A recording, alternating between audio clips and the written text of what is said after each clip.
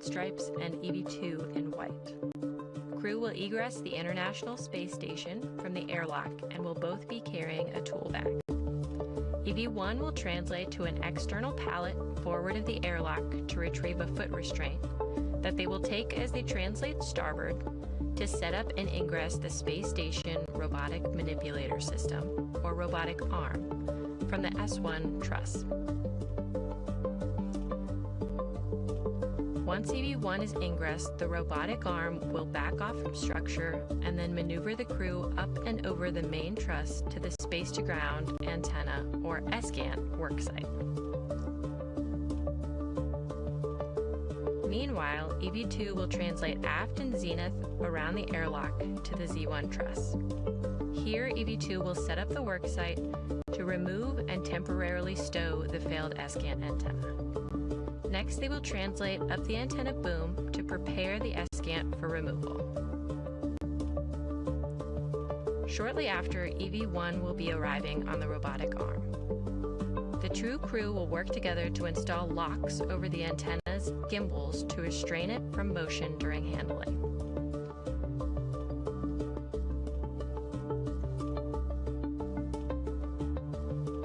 Next, EV1 will demate two electrical connectors.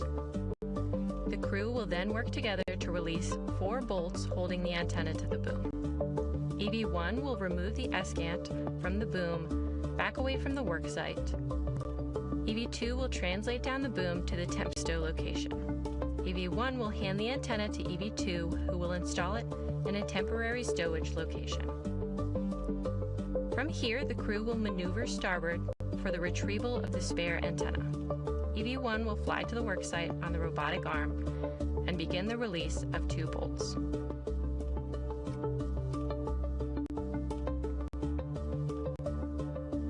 EV2 will translate along the truss to this worksite and assist EV1 with release.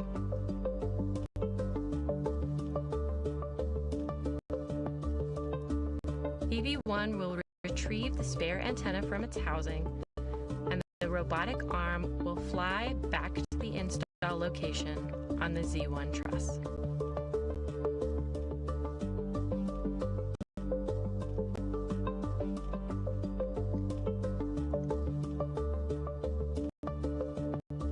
EV2 will translate back along the truss the same way they came, passing by the airlock on the way.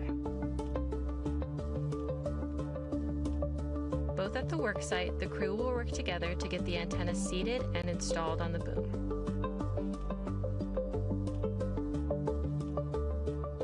Next, the two crew will release and remove the 2 locks from the spare antenna's gimbals and install a thermal cover.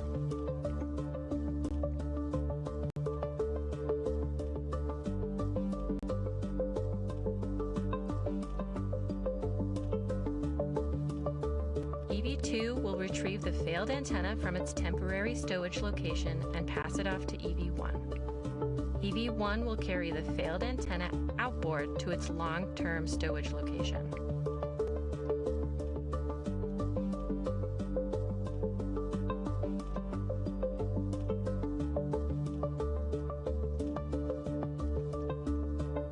EV2 will work to clean up the Z1 worksite before heading back outboard. EV2 will drop off the tool bag at the airlock before continuing translation to the failed antenna install. Crew will work together to get the failed antenna stowed and 2 bolts installed.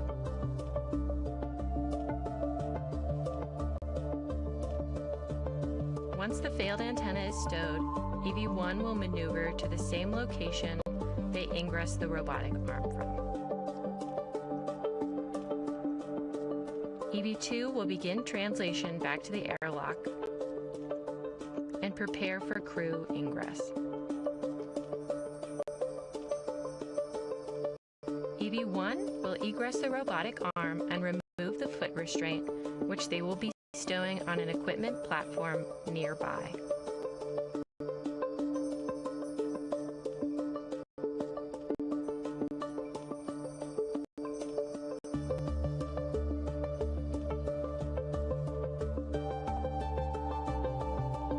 EV-1 will then translate back to the airlock, where crew will ingress the International Space Station with their tool bags to finish out their planned 6-hour and 30-minute EVA.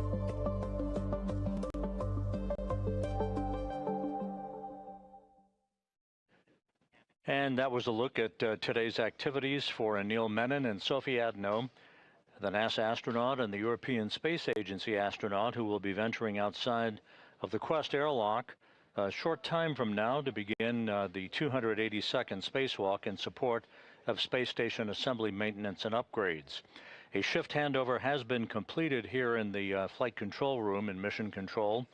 At the bottom of your screen, you have Flight Director Chris Dobbins, who is the flight director for today's spacewalk. To his left is Chloe Mering, the flight director who will preside over the next spacewalk on August 25th that will see crew members go outside the Quest airlock for the third time this month to conduct a variety of different tasks in reconfiguring systems and electronics on the outside of the station. But today's focus of attention is the replacement of this faulty space-to-ground antenna that was first delivered to the station on the STS-127 mission in 2009. It has been parked on ESP-3, the external stowage platform number 3, on the outside of the space station, the only spare space-to-ground antenna that remains available for use on the station. It will replace a faulty antenna that began to degrade in its gimbling or swiveling capability back last November. One of the features that you'll be seeing throughout the course of the spacewalk today will be Anil Menon, who will be planting his feet in a portable foot restraint at the end of the Canadarm2 robotic arm, sort of like a telephone repairman at the end of a cherry picker. He will be maneuvered to various work sites and will be carrying the faulty antenna once it is removed from its boom on the Z1 truss over to the port 3 truss of the station to be installed in the empty parking place that the spare antenna currently resides. That spare antenna then will be brought by Menon once again at the end of the robot arm back to the work site at the Z1 truss in the middle of the backbone of the station to be installed and then subsequently activated by ground controllers here in Mission Control. The robotic arm will be primarily operated today by NASA astronaut Jack Hathaway, who you see on the right side of your screen, being assisted by Jessica Meir as they mount a simplified aid for EVA rescue backpack onto Menon first, then to Adenot, as they will be then equipped with a return capability on this small nitrogen thruster backpack in the unlikely event they would become untethered from the structure of the International Space Station, or as they're moving around from work site to work site.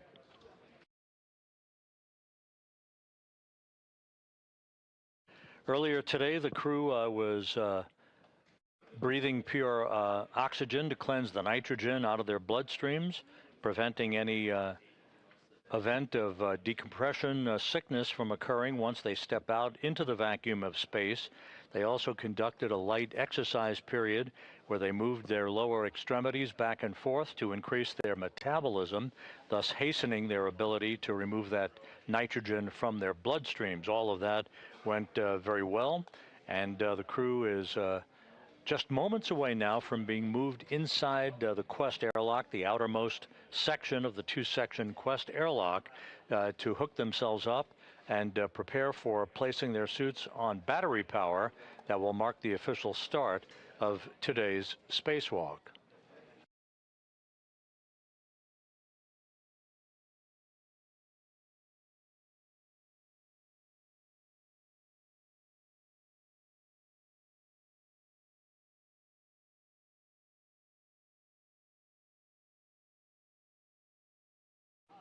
Here in Mission Control, you'll be hearing the voice for a while of Steven Zenter.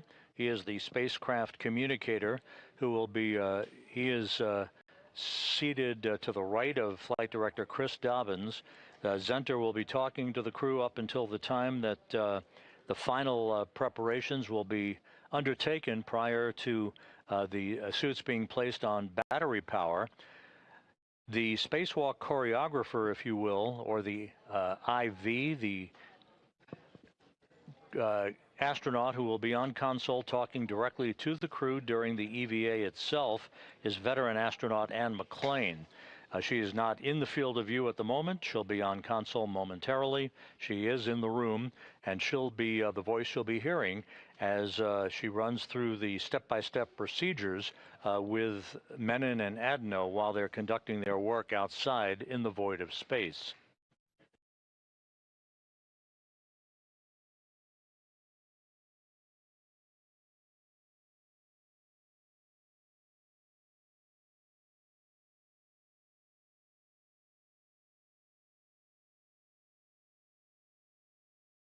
Once the crew lock section is depressurized, it will do so in a multi-step fashion, going first down to about 5 pounds per square inch of pressure in the crew lock from 14.7 pounds per square inch. There will be a pause to enable ground controllers to check out systems and for the crew members to conduct final checks of their suits, making sure that they're leak-free. The suits underwent a leak check earlier this morning, and both suits were found to be in good shape, no leaks, with all of the systems operating as they should. Once that momentary pause in the depressurization of the crew lock is conducted, the depressurization then will resume down to vacuum, enabling the two crew members to open the outer thermal hatch and then the hatch on the crew lock section prior to placing their suits on battery power.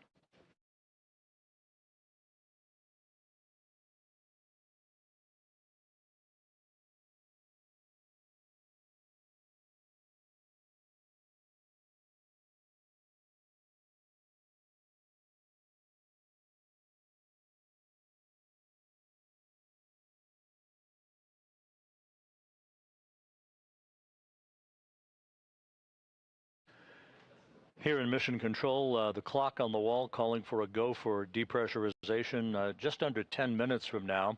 We'll continue to track that time. Once the depressurization begins, which is implied to start at about 6:36 a.m. Central Time, it will be about 30 minutes or so before we actually begin the spacewalk that is marked officially by the suits being placed on battery power. That puts us about 25 or so minutes ahead of the timeline, but we'll continue to track the official start time for you as we get a bit closer.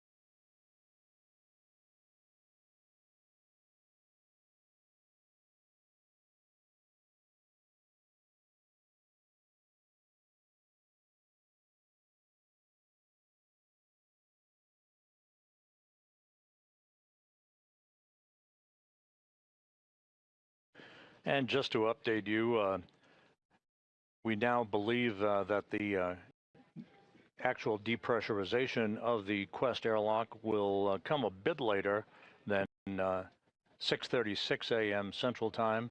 As you can see, Anil Menon wearing the suit bearing the red stripes on his legs as EV1 or extravehicular crew member number 1. He has moved into the crew lock section of the Quest airlock. Sophie Adenot still in the equipment lock. She'll be outfitted with her safer backpack shortly and will join Menon in the crew lock just a few minutes from now.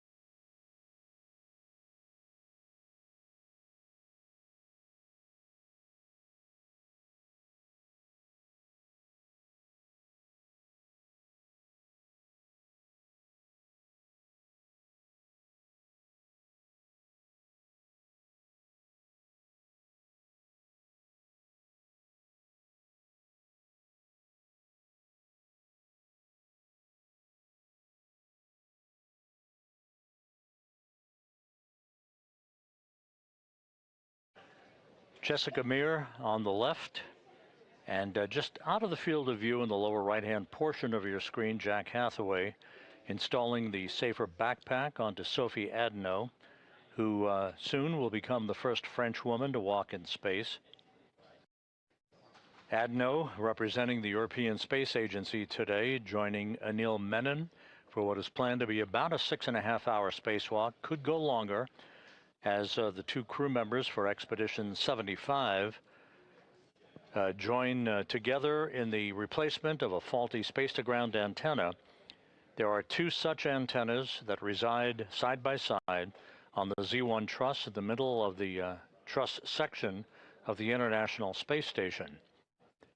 SGANT number 2, or space-to-ground antenna number 2, is the antenna that developed a gimbling or auto-tracking problem last November.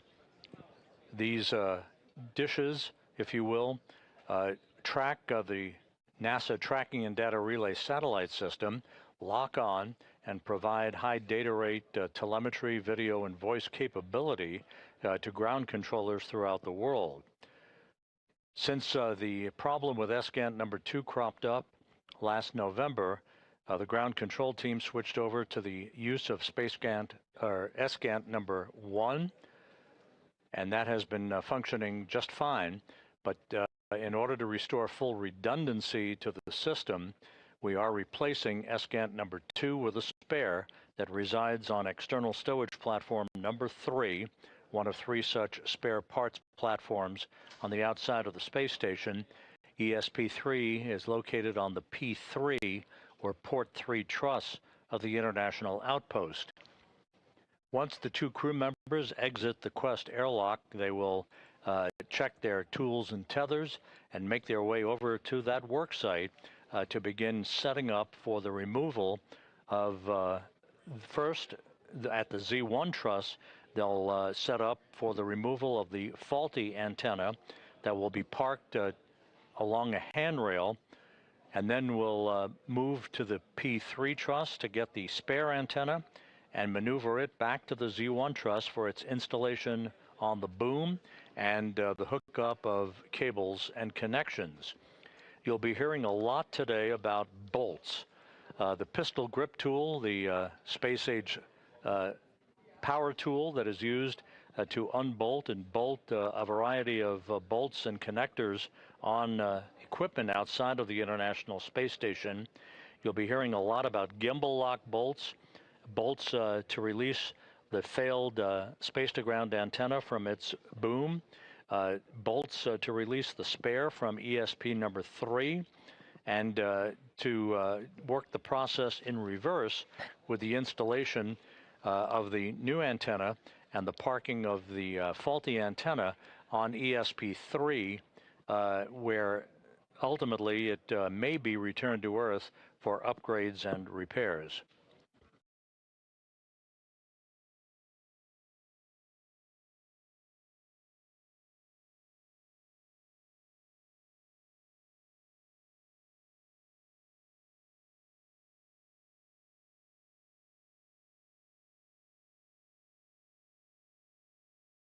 And just a reminder, Anil Menon, who's already inside the crew lock section of the Quest airlock, he will be driven around at the end of the station's Canadarm2 robotic arm by Jack Hathaway that you see on the left side of your screen.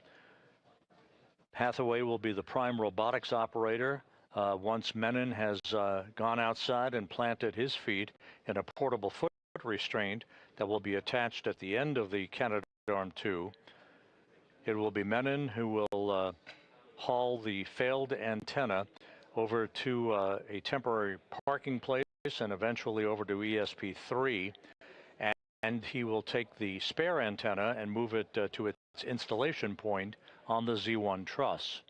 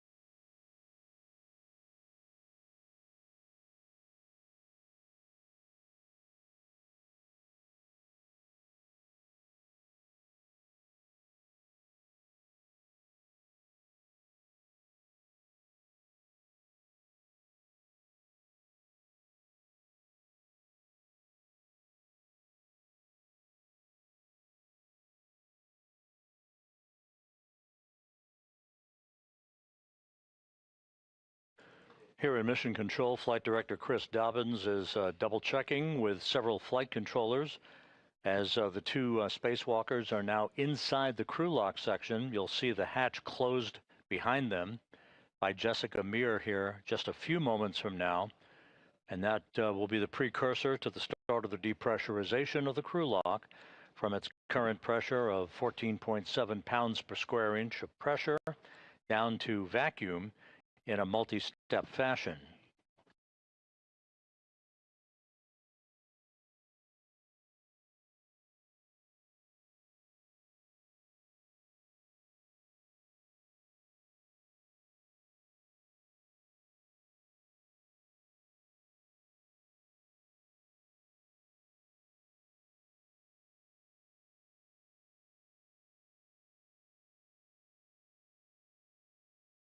The flight control team are reporting back to Chris Dobbins that everything is in order.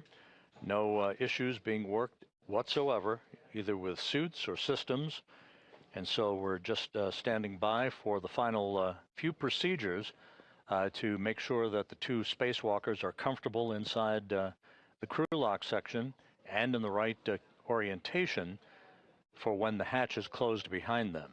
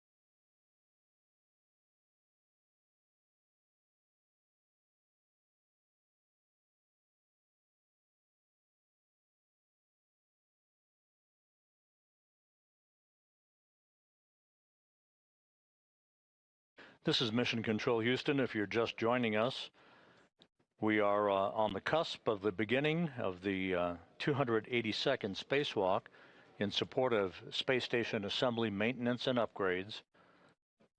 You can see in this view in the Quest airlock, in the foreground is Jessica Meir. Jack Hathaway is right at the hatchway, the dividing line between the equipment lock section and the crew lock section.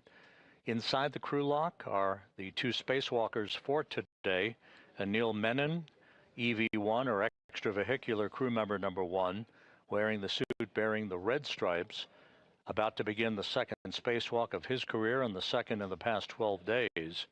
Sophie Adenot of the European Space Agency is about to begin her first spacewalk.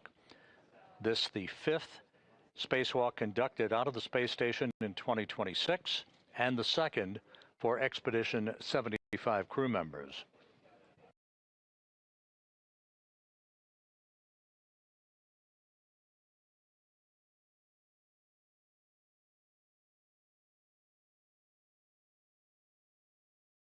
And for those of you who are just joining us, we mentioned this earlier, but it bears repeating.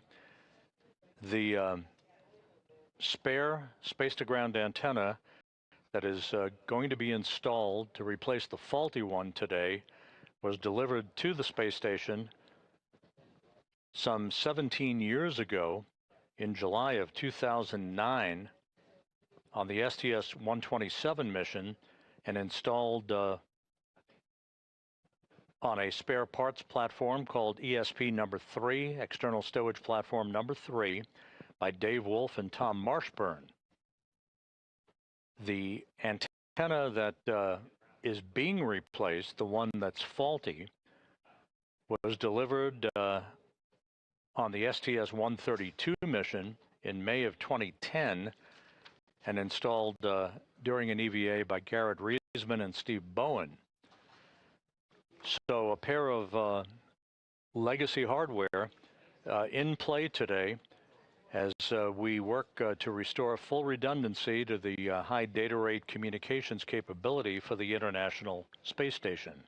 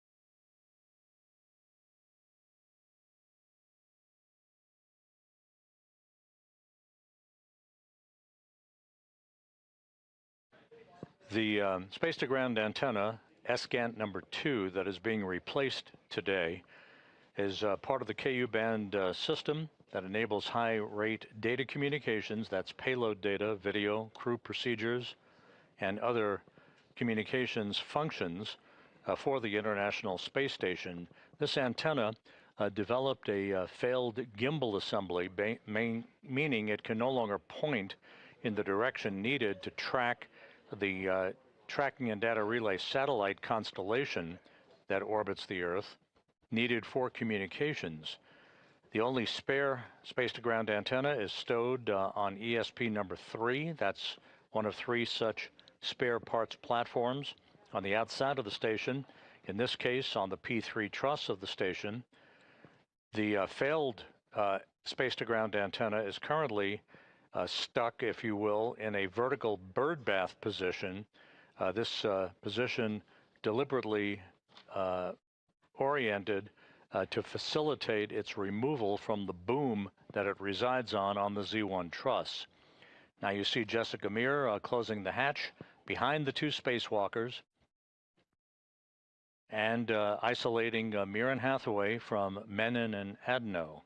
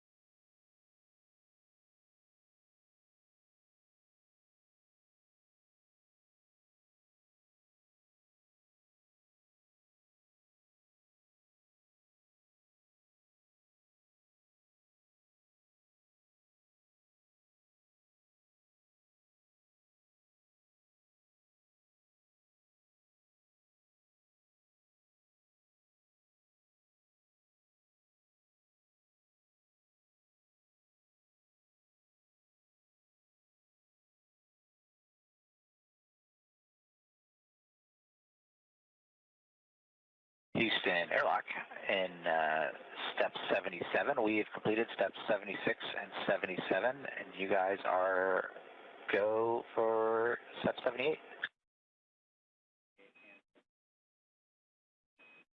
We copy, Jack. Step 78 and 79 are in work.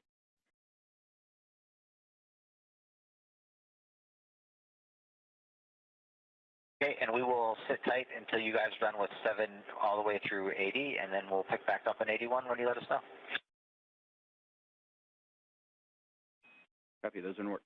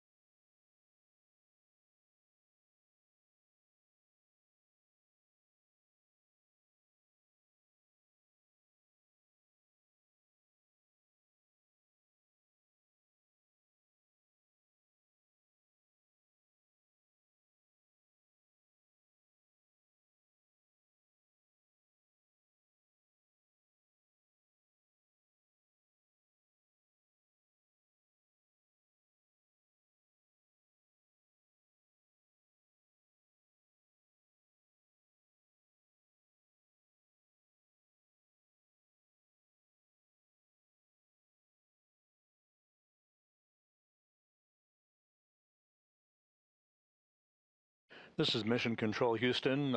In the equipment lock section of the Quest airlock, Jack Hathaway on the left, Jessica Meir on the right. They have moved the two spacewalkers for today, Anil Menon and Sophie Adenot, into the crew lock section that's behind the hatchway that you see there. As we stand by for the start of the depressurization of the crew lock that will lead to the opening of the hatch and the two spacewalkers placing their suits on battery power to mark the official start of today's excursion, the 282nd in support of space station assembly, maintenance, and upgrades. Airlock Houston, Space to Ground 1 for EV crew. You are now hot mic on Space to Ground 1. And Jack, you are go to proceed, picking up with step 81. One copy. Two copies.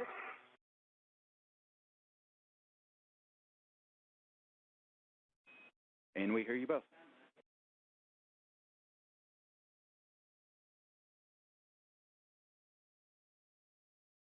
And airlock, we copy that we are proceeding in step 81. All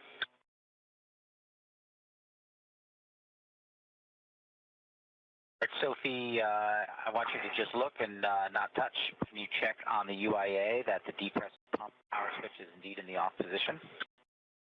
Depressed on power, off OSS. Verify that the depressed pump enable LED is on ON. Say again. Verify the depressed pump enable LED is illuminated, is on ON. Enable LED is on ON. And Houston airlock, we're waiting for your go to do the crew lock depressed Q card in step 84. Stand by for about 30 seconds.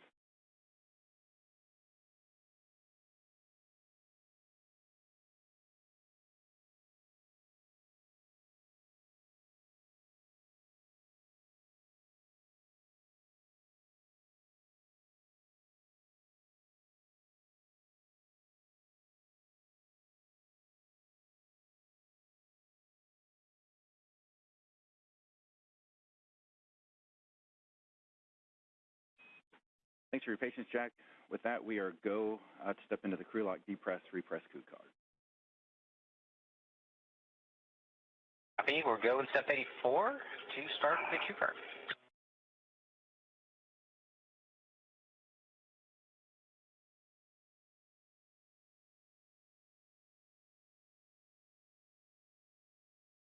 Sophie, I am on the crew lock depress Q card, step 1 on the UIA. Go ahead and take the depress pump power switch to the on ON position.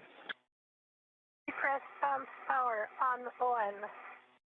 All right, we're going to wait for 10 seconds, and then I'll give you your next step. Copy.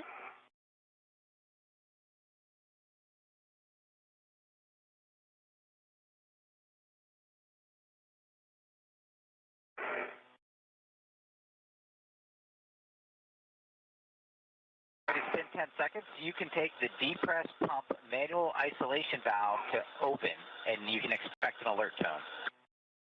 Copy.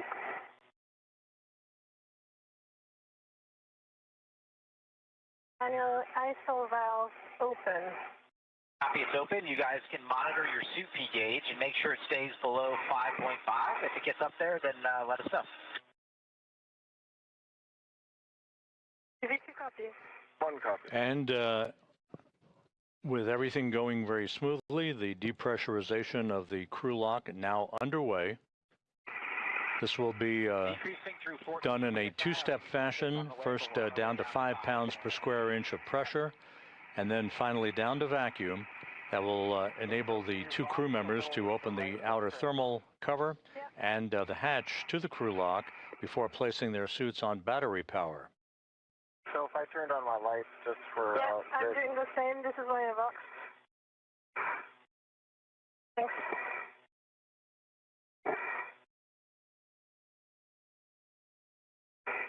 It's on EV2.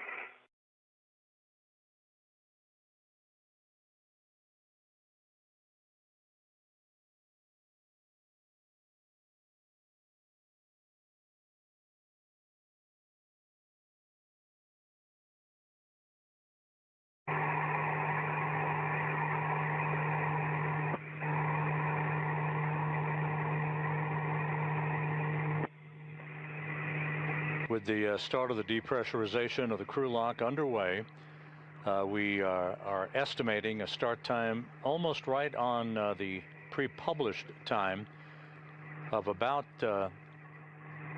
7:35 a.m. Central Time, 8:35 a.m. Eastern Time. We'll continue to track that start time for you as we get a bit closer.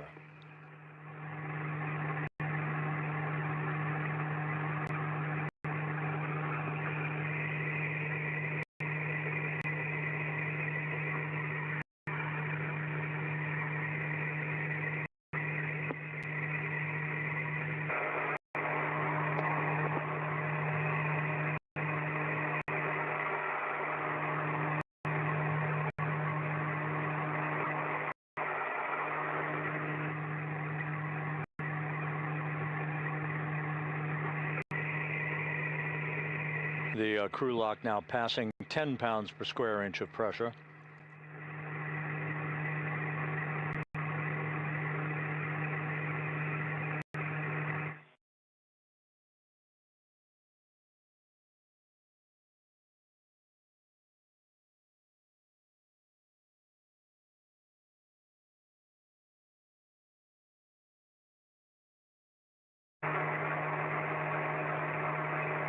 What's happening? 10 PSI on our way down to 5. 1 copy. 2 copies.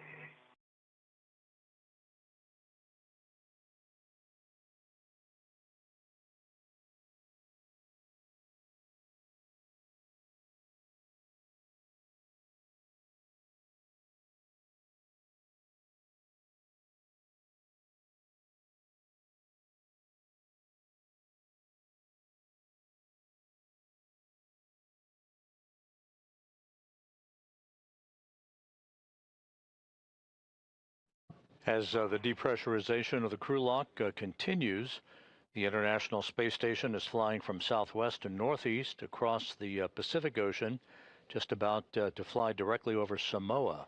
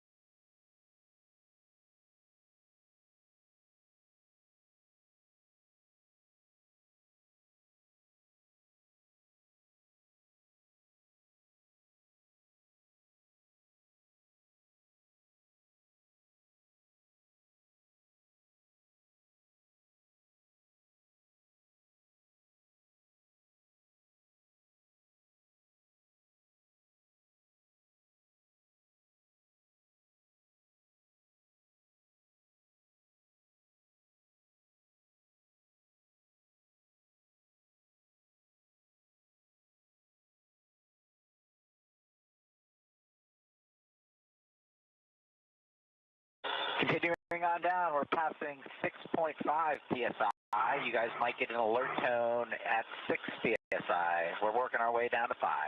1 copy. Copy.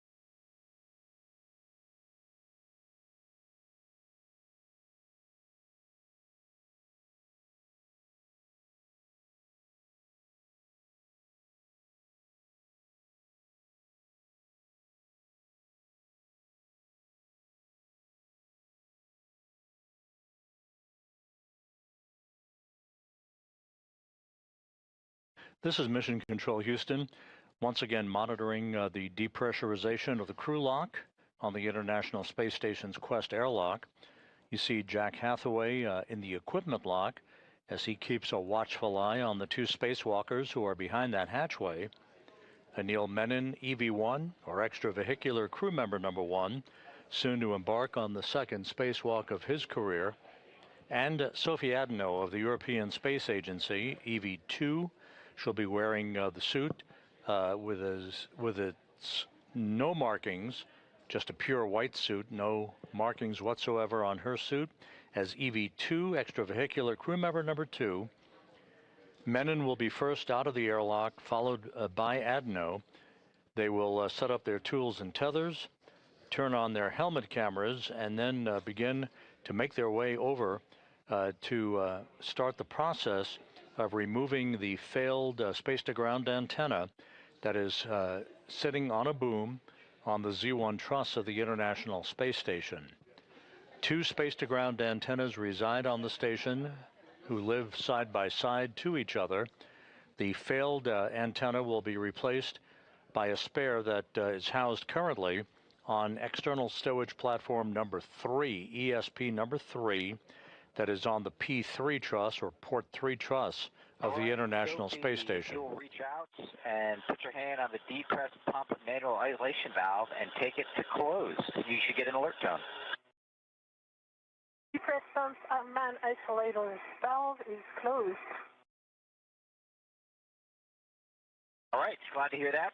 Now we're going to get into a leak check. So both EV1 and EV2, if you'll take your display switch to status until you see a leak check question mark, and then a long yes to execute, follow the displayed instructions, and let us know when you're done.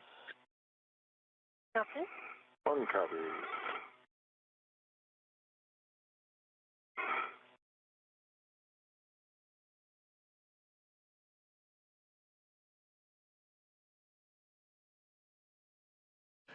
And with the depressurization of the crew lock paused momentarily at 5 pounds per square inch per the procedures, a look at the key players for today's spacewalk. At the top of your screen is veteran astronaut Ann McClain. She will be the intravehicular crew member, or IV crew member, who will be talking to the 2 spacewalkers, guiding them through their procedures as they replace the failed space-to-ground antenna outside of the station today. Seated to her left is spacecraft communicator Steven Zenter. He'll be talking directly to the other crew members inside the space station. Flight Director Chris Dobbins is in the light-colored shirt on console. He is presiding over today's spacewalk, joined to his left by Flight Director Chloe Mering, who will be the flight director on August 25th, in charge of what is known as the triple jump spacewalk, which will see a variety of tasks to reconfigure systems on the outside of the station. Action alert. Happy good leak check for 2. And let me know when you're both in O2 actuator EVA. Copy. One's an EVA. Copy EV1 and EVA.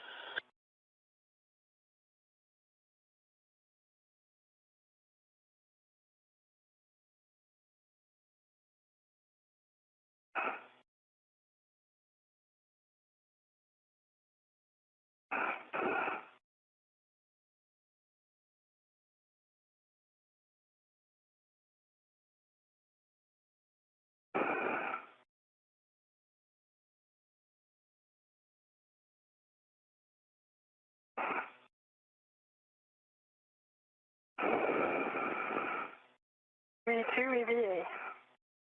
Copy EV2 is O2 actuator and EVA. All right, next step, we're going to continue the depress.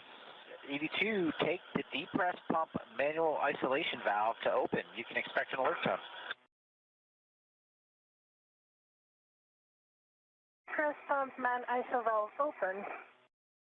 Copy, the man isolation valve is open. I'm taking the emergency MPEP out here to the open position as well. And if both EV1 and EV2, monitor your suit P gauge. Make sure it stays below 5.5, and if it gets up there, let us know. 1 copies. 2 copies.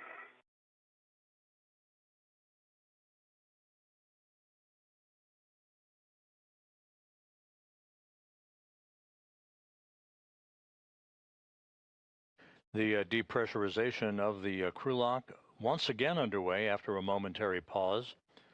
This will take the crew lock down to vacuum, enabling the outer hatch then to be open, and for the 2 crew members to place their suits on battery power. That will mark the official start of today's spacewalk.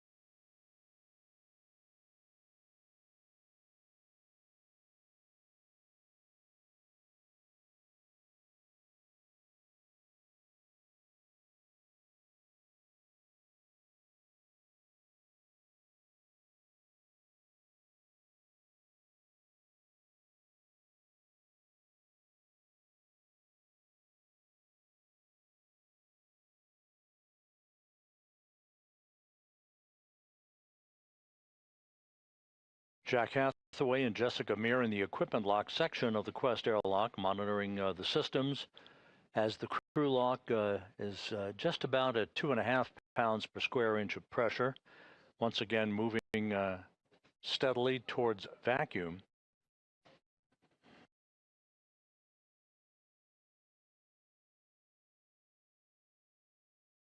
Today's spacewalk expected to last about 6.5 hours in duration. There is a lot of work with pistol grip tools, the power tools that will be used to unbolt and rebolt a number of connectors and points on the space-to-ground antennas to remove the failed antenna from its boom on the Z1 truss of the station, and to replace it with the spare antenna that currently resides out on the port 3 truss of the complex. We are decreasing through 2 psi. It's time to take the depress pump off. So, Sophie, if you would take the depress pump manual isolation valve and take it to closed, please. It is depress pump manual isolation valve closed. Copy. The isolation valve is closed, and on the UIA, take the depress pump power switch to off, OFF. What?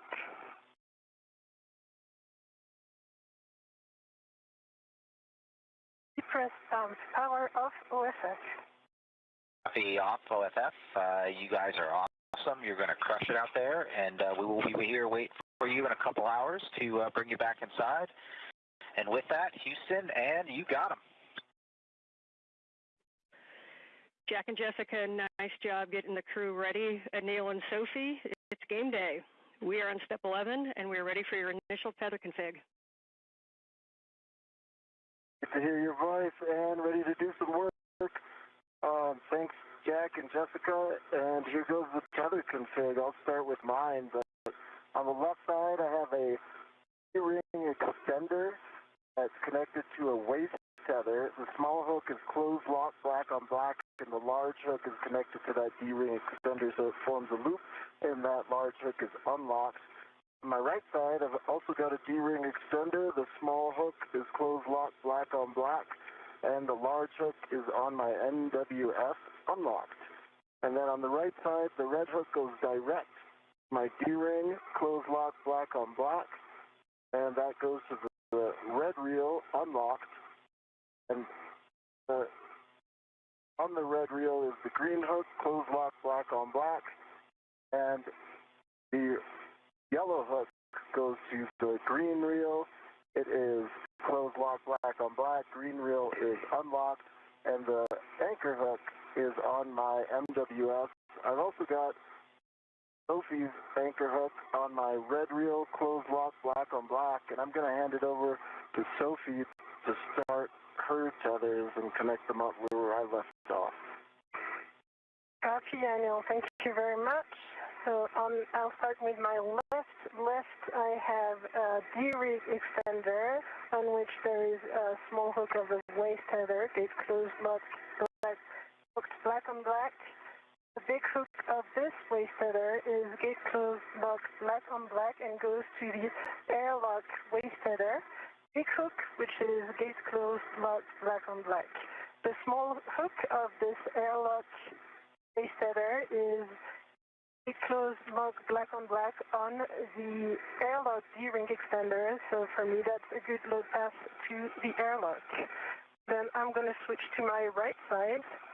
On my right D-ring extender, I have a waist tether. Small hook is gate closed, locked, black on black. And the large hook is on my mini workstation. On this right D-ring extender, I also have a red hook from my red reel. This one is gate closed, locked, black on black. My red reel is unlocked, on which there is a green hook, also gate closed, locked, black on black. The yellow hook goes to the green reel. Yellow hook is gate closed, locked, black on black. The green reel is unlocked, and I think Anil verbalized already that the anchor hook is gate closed, locked, black on black, which I double check here on his tethers. So for me, that's a good config. Okay, Houston is tracking a good initial tether configuration. So when the crew lock DPDT is at 0, you will expect an alert tone. Copy. That long list of procedural checks by Anil Menon and Sophie Adenot. And Anil and Sophie, it's going to be about 10 minutes to get down to that number. Houston.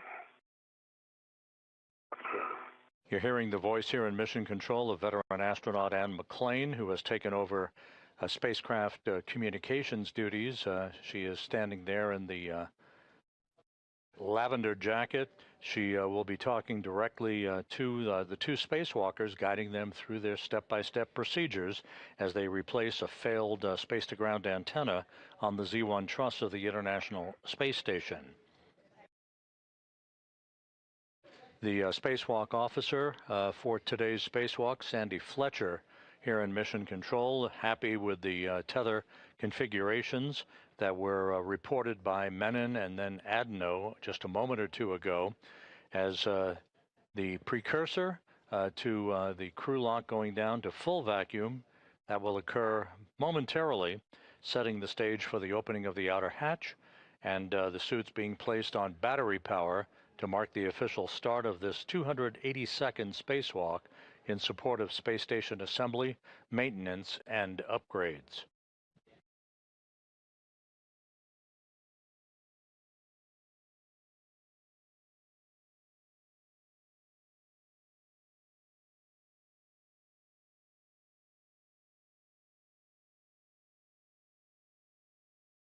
The International Space Station is flying 260 miles over Nevada, moving from southwest to northeast in an orbit inclined 51.6 degrees to either side of the equator.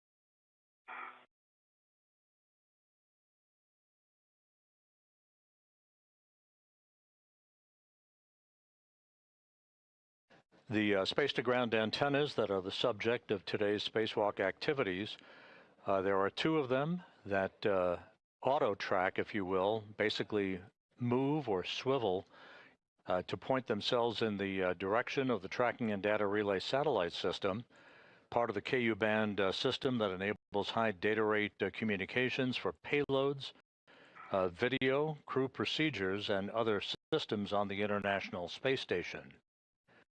The failed antenna, first identified with degraded performance last November. Sophie, the depress is looking good. We're just under 1 PSI, and reports from the EVA group is that was one of the clearest tether configs that they have ever heard. Off to a good start, Ann. Thank you. Thank you. And McClain reporting a good report card for the two spacewalkers on their tether configurations before they venture outside of the crew lock into the void of space.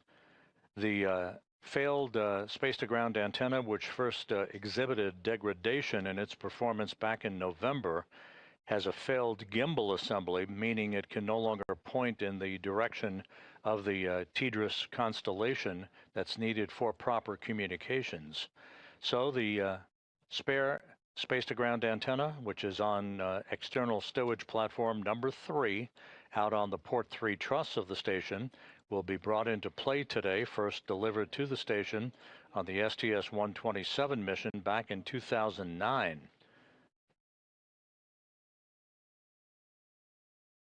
The antenna that is degraded and will be replaced today was delivered and installed on the station on the STS-132 mission back in 2010.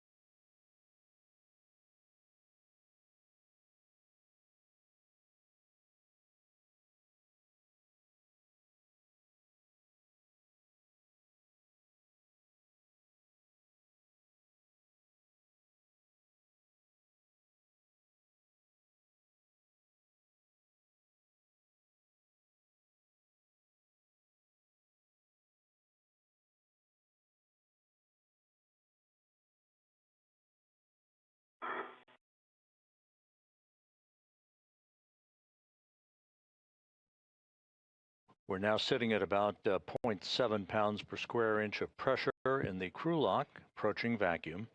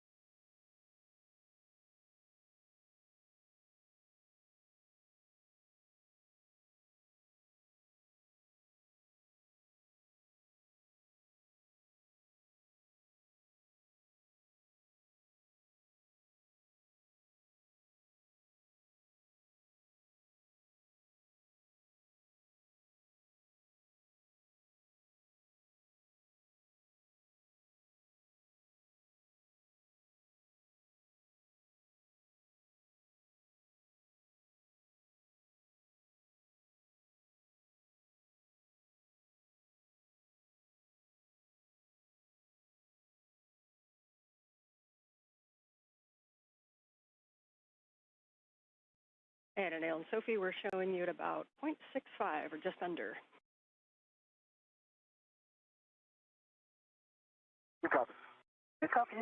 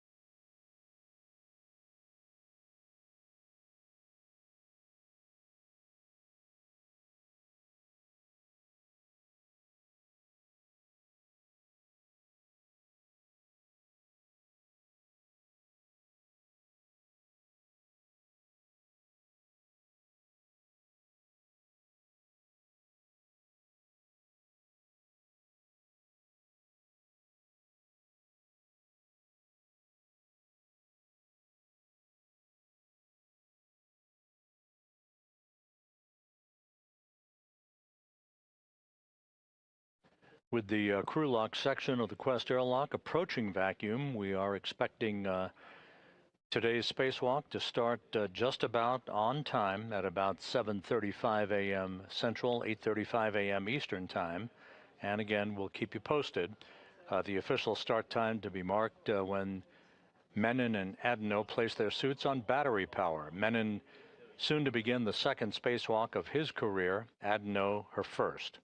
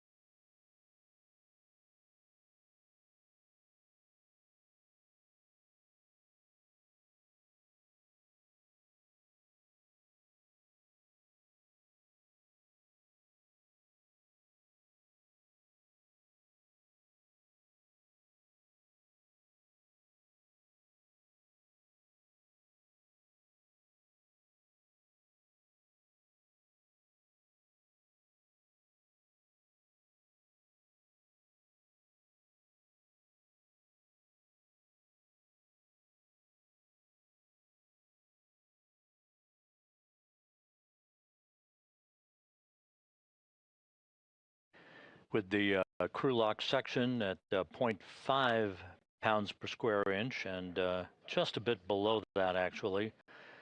The spacewalk officer here in Mission Control, Sandy Fletcher, is good to proceed with the next series of steps, final communications and leak checks prior to the time the crew places their suits on battery power to mark the official start of today's excursion.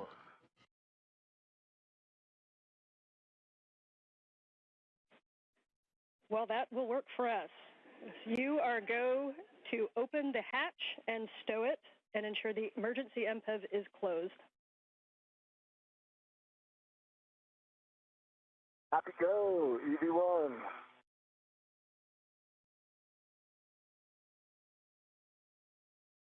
And Anil, you don't have to worry about that. And the MPEV, that's for Jack.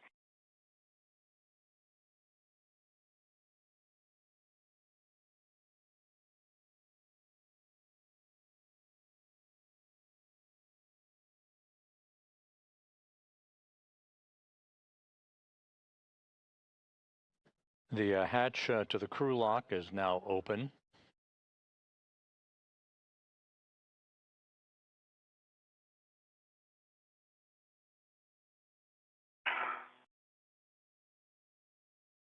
Right, open and stowed. Standing by for the crew to put their suits on battery power. Put down my visor. Copy, visor down, EV2.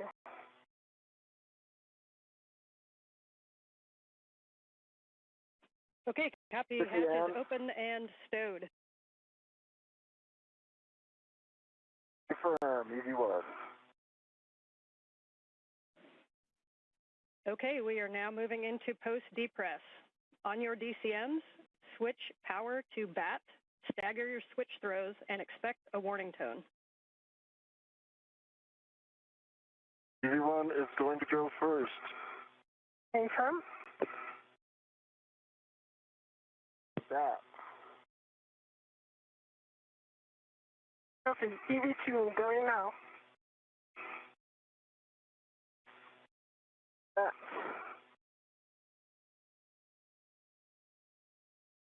Expected CPI.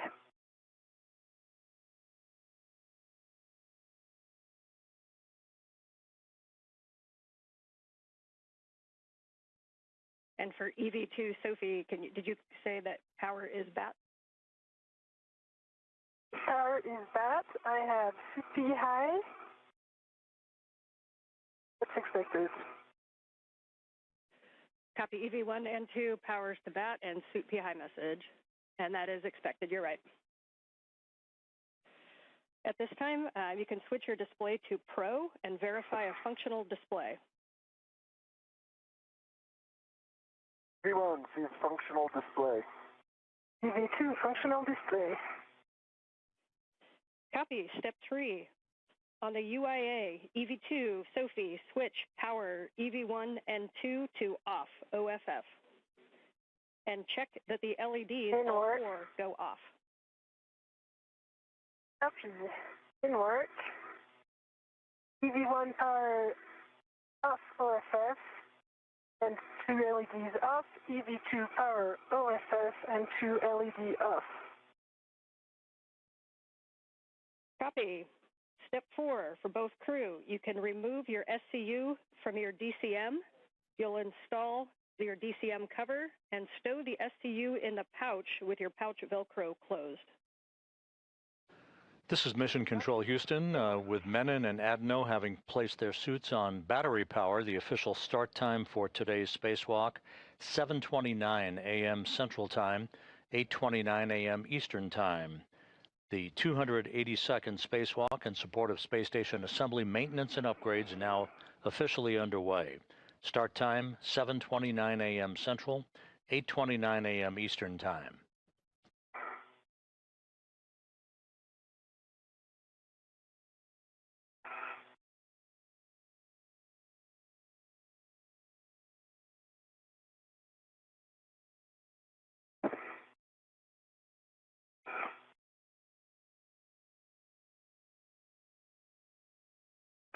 And 1 is stowed.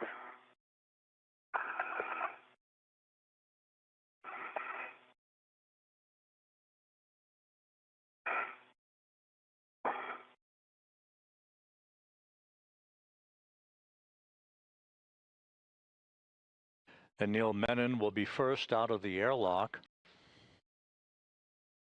followed shortly thereafter by Sophie Adenot.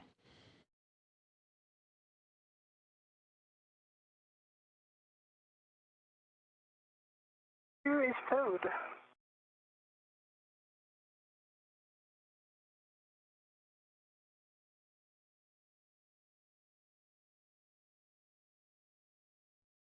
For EV2, Sophie, we understand SCU is disconnected and in the pouch. SCU is disconnected and in the pouch. Copy, thanks. And we'll wait on EV1 to proceed. EV1 is disconnected and in the pouch. Copy, and can you both verify that your DCM cover is installed?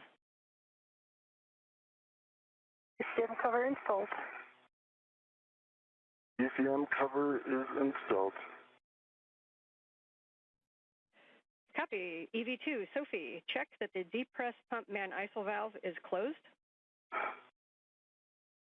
Press pump man ISO valve closed. Copy. Both crew, on your DCM, take your temp control valve to max hot, which is lower numbers. Good opportunity to use the mirror.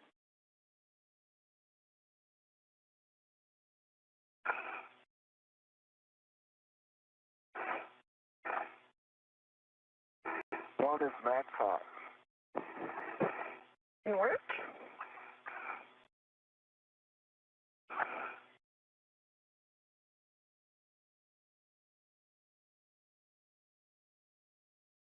Crew max hot.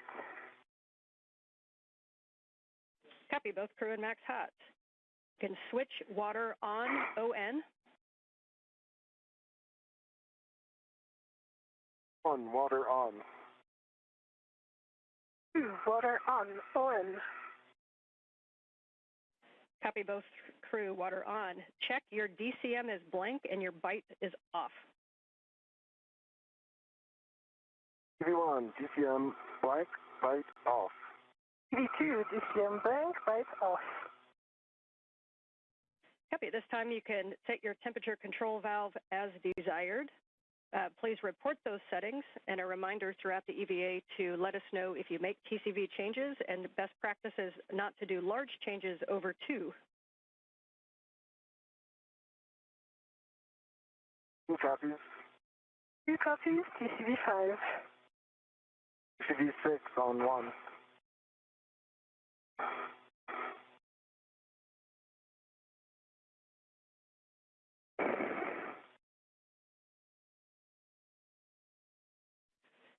Copy 6 for EV1. And EV2 had 5. Yep, 5 for EV2. Copy 6 and 5. Report suit pressure gauge. Pressure gauge on EV1 is 4. Spacewalk intravehicular crew member Ann McLean is reviewing the correct configuration for spacesuit systems with Anil Menon and Sophie Adenot before Menon moves outside of the Quest airlock to set up his tethers and tools, followed by Adenot in the first stages of today's spacewalk to replace a failed space-to-ground antenna on the International Space Station.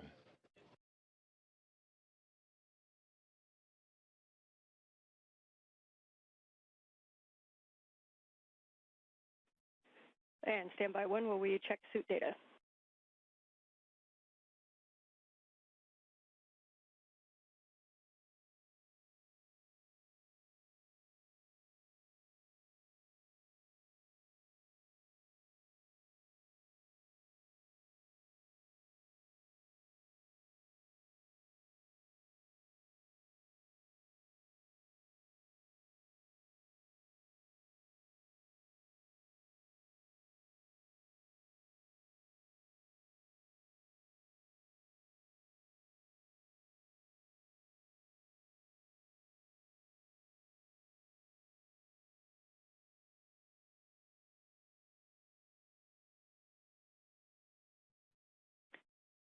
Hey, Anil and Sophie, we are just looking at data. We're going to hold you here for a minute.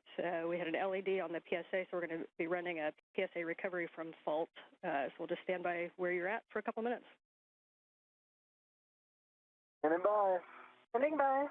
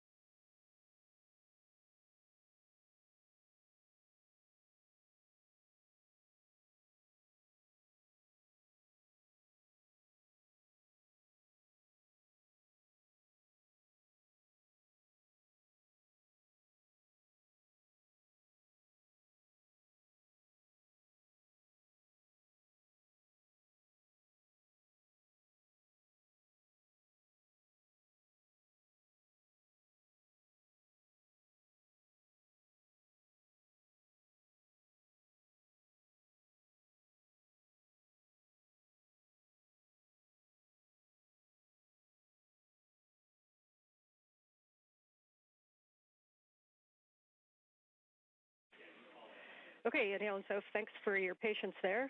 And we just have the IV crew running some steps on the PSA, but it does not impact you. So at this time, Anil, you are go to open the hatch thermal cover. You can unhook the strap from the magnetic plate D-ring, move the hook to the integral tether point, and cinch the strap until snug. When you do, please report number of Sharpie lines.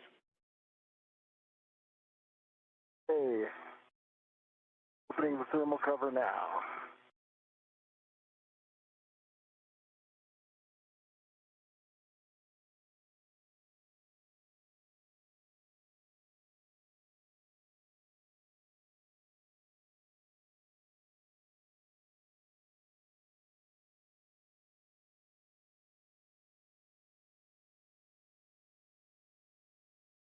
One's got thermal cover open, 6 Sharpie lines.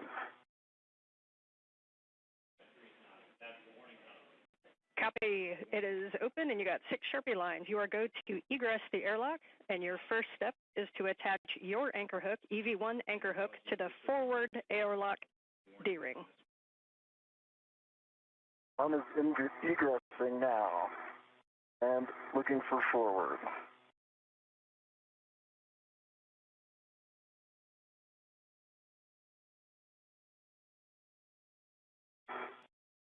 Okay, your tethers are looking good from here and all good. It is. And just about 11 minutes into today's spacewalk, the outer thermal hatch on the Quest airlock is now open. We'll be seeing Anil Menon exit the airlock momentarily, followed by Sophie Adenot, who is now the first French woman in history to conduct a spacewalk on behalf of the European Space Agency. Will do. Crew look back number 1. Dan, I've got my safety tether in the forward airlock D-ring. That anchor hook is closed lock, black on black, giving me a good load path to the structure. Copy and concur. You can now attach the EV2 anchor hook to the aft airlock D-ring. The space station is currently flying over northwest Africa, moving from northwest to southeast.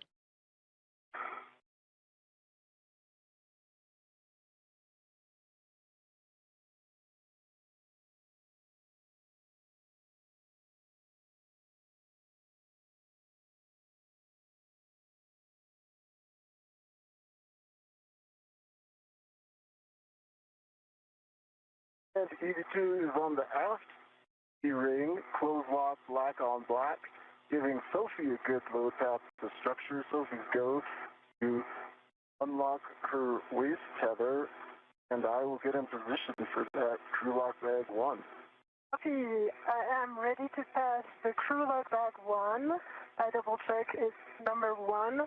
I will wait a minute before, I'll pass the bag first before and I exit before I release my airlock, since I have to Sounds great, Sophie. I'm going to get my BOT ready. Yep. I'll tell you when I'm in a good position. Copy all. And we concur with all your words. Great teamwork. And Anil, eventually you'll go on the forward side. And then, Sophie, as you release the crew lock bag to him, please just let us know if you are leaving the large small in the airlock or if you're taking the large small with the crew lock bag. So the plan is to leave the large small in the airlock, and the small that is currently attached, once Anil will be ready to the bag, then I will put it back on the UIA tether point. Hey, Sophie, I'm reaching for the bag. I see you. I see you have control of the bag. I do. Let me get my ret on it. Mm-hmm.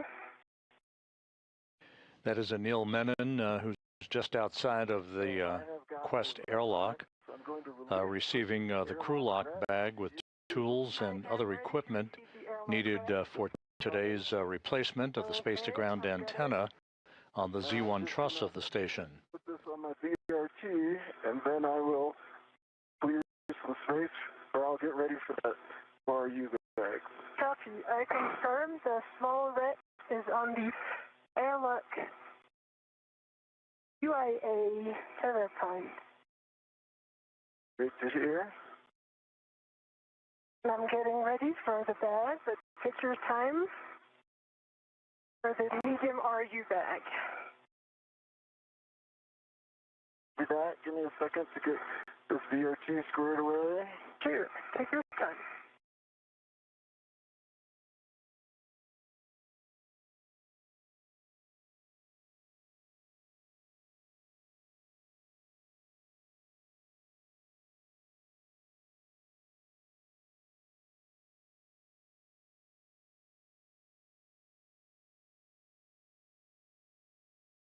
Okay, my BRT is back and away, and I have a rat ready for the medium RU bag.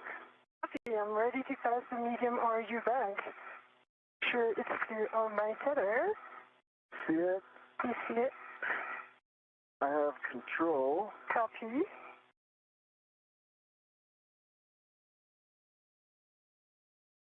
I now have a rat on the handle. Copy. And let's see. Let's see the airlock rat. I'm going to shake it. It's right here, right? Yes, I confirm. Okay. It's coming off. I'll tell you when it's released. I am ready. Okay, it's coming back to you. Copy. I have the rat. You have the rat. Okay, I'm clearing some space.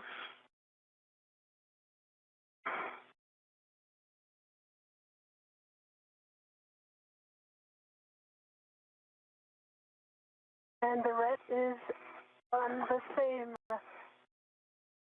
tether point, UIA tether point aft. Okay. Copy and good config.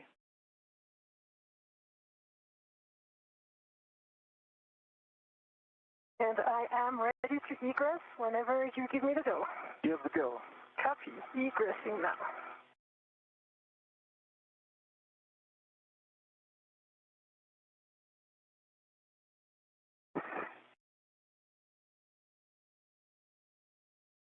I see you coming out.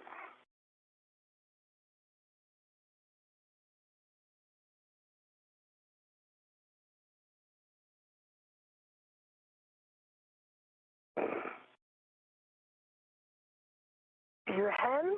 Hi, Anil. Hello. Okay. I am going to the aft side. I already have a local, so I keep it. And now I'm putting my end effector.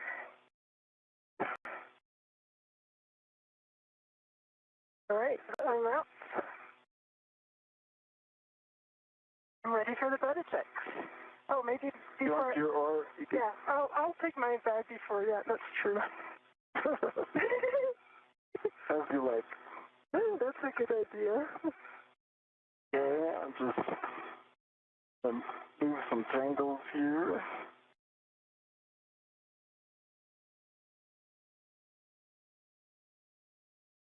Okay.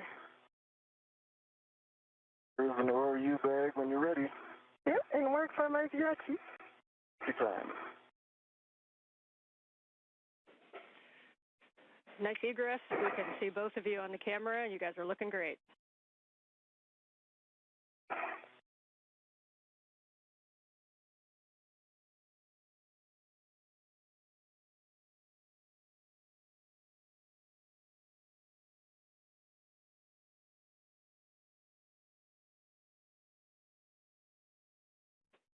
And as you guys get situated with the bags on your BRTs, just a reminder that to tighten your BRT knobs and really take a look at where your ORU bags and crew lock bags are. The divers are not as much of a help in space, so you want to keep those nicely tucked to your body, and you may need to use those joints on the BRT.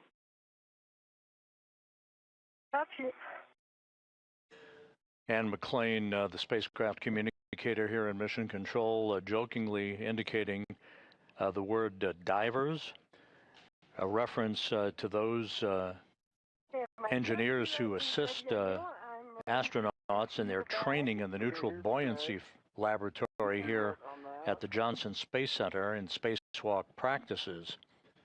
Anil Menon outside of the airlock, as is Sophie Adenot, Menon wearing the suit bearing the red stripes, Adenot with the unmarked suit, as they make sure that they have all of the orbital replacement unit bags with their tools and tethers and all of the other equipment that they'll be using during today's spacewalk to replace a failed space-to-ground antenna on the truss of the International Space Station.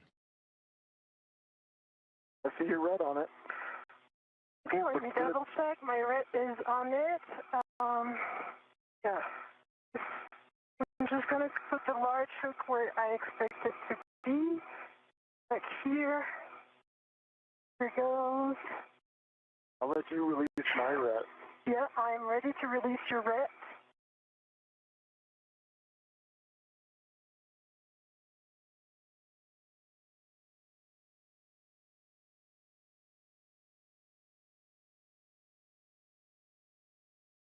The red is released.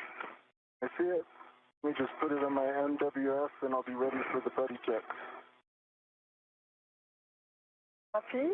I think I'll readjust my ERT a little bit too.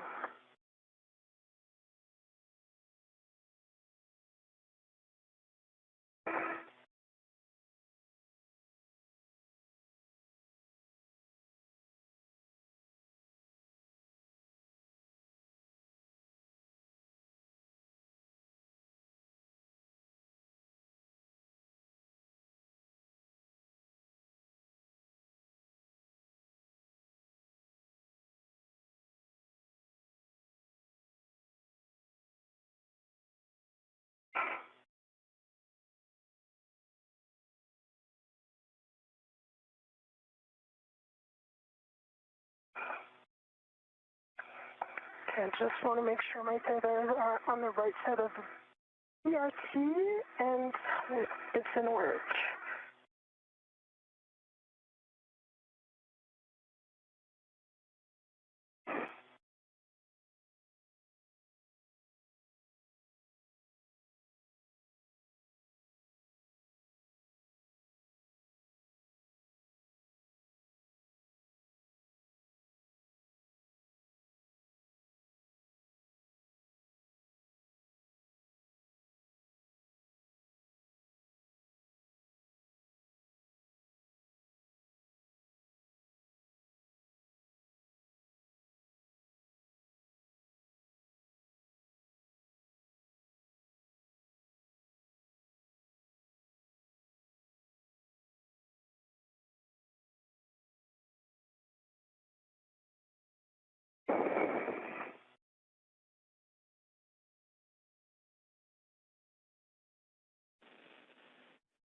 And as you complete the medium or U-bend stowage, Anil, your step after this is going to be to close the thermal cover. No rush on that, but if you'd like to start getting into position. And after that, we'll be doing buddy checks.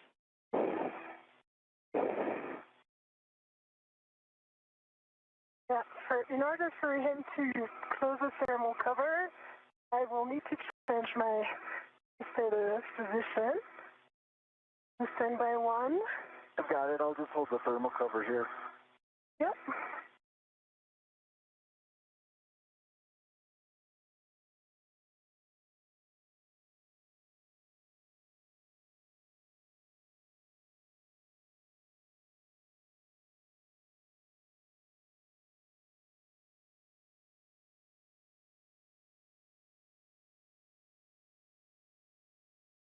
I see your waist tether up. I see the airlock waist tether. Yep, you are go for that. My VRT is rigidized. In position. Okay, thermal cover closed. Copy. Thermal cover closed. Your next step will be buddy checks if you'd like to get into position where you can see one another. And I'll just remind you of the list as you get into position. We're going to be turning on our HECAs. Then we'll be checking for green LEDs, MWS and BRT tabs, safer handlers, and tethers and tools. All right. I'll start off, Sophie, okay? Yeah. I see one green light. I see your 4 lights, headlamps are on, just confirming that for you. I see your 2 safer handles are down, and I see your 3 tabs are up. Taking a look at your tools and tethers now, and while I'm doing that, think about your hat and gloves. Okay, my hat is dry and gloves are baseline nominal. Tool and tethers look good. The only thing I have for you is your left waist tether. It goes off of your D-ring extender on the outside of your BRT to that circular handrail. Yeah, so I see that. Just be aware when you take it down on the outside. Yep, I see that, and for now I will leave it like this. It decouples from the tethers. Let me check for you. I see 1 good green HECA leg. I see your 2 helmet spikes, nominal. I see your 3 tabs up. I see 1 and, oh, all right. Your left safer handle is up. 25 minutes into today's spacewalk, Anil Menon and Sophie Adenot performing what are called buddy checks, basically examining each other's suits and tethers to make sure everything is in order before they move away from the Quest airlock. They're also reporting that their HAPs, or helmet absorption pads, are dry. That's the way they should be in their helmets, and that their gloves are looking good as they set out to the work site that will enable them to begin the first part of today's spacewalk, the procedures to remove a failed space-to-ground antenna from the Z1 truss of the station. All right. Let me check your tools and config. I see the tether config is good and all the sliders are as expected. Tools and tethers look good to me. And I see your bag resis on your BRT. And yeah, that's the manual. Okay. And Sophie, can you just confirm that you checked both safer handles, please? Yeah, both safer handles are down. The one that was up was ISO valve on the left side. Now it is down. The 2 are down, I can confirm. I've got a dry hat, Dan. Copy, thanks, and copy HAP. So at this time, Anil, you can begin your translation to ESP2 forward. Reminder as you go around that the whiff 6 is where you're headed, and that is the portmost whiff on the front of ESP2. Sophie, at this time, you can perform some translation adaptation to get used to your new environment. Welcome to space. Thank you. Copy all. Adaptation. I will do minimal adaptation and feel very good now and ready to go. I'll just wait for Anil's tethers to be clear before I leave. Okay, good plan. And just a reminder for both of you as you translate to take a look at those handrails and don't slide the gloves on the back of the handrails. If you see any strikes or anything, let us know.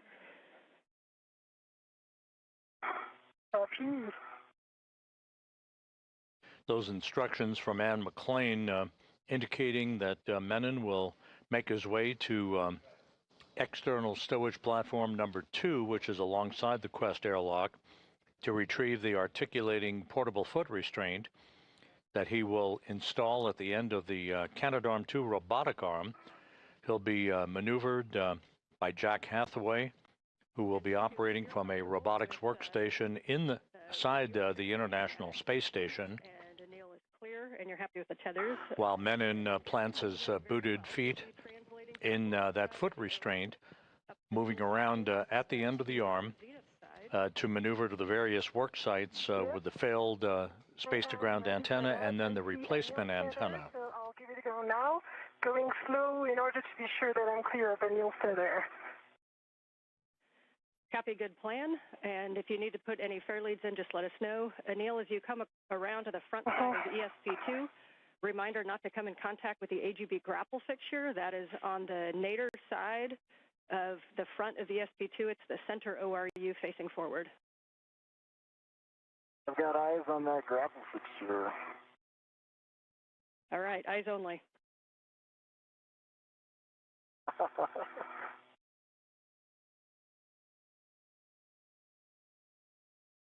Anil, I see your tether. I leave it on my left, and I double check that it's not in my bag. Yep, and you'll find as you come around the corners is when that bag's going to want to swing. So you're going to be coming around to the forward side of the airlock, and as you come up, we're going to recommend that you stay starboard of the CETA rail to keep your tether routed that way.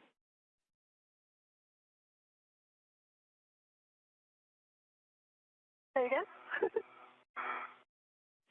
Yep, as you come up to the top of the airlock, we're going to keep you on the starboard side of the CETA rail, just as you're going right now, just to keep your tether routed on that side. Yes. So you're going to come up the airlock toolbox, and if you see a handrail 0551, you are in the right place. You're going to turn right, hit the wagon wheel, and go zenith. Copy. Up of the toolbox.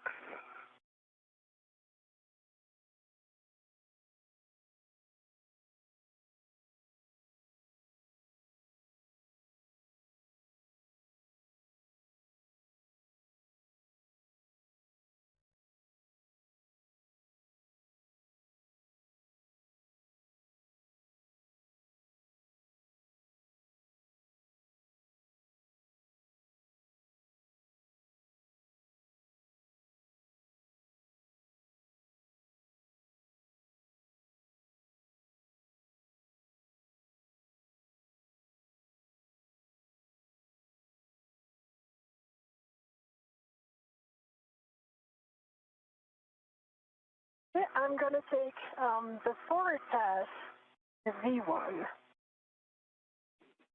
Okay, we understand you're going to go on the forward path.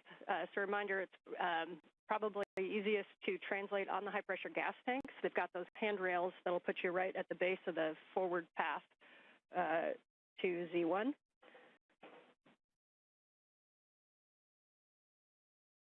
Copy. In work. And for Anil, we see you at the APFR in with 6. You're going to be bundling the crew lock bag, and as we talked about, you're just going to remove your crew lock bag from the VRT and attach the other crew lock bag RET to the APFR, and then retrieve the APFR. Crew lock bag is on the APFR, so I'm going to move the APFR now.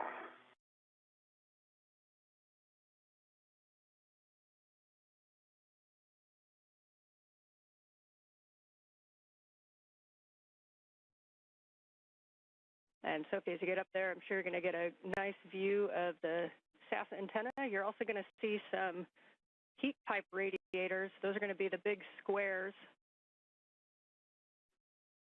that are shiny, and those are a no-touch. Yep. Copy.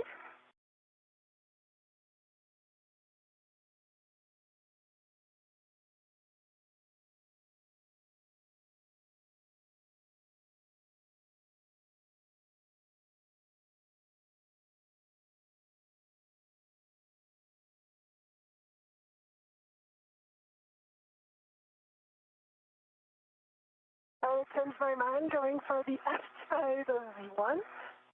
Yeah, it was a change of plane slightly challenging, so I'm now on the outside and everything goes nominal. Okay, we are happy with that. So we see you coming to the starboard side, or port side rather, of those high-pressure gas tanks, and you'll be reaching across to Z1. You should see handrails pointing zenith that look like 6001, 6002, 6003 to take you right up to Z1. Yep.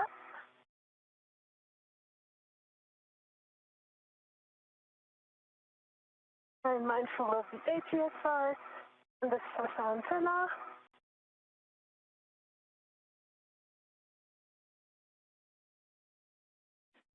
Bill's got the APSR, and he's headed back to S1. Okay, we concur. Reminders, you come back around toward those airlock toolboxes just to keep an eye on tethers. Sophie's going to be tracking up from the airlock to the starboard side of the cedar rail. Sophie, we see you arriving up at the Z1 work site. Welcome. Your first step is going to be to attempt stow the ORU bag on the S-cant boom handrail. Reminder to be slow translating on that Z1 boom and avoid sudden stops or cyclic loading.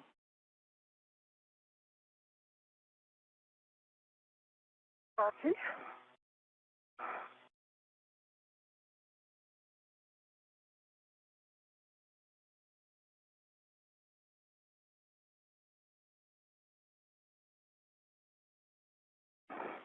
Sophie Adenot is making her way to the Z1 truss.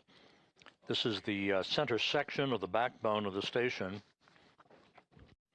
on which both space-to-ground antennas, the healthy one and the failed one, are located side by side. We think a good config would be to put the large hook onto handrail number 2. Reminded that they're numbered from the base of the Z1 up, so 2, it would be the second one facing aft. And if that large small can move up and down handrail 2, we think the bag access will be the best. Copy. Thanks, Anne. Just working now for one fair lead off my 50 tether so that the next step is going to be easier when I come back, when I go to ESP3 translation. We copy, a good plan. And this one fair lead is going to be a four-man fair lead around 605. Yep, and I think I heard 6052, is that correct? Yes, affirm. Okay, yeah, we like that plan, and a reminder that's going to be where you put an AET later when you stow the S-cant there, so good recon. Like a good helicopter pilot, you like your recons. Yep. All right.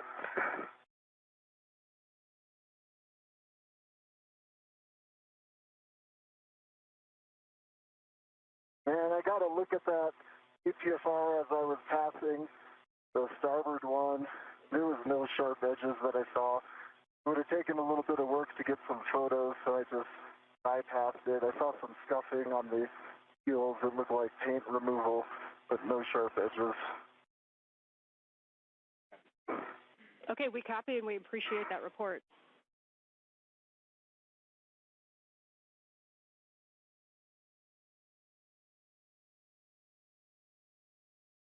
Okay, Sophie is in position for the bag stowage with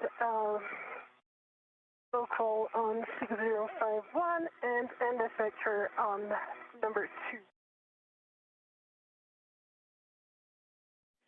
Copy. We like that plan.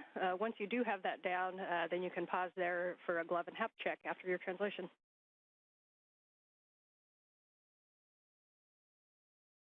Copy, and I will also change my TCV setting.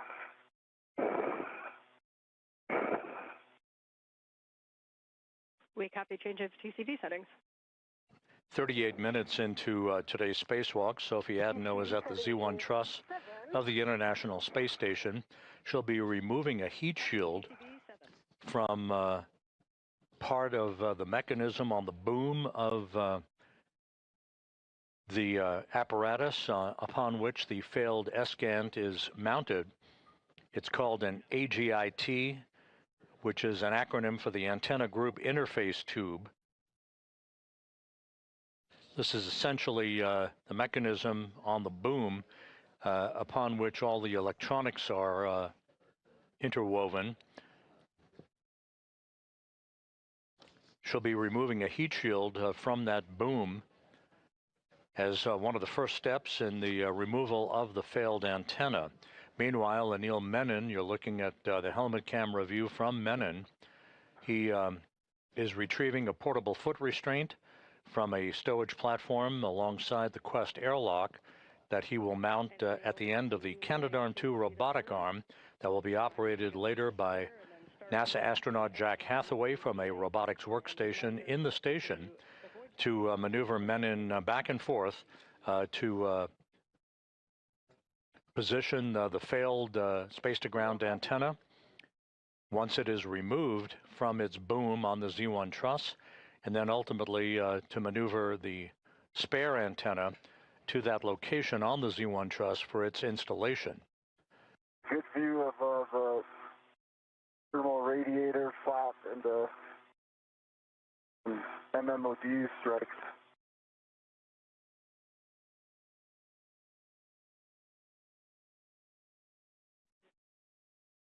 The MMOD on the one arm. Okay, we copy the report. Thanks.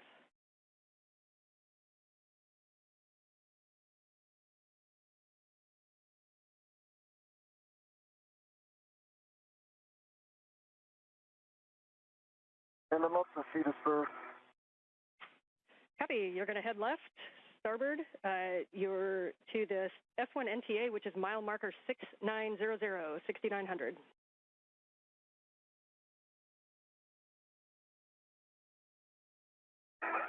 And Sophie, as you get things stowed, your first action is going to be to remove the heat shield. So you'll be opening at that bag, and you'll be tethering to the agate heat shield and to put it in that bag. Copy. Right now, I can confirm I have 2 AET, one on the handrail 2 and one on the handrail 1, and I'm currently removing my VRT. The bag is good config. I'm going to sit it down so that it doesn't fly away. Hey, and Sophie, I am in place now. So if you have some comms, Sophie, now's the time. Otherwise, I would start chatting with Jessica. Yeah, got plenty of them. I know my next step is the heat shield, and that's coming right after the VRT storage. Yep, and for Sophie, just a couple cautions to avoid contact with the ESCANT dish and the gimbals. And the max load on the ESCANT is 45 pounds, which is 20 kilograms. Your steps that you can go ahead and take is to go up and retrieve the heat shield. You're going to tether to it and release the quarter-turn fasteners. And then reminder that over on the starboard side underneath, there is an elastic strip that you need to remove. And then you can stow that agate heat shield into the ORU bag. For Anil, I can give you a go to speak with M1.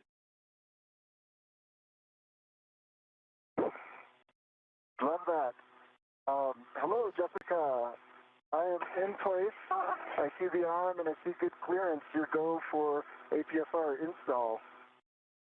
Okay, we copy that your go for the GCA to the published position. This is going to bring the arm toward you, station aft. Copy.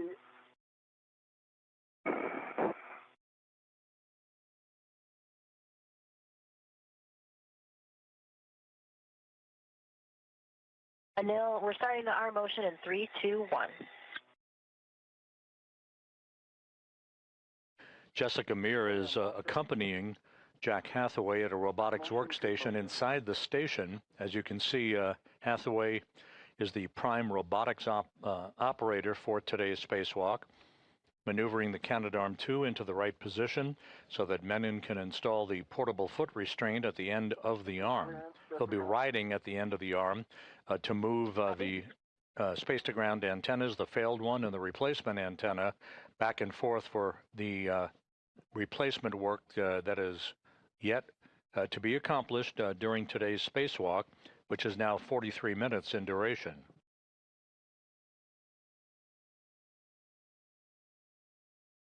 Meanwhile, Sophie Adenot, in the first hour of her first spacewalk in her career, is about to remove a heat shield from the antenna group interface tube. That is the tube on the boom of the failed space-to-ground antenna on the Z1 truss of the station that houses the electronics for that mechanism.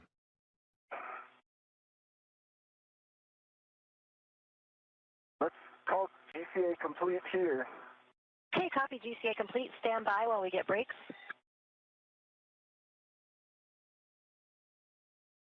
Anil, brakes are on. You go for APFR install and ingress. Copy, go for APSR install and ingress. All right, Anil, your APFR settings are 12 Papa Papa Fox 6, and up to you if you'd like to reset the APFR and then put it in. It might be a little easier to access. You'll be looking for 12 for the clocking. 12 Papa Papa Fox 6. Copy 12 Papa Papa Fox 6, and APSR is currently set.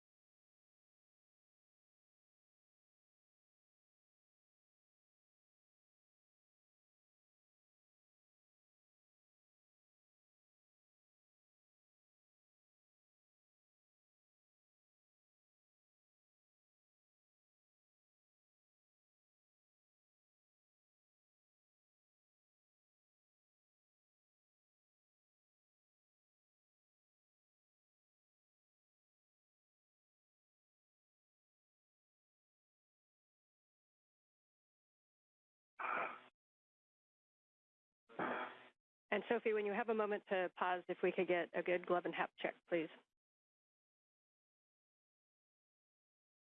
Sure. Pausing right now, and cap is dry. Those are nominal. Some dark spots on the RTV of my left hand. I put it in front of the HECA, but really minor dark.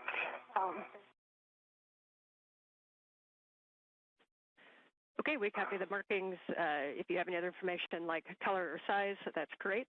Right now, we'll take that as a nominal glove and hap check. Nominal color is black, and size is just less than a fingernail. Yep, thanks. And Neil's got APSR. Neil's got the APSR installed, 12 Papa Papa Foxtrot 6. And I got a locking collar, black on black, good pull, twist test. Pitch knob is depressible. Anil Menon installing the portable foot restraint at the end of Canadarm2. Sophie Adenot reporting that her gloves look good and no issues with the helmet absorption pad in her helmet. It's nice and dry, just the way it should be, as we pass the 47-minute mark in today's spacewalk.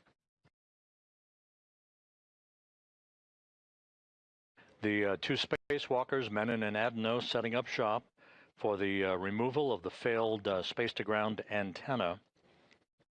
This will involve installing 12 gimbal lock bolts to prevent any inadvertent motion of the dish on the space-to-ground antenna during its transport over to its temporary parking place on the truss of the station, and ultimately for its installation on ESP-3, which currently houses the spare space-to-ground antenna that will replace the failed antenna later in today's spacewalk.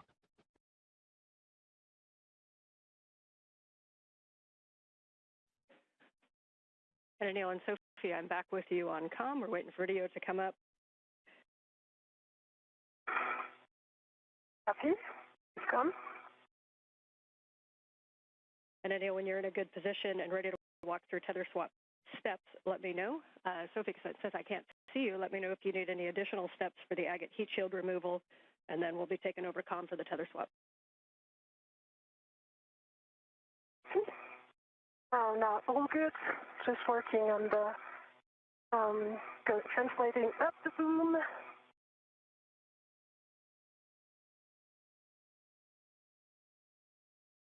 Okay, copy. And since we are in our first night pass, as you can tell, reminder that your helmet lights have 3 settings: off, spot, and flood. And each time you push the button, you get a different setting if you need it. Thanks for the reminder. Thank you. And Anil's ready for the tether swap. Okay, Anil, for the tether swap, the first thing that we're going to do, you have a waist tether down, I assume? Waist tether's down and defector is down.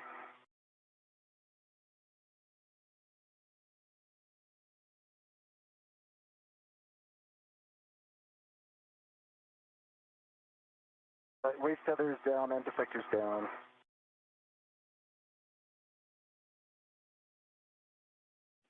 Hey, Sophie, how copy? I copy you loud and clear. All right. Tell me. Loud and clear. Copy. The tether from the ORU bag is on the heat shield, and I double-checked both sides. It's all good, so I'm now going to remove the photo transfester. Gotcha. And for Dan, how do you copy? have a waist tether down? Waist tether is down and defector is down.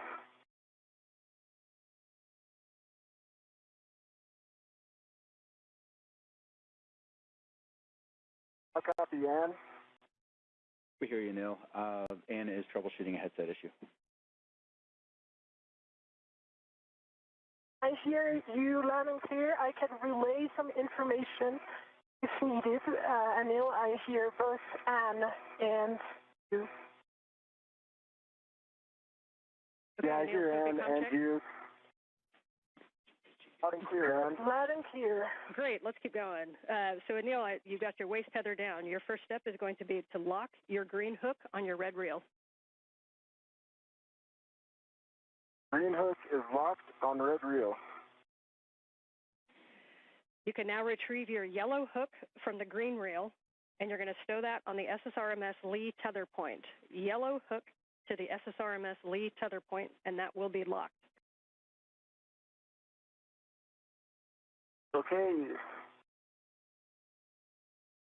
Yellow hook is on the SSRMS, right?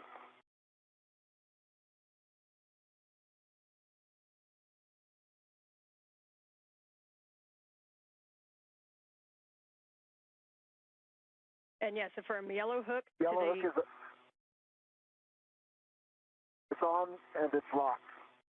copy, understand gate closed and hook locked on the Lee tether point.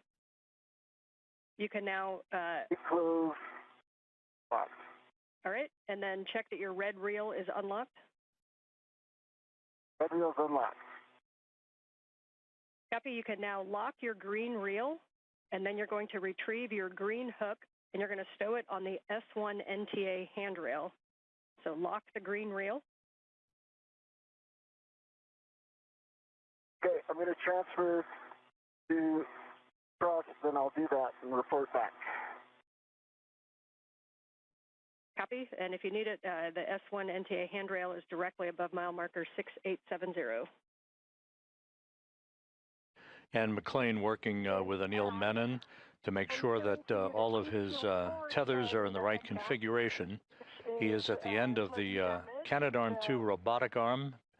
Alongside him, Sophie Adenot, as they set up shop for the beginning of the process to remove the failed space-to-ground antenna on the Z1 truss of the International Space Station that began to exhibit degraded performance last November. It is far down. And all the other sides are 100% covered with aluminum shield. There's no risk of fraud because everything is attached, and I'm in the process of removing it. Okay, we copy the report. We do not see it in the camera view. The camera view, just so you know, ends right where the agate handrails start, so just below the heat shield, and we're talking about the report. Okay, let me go up so that I can show it to you before finishing the removal. Do you see it now? That's a good view. Thank you. All right. Okay, I'm going to finish the removal.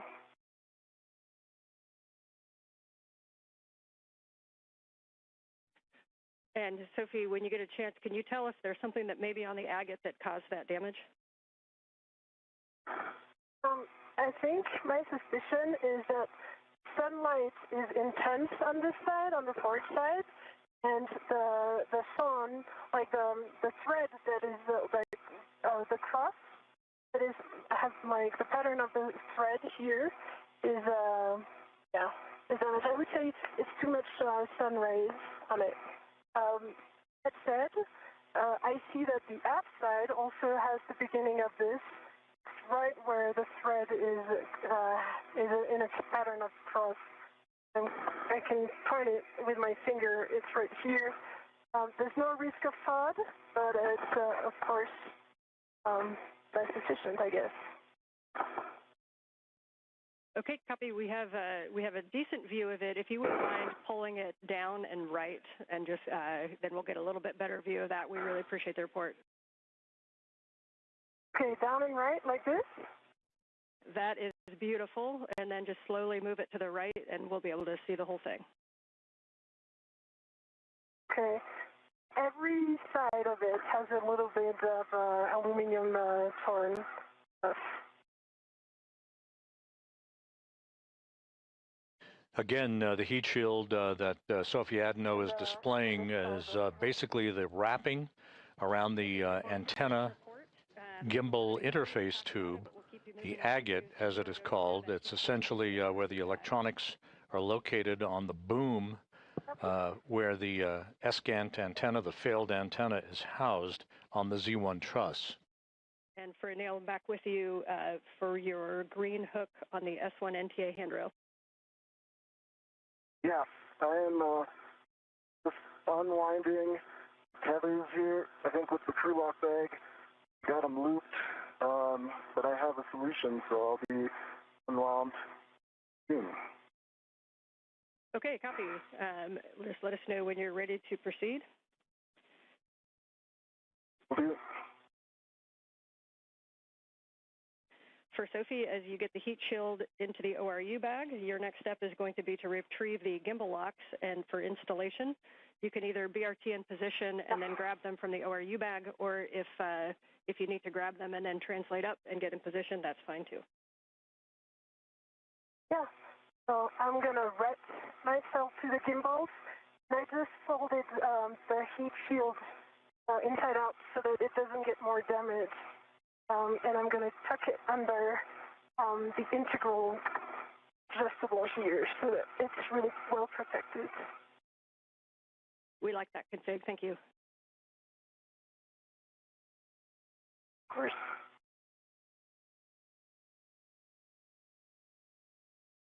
Okay, the tethers are unwound. I'm headed to the anchor point.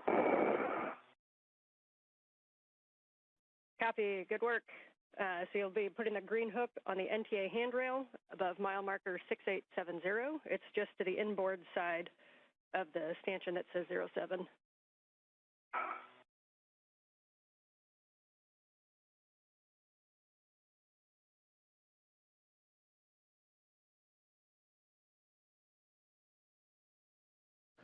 This is Mission Control Houston. As we approach the 1 hour mark in today's spacewalk, the reports are very, very good. The crew is right on the timeline as they work their way to remove the heat shield along the boom of the space-to-ground antenna location on the Z1 truss. Also, their suits are operating as advertised. No issues reported so far in today's spacewalk, the 282nd in support of space station assembly maintenance and upgrades.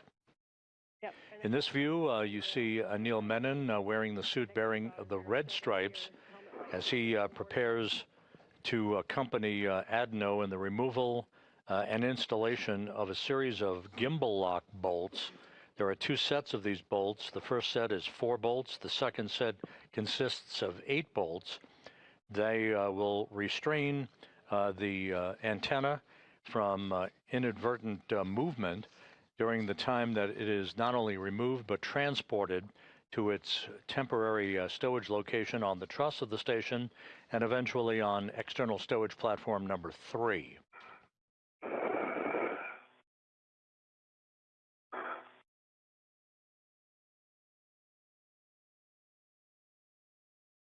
Okay, the green reel is locked.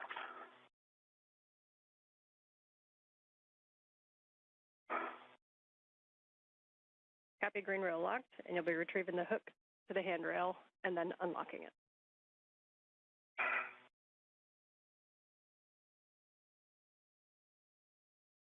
Green hook is off.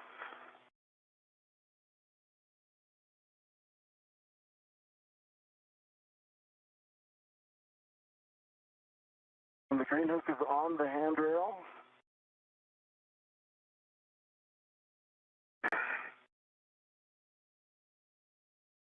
The green reel is unlocked. Copy. Your next step is to ingress the APFR. We recommend you'll be head zenith, and you can use the pump module handrail as to stabilize yourself for ingress.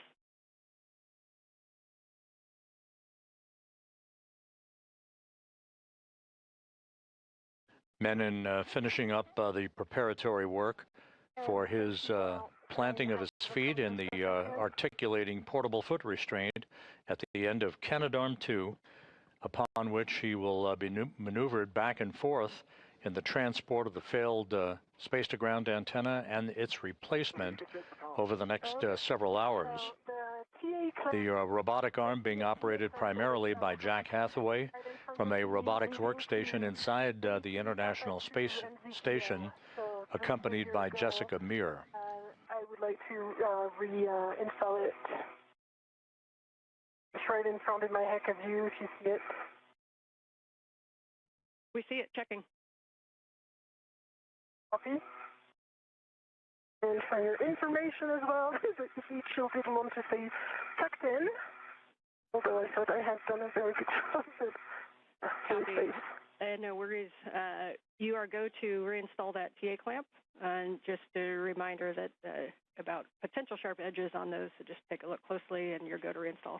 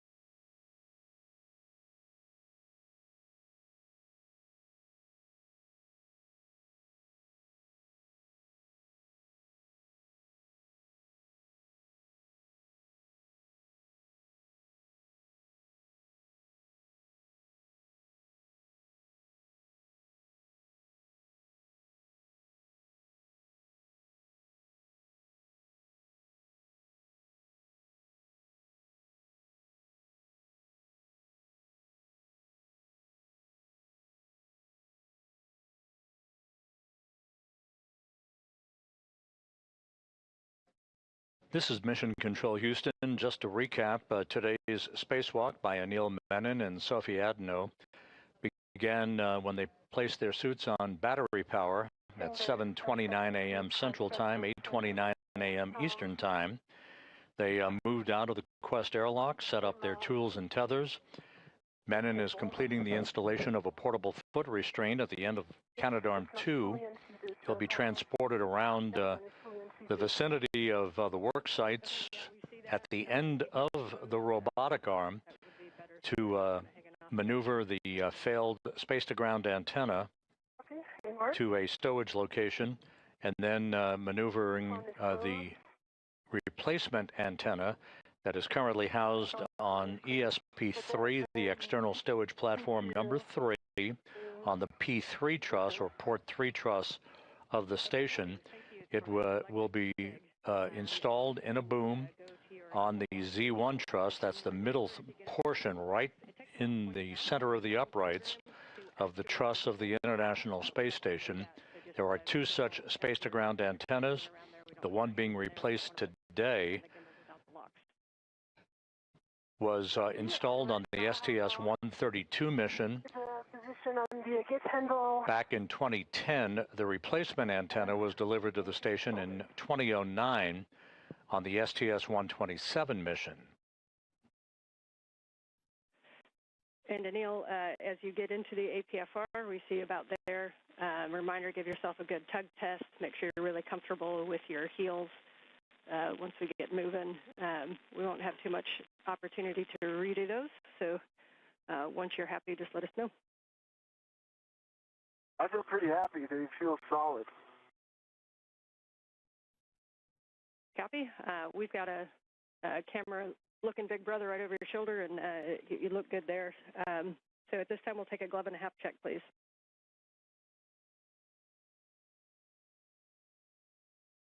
Half dry, gloves are nominal. Copy. I'm going to give you the comm here in just a second for your first, to build your frequent flyer miles on the arm. But for Sophie, for the gimbal locks, we're going to have you, once you get into position, I'm going to give you a couple steps so Anil can take the comm.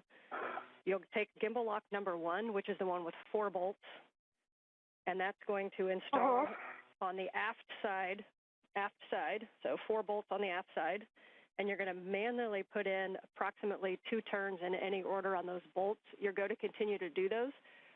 Turn count is important, so please notice and report those turn counts as able with comm. Copy. And McLean reporting to Sophie Adenot about the beginning of the work to install gimbal locks on the failed space-to-ground antenna. These gimbal locks are physical locking pins used to secure the antenna's movable joints during launch, installation, and today's transfer operations for the spacewalk. The GCA to the published backoff position. And Jessica, how copy? Got you loud and clear now. All right, let's do it like we practiced. I'm ready to go to the backoff position. Okay, we copy. You're ready for the backoff. We'll get set up. And Jessica Meir, working with Jack Hathaway at the robotics workstation inside, ready to move the Canadarm2 away from the truss of the station, now that Menon has planted his feet in the portable foot restraint that he installed just a few moments ago. Anil, we're going to bring you station forward, starting motion in 3, 2, 1. I see motion, good motion. I've got good clearances, as I know you do.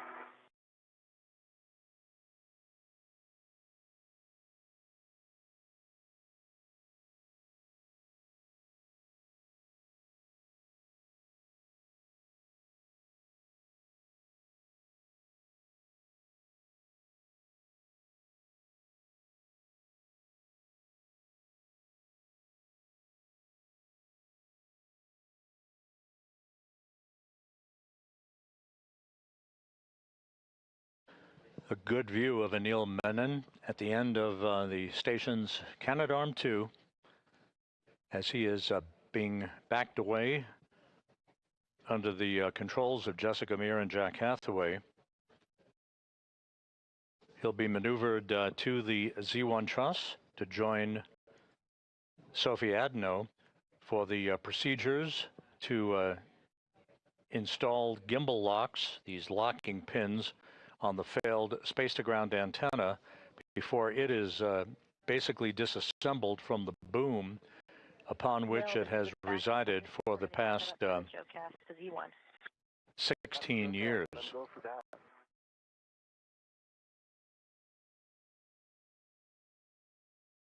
And ground concurs.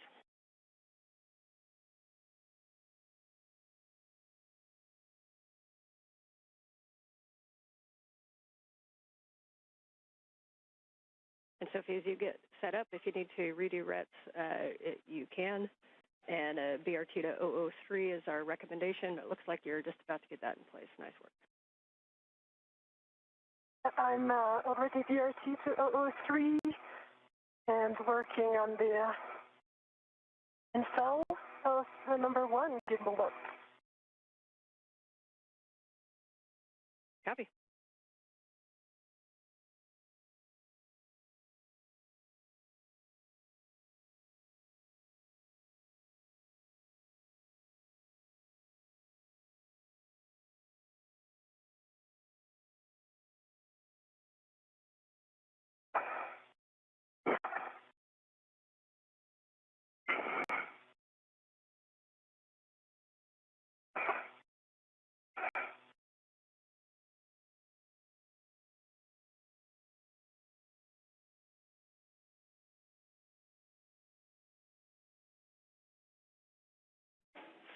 And Anil, for both, a couple words on HECUS for both of you. Anil, it appears that maybe you may have bumped a button, if you don't mind cycling that and turning it back on. And for Sophie, no rush, but when you have a free hand, we think maybe your HECA got bumped downward, so we kind of are looking down at your MWS.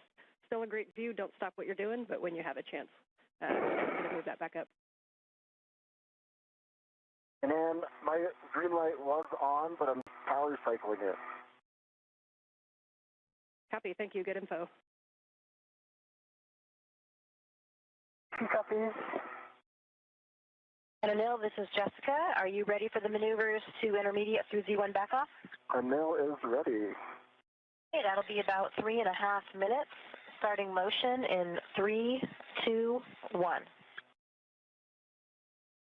I see motion, good motion.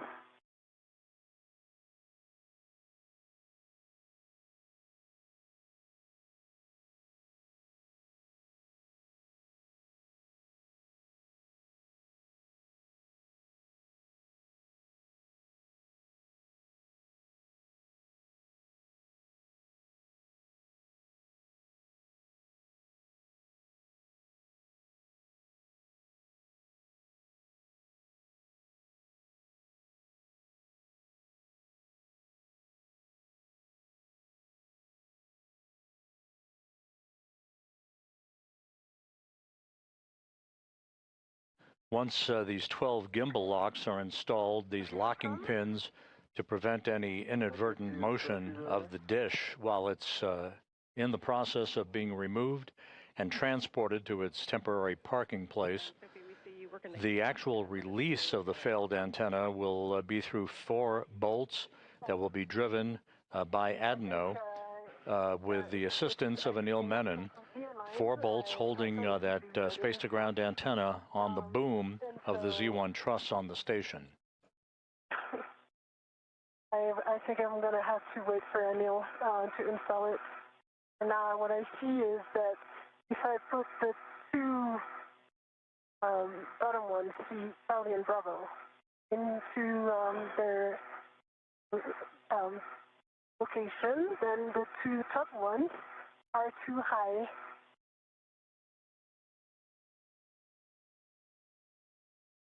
Okay, we are tracking. And if we wait for Anil, that's okay. If you'd like to continue to troubleshooting it, just make sure that there's no side loads pulling on it. Maybe one of the AETs, or if gimbal lock number 2, it looks like it might be kind of stuck behind one of those NZGL cables. And if you free that, it might give you a little bit more of a push. Uh-huh. I think yeah, from what I observe, I mean, I'll try this, but from what I observe, it's, distance between the top and the bottom bolts, which is not good right now.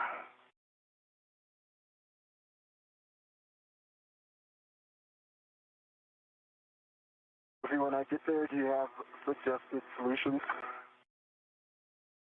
Yeah. So ideally, if you could get a hand, like, to the E-handle to try to change, like, EV alignment. But from what I observe from here, it seems aligned. It's just the distance which just doesn't seem right. Like, there's 1 centimeter difference, which is kind of interesting. Okay, I just locked the other rat. I'm going to give it another go. Now there's no side load at all. Okay, we are tracking and we're talking about it. Okay. And can you, for my purposes, can you remind me what bolt you're looking at? Charlie Bravo and Delta Alpha.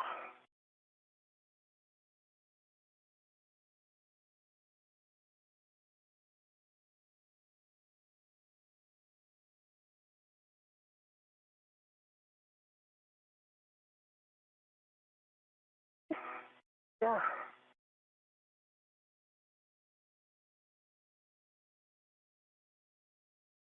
What would be easier then is I would take care of Charlie and Delta to check the alignment, and you would take care of your side, the starboard ones, which are Bravo and Alpha. For now, either I align the 2 top ones or the 2 bottom ones, but I cannot do like the 4 there. Copy. And we copy, Sophie. We're talking about it also. Copy. And so to clarify, you believe that if you hand start, say, Bravo Charlie, that Delta and Alpha will not reach, or if you do Delta Alpha, that Bravo Charlie will not reach? Is that a good read? That's a good read. But I'm slightly too later oriented, so I would be able to confirm only if I move, which is kind of tricky right now because I have the 2 gimbals and all the equipment, so it's better to wait for Anil in that position. I tried to, yeah.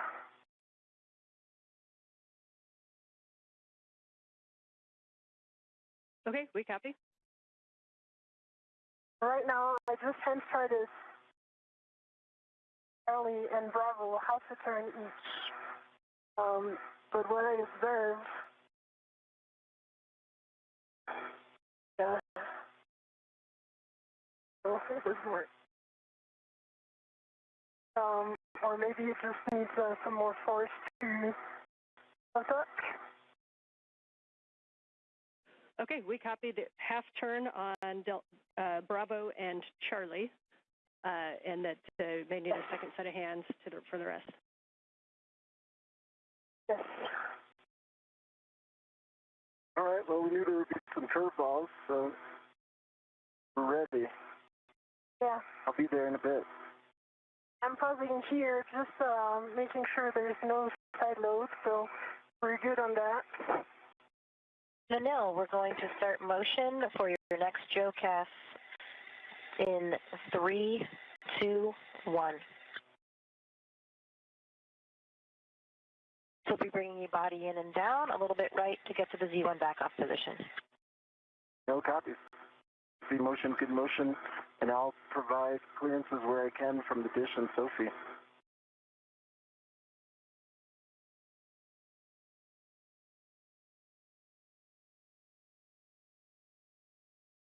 see the day is coming, so I'm going to turn my visor.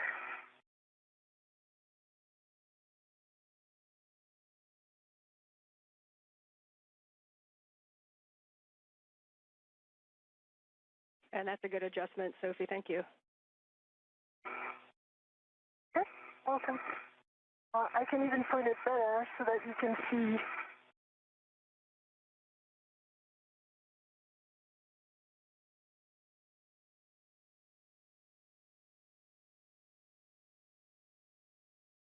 I have a very good view of Anil, of the arm, of the SASA antenna. We see the same thing. We've got a great view from your HECA of, we can kind of see Bravo Charlie Alpha, and we see Anil off to the right. Okay.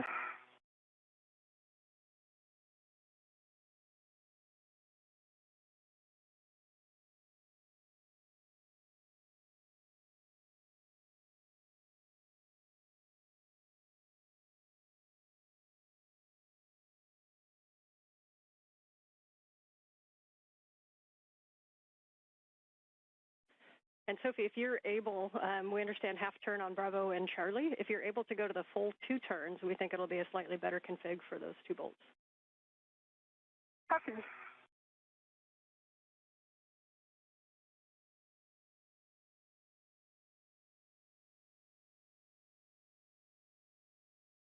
It's a full 2 turn on Charlie and Bravo. Copy 2 on Charlie and Bravo. Thank you.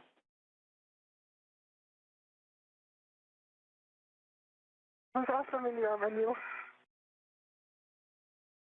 Thank you.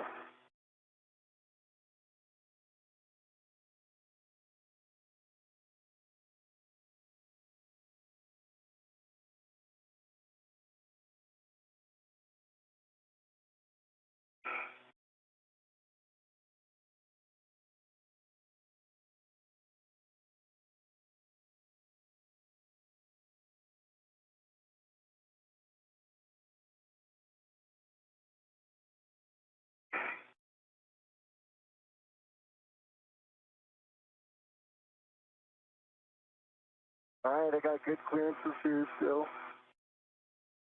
Yeah. Excuse.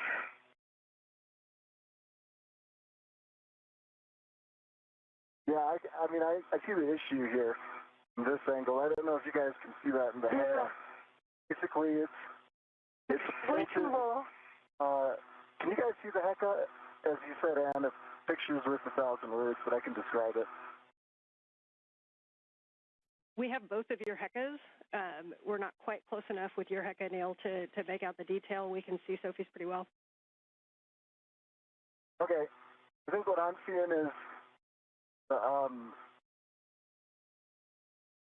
scan body where she's trying to soft dock. It seems like it's about 15 degrees angled away from the gimbal lock. The gimbal lock seems like it's in the right place, like it is parallel with the boom, so that when you get to the F-scan, it angles off from it. Let me see if I can turn some. Yeah. I mean, what I observe from here is as if the antenna was too tall. Yeah, that's a great description, and we see the same thing on the helmet cam. We're talking about that. Mm-hmm. I wonder if it would help to position the forward side as well. Well, if I think if I can get the antenna moved purely. This is Mission Control Houston, 1 hour, 21 minutes into today's spacewalk. Anil Menon at the end of the station's robotic arm, along with Sophie Adenot of the European Space Agency. At the work site, you're looking in the foreground of the failed space-to-ground antenna that began to exhibit degraded performance last November with an inability for it to gimbal or track properly the tracking and data relay satellite system network for high-speed communications of data, voice, and video. It is stuck basically in what is called the birdbath position In the background at the top of your screen is the operative SGANT-1, or the Space-to-Ground Antenna number 1, that has taken over the lion's share of work. The Space-to-Ground 2 antenna is in the process of the early stages of its removal and replacement by a spare that currently resides on a stowage platform of spare parts on the P3 truss of the complex. And I'll hand you to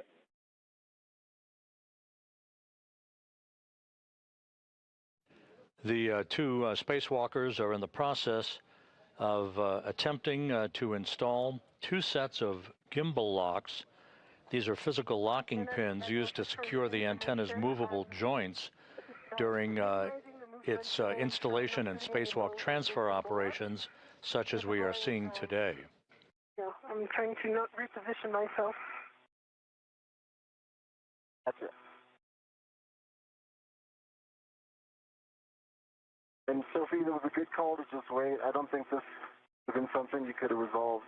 Oh, yeah, there's a big delta. It's not a small alignment issue.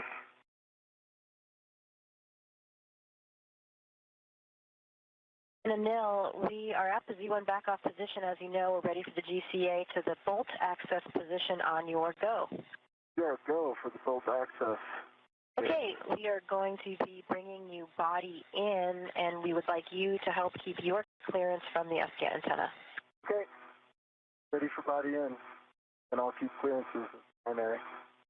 Starting motion in 3, 2, 1.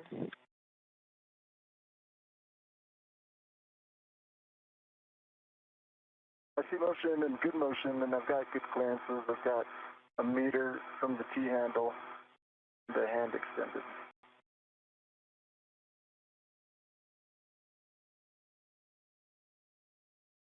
Good clearances.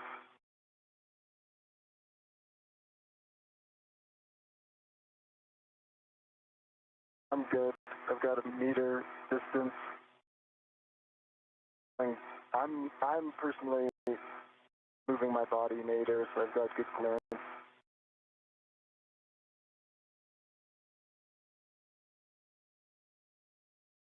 I've got half a meter clearance, good line of sight.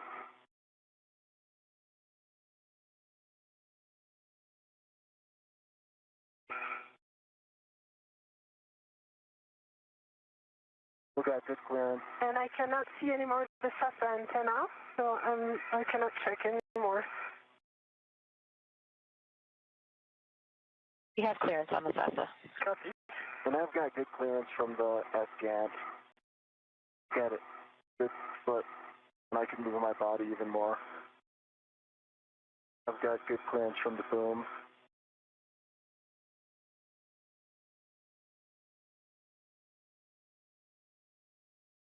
Got a foot, I've got a lot of body travel I can put into this to create more space, plenty of room.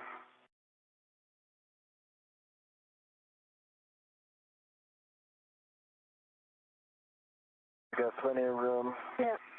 All right, we're coming up on another handover, but you guys can continue to work this, and we'll take a report on the other side, but you are going to go to manually manipulate those gimbals to see what you can get. Watch for pinch points. Oh, great. I think we can get this, Ann. I've got high confidence. We see it. Okay, working on Delta. And there is much joy in MCC. Okay, 2 turns on Delta. 2 turns on Delta. Copy, 2 turns on Delta. Okay, Anil, we have reached the published position.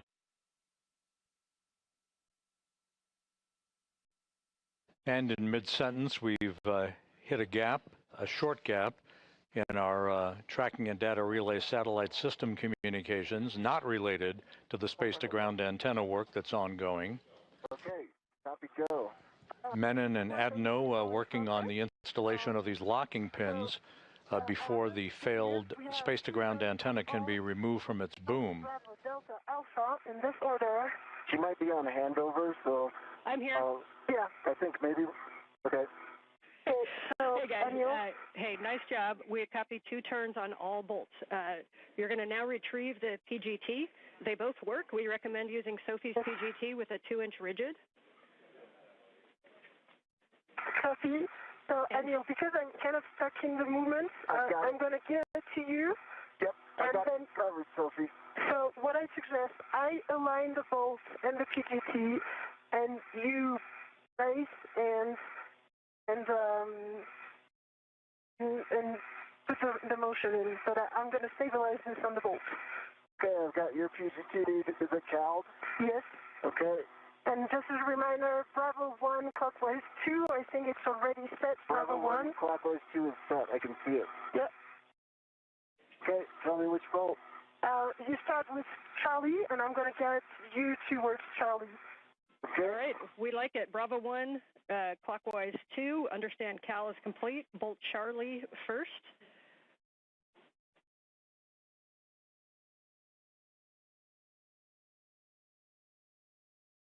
Charlie first. Okay.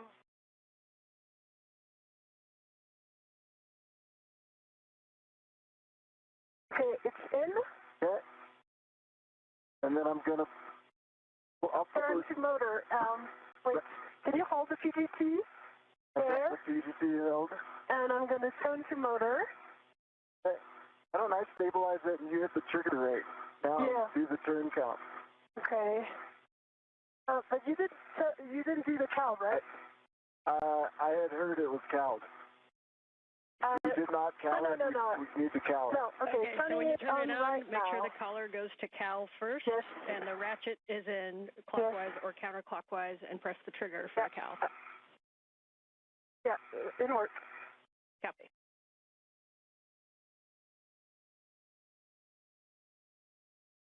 We'll cow it and give it to you, Sophie. Copy. Okay. Good cow, 41 volts. Copy. Copy. Verify settings. Bravo 1, clockwise 2. It worked. Bravo 1, clockwise 2 is Bravo 1, clockwise 2. Okay, and a reminder, make sure your ratchet's back in the motor. Ratchet is in motor, confirmed. Okay, you are go to drive Bolt Charlie. Okay, Anil, can you, do you have access to this PGT? For me, it's, I'm not in good position right now. I'm going to turn like this. PGT. We have the LED test right now, so clockwise 2, sorry. The collar is out of Cal. Yeah, we are now in clockwise 2, Bravo 1, clockwise 2 confirmed. Okay, I'm pressing. Can you activate the trigger? I sure can. Are you going to do the count? Reminder that turns are very important, so if one of you can give us the count at the bolt.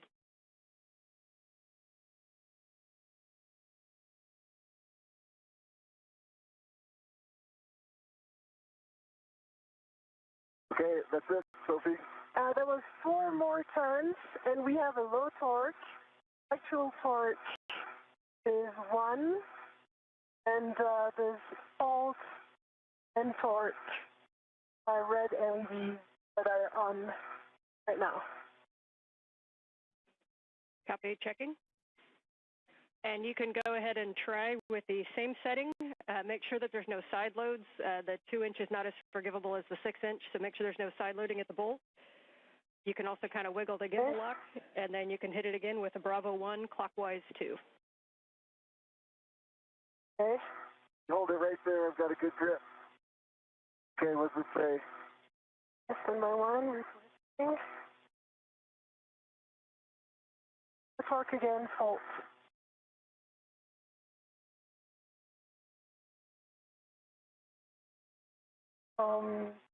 There was initially I had 2 hand turns, and then we turned 4 turns, but 6 total, and low torque. We copy low torque, and we copy that you did got no additional turns on that second one.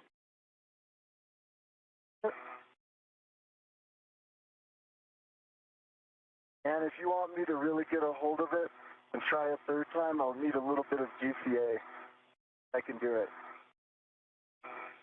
Yeah, we do think you guys can decide if it's GCA or if Sophie needs to reposition. We do think that that the PGT needs to be braced a little bit harder, so maybe clocking it down so that the PGT handle is directed nadir more towards Sophie or in a place where you can have two hands on it with your BRT. If you don't think that's going to work, then we'll look at GCA. Okay, Sophie, you can help stabilize it, but it's just barely out of my reach to give it like a really strong hold. Okay. So then I need to reposition. And it's going to take a while. Would it be easier for me to just GCA in? What do you think? Yeah, it's up to you. Do you think moving the handle to point down towards Sophie would do anything? Okay, just evaluate this. Okay, let me try. Right there. Get you set up. No, it's yeah, where your hand is, Sophie, again. should help. It should kick to the handle should kick to the right. So the side that you have your hand on, if you could get a strong hand there and manage that kick, that might help. I can help stabilize it. Yeah, it's also low torque. So no more turns. I tried it 3 times. Could it be a cal problem? That do you want us to recal just in case something went wrong? We do not think it's a cal problem. Standby 1. Okay.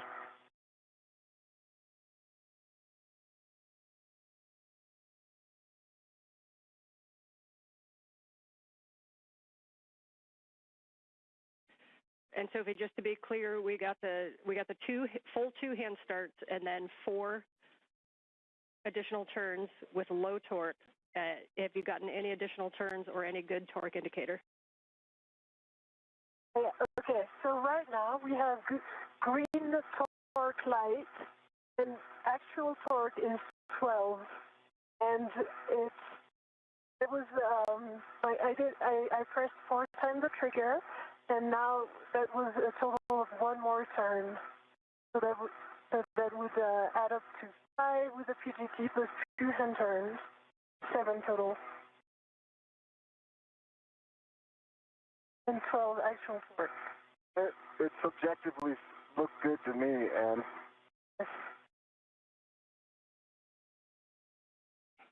we're double checking that. We think that's a good bolt, but standby 1. Your next one after this is going to be Bravo if you want to start thinking through that. And with that, we have a good Bravo, bolt on Charlie. I can do. We're calling Charlie good bolt. You're going to Bravo, which is starboard aft. I can do this one. Okay, Sophie. I'll let you work on that one. Okay, you count, okay? Yeah. Ready, starting it in 3, 2, 1.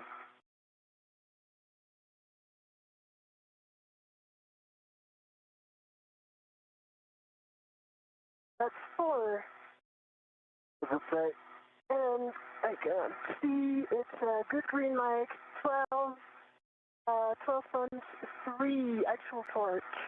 And that was 4 turns. Copy 4 turns, green light.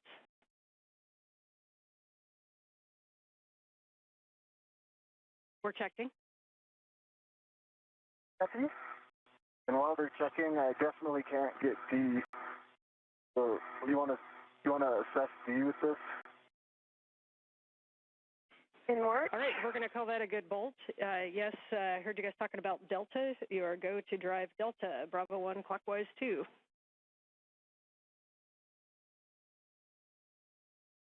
Okay, you got it? Put it more down. Okay. Yeah, okay. Now it's good. I have it.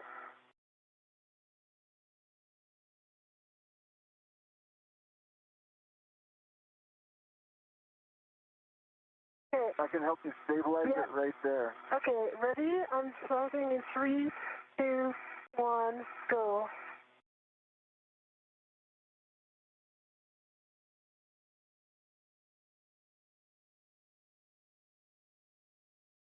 I saw 5. 4.5. Okay. 4.5 probably. 4.5. With green light, 12.1 torch. Copy. 4.5 turns, green light on Bolt Delta.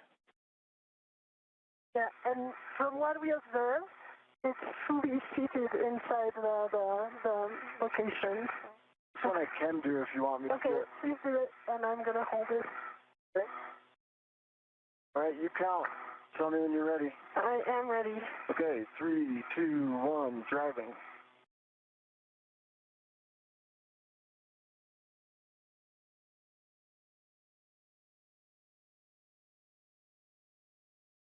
And 3/4 on this one, and I see good green line, 12.1 torch.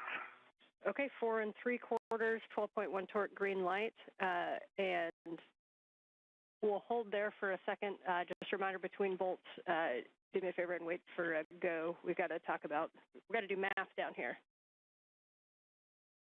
Copy. So let's, Anil first, while they are doing their math, let's stow the PJT and see what we can do for the rets on this one. I also see a loose ret coming right in front of you. Is that intentional? That's intentional because I didn't want to have some side loading. Okay. I have 2 loose rets. Okay.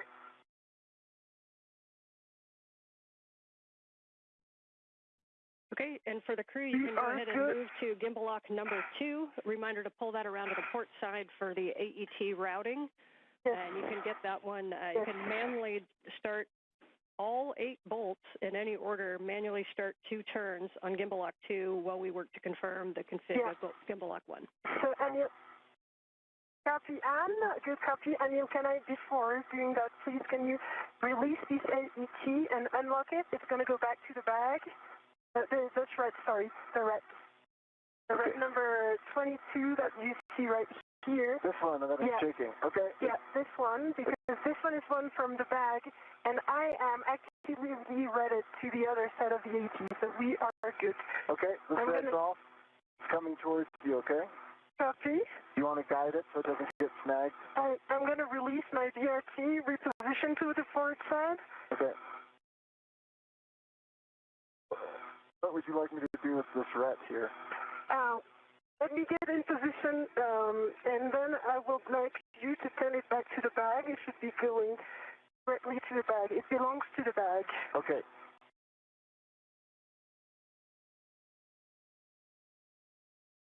Good job on those bolts. What? Good job on those bolts. It didn't start well, but yeah. If I could speak French, I'd say straight in. All right. So let us observe what the bag is. Can you? Okay.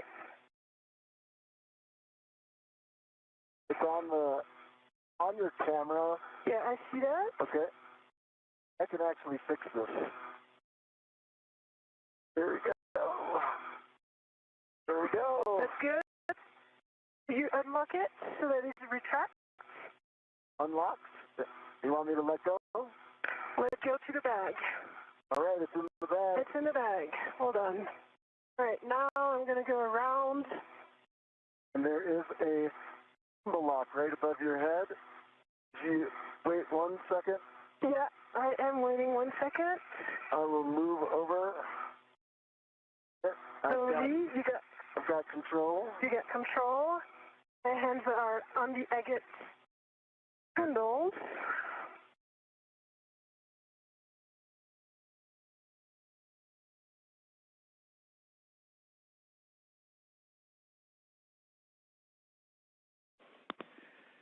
All right, nice work on that, you guys. Much rejoicing after the move of the gimbals and getting that lock number 1 on. We see you working number 2, and again, just a hand start on each one of those bolts in any order. Copy. I'm working on my BRT for now on the forward one. This is Mission Control Houston. And just do me a favor. 1 hour, 42 minutes into today's spacewalk. That you get into them. That'll help us. As you watch the work of Anil Menon and Sophie Adenot outside of the International Space Station, Menon, his feet planted at the end of the station's robotic arm, wearing the suit bearing the red stripes. Adenot is in the unmarked suit. They have completed the installation of the first quartet of gimbal lock bolts. These are physical locking pins to make sure that the space-to-ground antenna, the failed antenna, does not inadvertently rotate out of their maneuverability capability during the transfer to a temporary parking place and then to a stowage platform on the P3 truss of the International Space Station. The same will be the case for the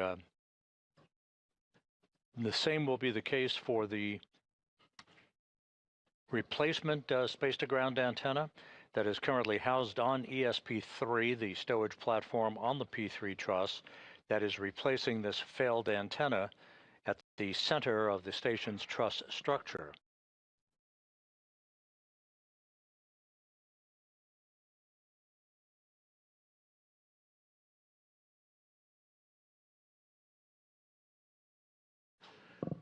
The crew is continuing to work just about on the timeline. The first order of business, of course, the removal of a heat shield at the base of the boom upon which the failed space-to-ground antenna resides.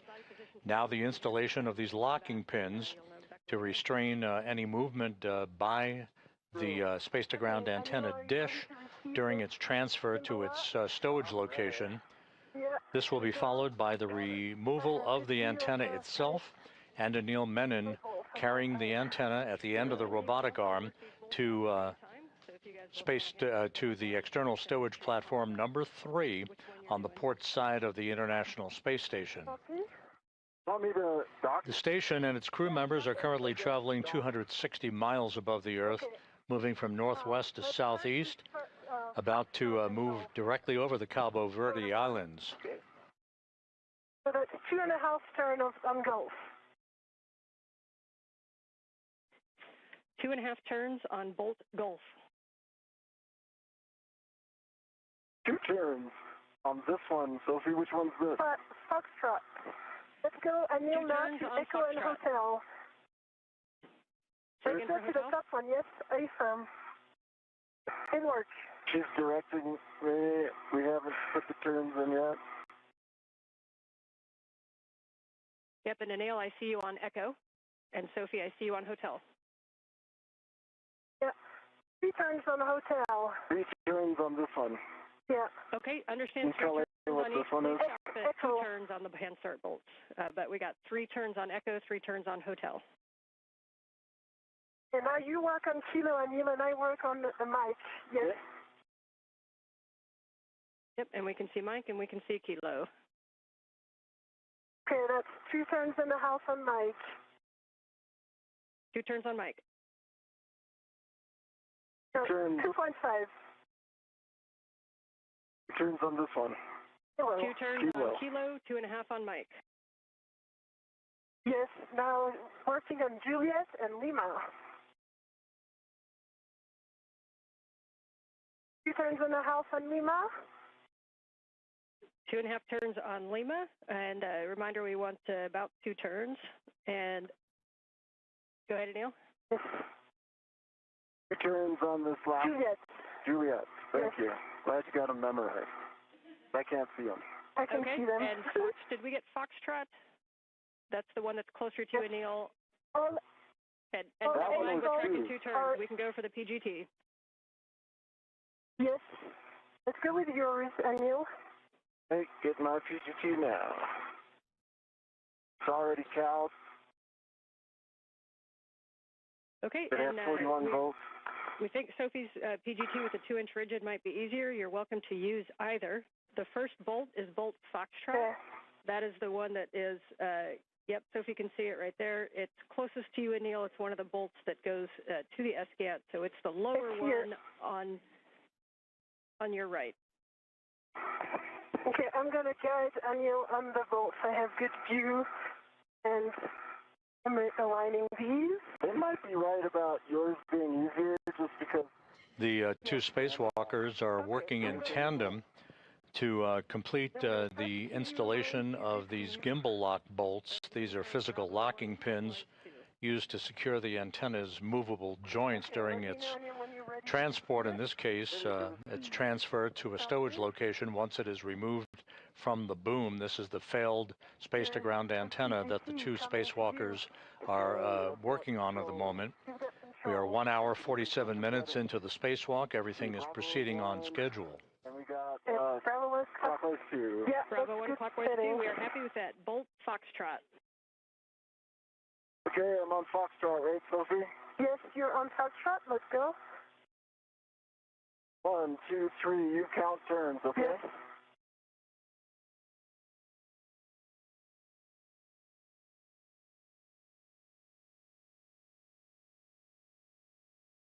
We're in a house, and I see that bolt is fully inside fully seated inside. And I got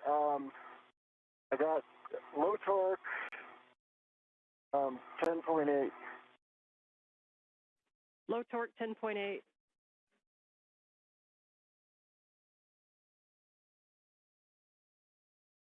Okay, let's hit that bolt one more time. Just a reminder, try to be in a real good bracing position, no side loads. If you need to wiggle the gimbal lock at all, this first bolt might have a tendency to side load more. And bolt Foxtrot. All right, I hit it again, and I got good torque, green light. Only turned maybe an eighth of a, I don't know, it could have been 0, but it's at 11.9. A really small turn, basically, almost nothing. Okay, we will move to Bolt Golf. Bolt Golf, that's the one closer to Sophie on the other side, while we let MER determine what 4.5 plus an eighth is. All right, I could do this one too, Sophie, if you want. Okay. Okay, you ready to count? The space-to-ground antenna that the crew is currently working to install these locking pins on, this is the one that exhibited restricted motion beginning last November and a degraded performance in its inability to auto-track, or gimbal, if you will, swivel, to point itself toward the tracking and data relay satellite system satellites that orbit the Earth in geosynchronous orbit in a constellation as the hub of NASA's communications system. 5 turns. Your next bolt will be Bolt Echo. Echo. This particular antenna was launched and installed during the STS-132 mission back in 2010. So after 16 years of yeoman's work, it is being removed and is being replaced by a spare that has been housed out on a stowage platform on the port side of the truss of the International Space Station since 2009. Right, green light, 12.1. Copy, and say again, turn count for Bolt Echo. 5.5. And it's fully seated from what we observed. Copy, 5.5. And you are going to move on to Bolt Hotel. The symmetrical part closer to me. Okay, is it this one? A-firm. Yes, A-firm, and I'm ready to start counting. All right, ready? 3, 2, 1, starting.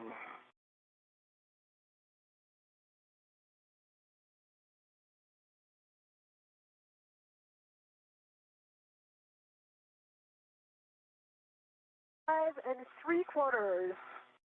Green light, 12.2. 5 3/4, 12.2 green light. Copy for Bolt Hotel. Can move on to Bolt Kilo. Kilo is the one closest to you down. Yep. That's it. And I'm ready to count. Hey, 3, 2, 1, turning.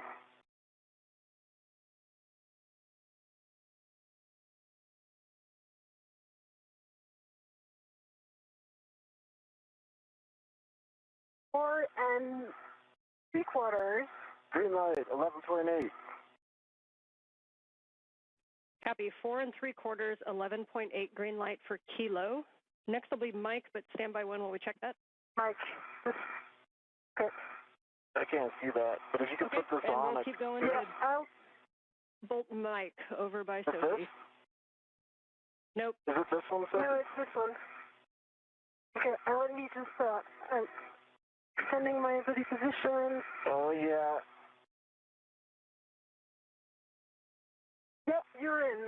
Let's go. Okay, ready? I'm going to try not to side load this. 1, 2, 3, Yep. starting.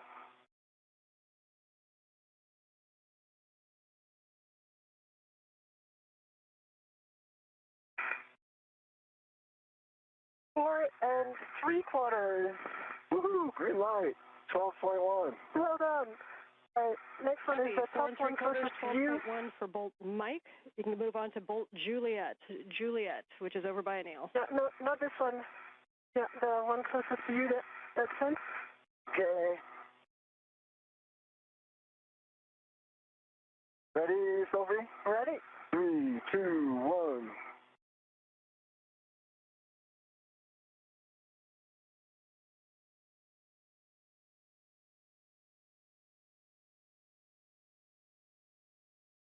Four 5/8 turns.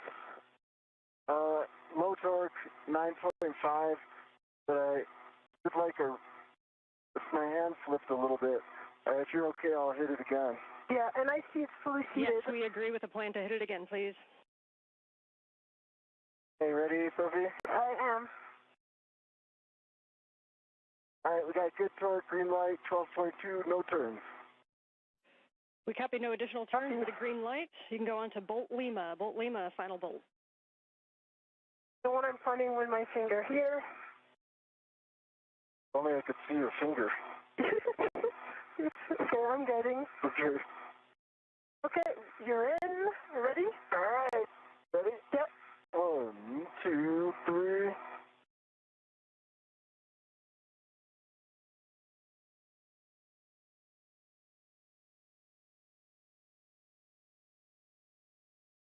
It's 5 turns.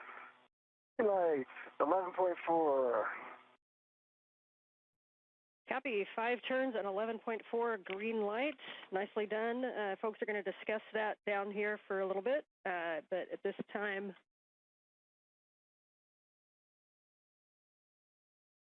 It's 11.9. I might have said 4. My old age.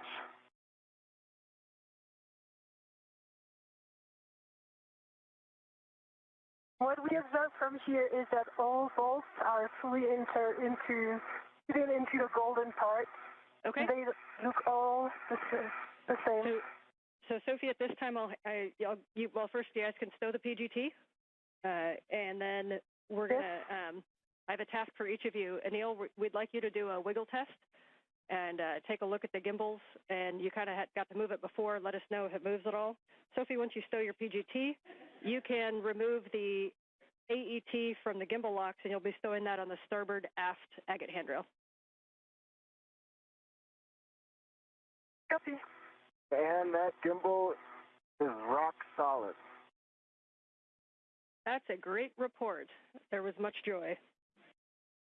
Approaching the 2-hour mark in today's spacewalk, Anil Menon, you see him, his feet planted in a portable foot restraint at the end of the Canadarm2 robotic arm, declaring success as he and Sophie Adenot have driven a total of 12 bolts, these gimbal lock bolts, these locking pins in place to secure the failed space-to-ground antenna from any inadvertent motion after it is removed from its boom on the Z1 truss and transported to a stowage location. Copy that. Oh, no, first is the AET. The AT. Yeah. And what? And these can be done in any order from here. So if Anil, you want to start NZGLs while Sophie works the AET and the MUT, that's fine. Just let me know what words you'd like. I think that's a great idea. Why don't I start on the forward NVGL? Okay, great. NZGL does not matter. In order doesn't matter. Just a reminder to avoid pulling and tugging on the SCANT cables, but you might want to wiggle the back shell a little bit to remove side loads. So you can remove the cap from the dummy connector. Let me know if you're at J6 or J1. I'm at I'm working on J1. I think the cap is technically J6, right? Yeah, correction, sorry. J6 or J7 are the two good dummy connectors, so understand you're working J6. That's correct. I've got a ret to it, and I want to take it out now. Sounds good. And once you have that dummy connector removed, then you can demate the SCANT forward cable from the boom. That's a P4 from the J1. Okay. I've demated the dummy connector, and I'm working on the forward cable.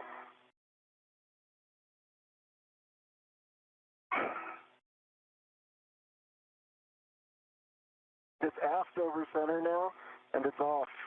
The O-ring, there's a pink O-ring in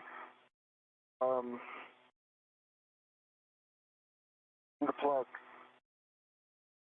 that looks to be wedged in by friction. I'm trying to get a heck of view on it. Otherwise, okay, I understand you're looking at the dummy connector O-ring? No, the dummy connector's off. The dummy connector O-ring is pink, and it's seated very deeply inside. When I look at I just took off J1. When I look at the receptacle for J1, the plug seems fine. If you look at the plug here in the HECA, that there is a pink ring that looks like the same O-ring that should be deep in there, but it's come up. So it's half in, half out. It's friction fit in there now. Can you see it in the HECA? I feel like I could probably push it in with the right tool, or I could ret to it and take it out. Okay, we are discussing. We don't have a great view on it. Can you see it? Okay, I can get you a good view. Let's see. Okay. If you can give me a progressive taxi to the A1. Yeah, J1 is just on the left side of your helmet cam right now. So if you look to your right or twist to your left a little bit. Yep. And now it's behind the cable. If you can move that cable out of the way, we'll be able to see it. Yeah, you just want to know if that O-ring is.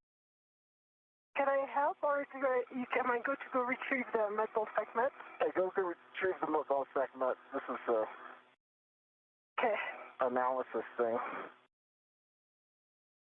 And I know we can't quite see it because of the shadowing. Can you confirm, is the whole thing offset but symmetrical, or is it angled inside of that connector?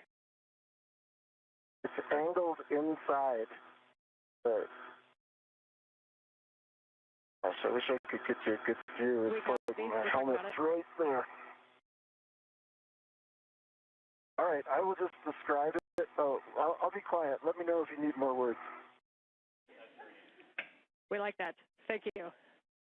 We like your voice too, but we appreciate the time to think.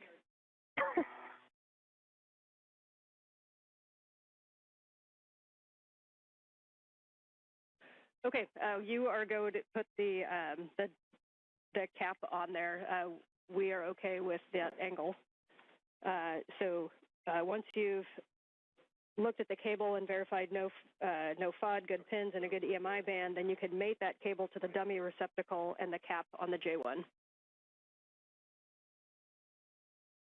We probably won't be so forgiving of the new one.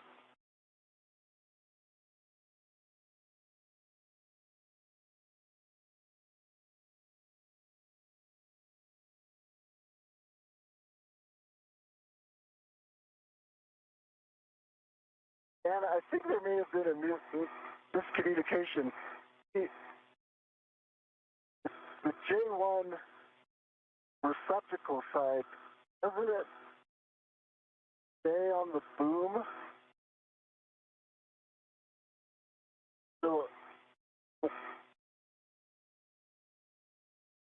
Okay, and say that one more time. Like, when we bring in the new one's going to attach its NGL to this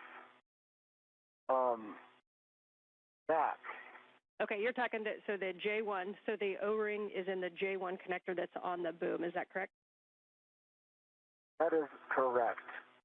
Okay, appreciate that clarification, and yes, we'll be using that one again later. So copy that you've got the NZGL cable to the dummy receptacle, and now you can put the cap on the J1 boom connector. Okay, I'm going to put the cap on, but the pink does stick out 50%. Like that O-ring sticks out 50% from there, so I can try to flatten it in by putting on the dummy connector, if that makes sense. Yeah, we're checking. Yeah, if you want to try that, we're good with that.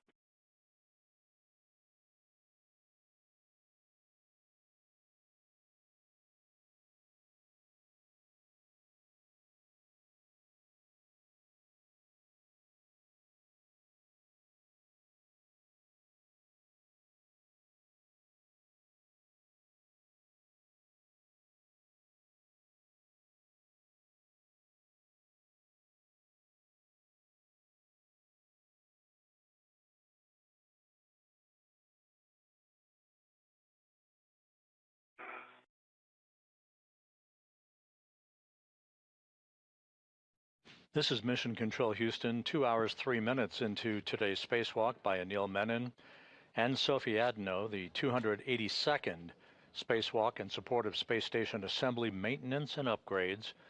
The crew well into the work to remove a failed space-to-ground antenna from its location at the middle of the backbone or the truss of the International Space Station on the Z1 truss. They have installed a series of locking pins, or gimbal locks as they are called. The next order of business will be the actual releasing of 4 bolts holding the failed space-to-ground antenna in place on a boom on the Z1 truss.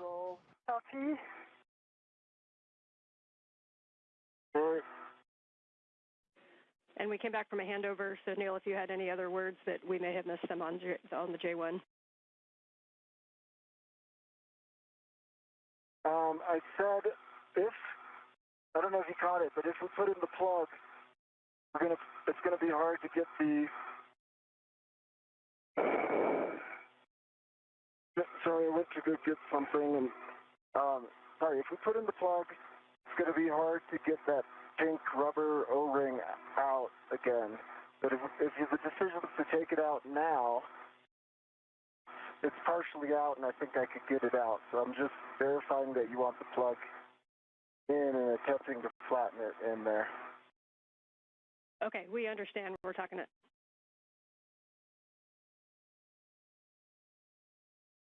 Okay, Anil, I think we can work together on this install. Okay, I think I need to hand this to you so I can secure my APFR position. Yep. Reach got me out of place a little bit. Anil Menon is referring to the demating of the acronym is NZGLs. These are NASA zero-G lever locks. The lever-actuated electrical and data connectors that have provided the electrical and telemetry capability for the failed space-to-ground antenna. Side loading of this thread from the bag. Okay, you want me to put the scoop on? Yeah. Okay. And I'm releasing the side loading with my hands on the red. Almost there. Yes. Okay. You're in. Do you want me to lock it? Yes, please. Space station currently flying 260 miles just south of South Africa. And I see it locked. Is it locked? Is it set itself in? It is locked. Okay. Yep. And so, just we recommend keeping the ball stack loose. So I can. Yes. So the ball stack is loose. The first drawers on the scoop are locked.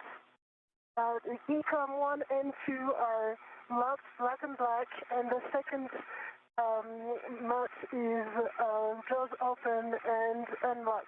So for me, it's good config. I can release the red from the bag. Do you concur? Yep, we concur that that's a good config, and you can release that red. If you want to put the O-ring on that red, Anil, you can. Otherwise, we'll remove it and put it in a trash bag. Oh, yeah. Put it on that rat, Sophie, so give me that rat. Yeah. I can try to get it if got it. Okay. Just a sec. Orientation. Yeah. Second hand. And hey, for the crew, real quick, if you could just hang on to that O-ring, we may be using it again. So just keep it in an accessible position, please. You can just put on a ret back to a workstation if that works.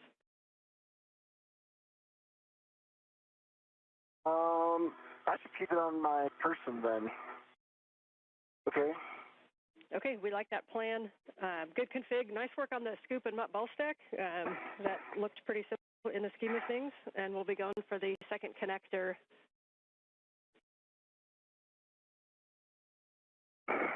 Okay, confirm I released the red from the bag. We don't need it from the O-ring. You release the rat, Sophie. I'm going to put the O-ring on this AET right here and keep it behind my workstation. Copy. Okay, we like that config. The things that we have left are the other NZGL, and then we'll be releasing torque using the ratchet wrench.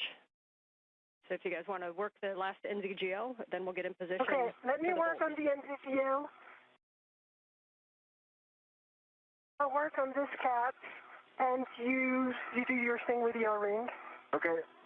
Okay, so you'll be removing the cap from the... Again, the acronym NZGL refers to a series of electrical and data connectors that have held the space-to-ground antenna in place on the boom and relayed both power and telemetry capability during its functional days.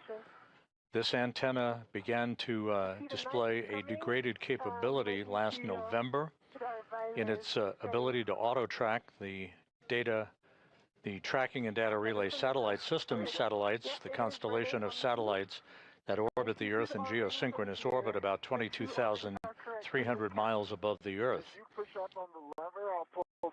The situation with this particular antenna continued to worsen, causing flight controllers to transfer the prime load of communications capability from the station, the high data rate transmission capability, to the other S-GANT 1 that is located alongside of the failed antenna on the Z1 truss of the International Space Station. Yeah, okay, it doesn't work. Now with the two of us. Okay, ready? Yep. And we're sure we got it up, yeah? Yeah, lever aft over center. So okay. You're good. Okay, I've got good leverage here. Yeah, and me here. Okay. 3, 2, 1. Steady pressure. Okay. I think this is a ret scenario. It is a ret scenario. All right, and you can wiggle the back shell, making sure there's no side loadings on there. And then reminder, if the sun comes up, you can keep it shaded, might help too. Oh. Okay. Now let me go in front of it. Okay. And put some shadow. It is. Okay, if I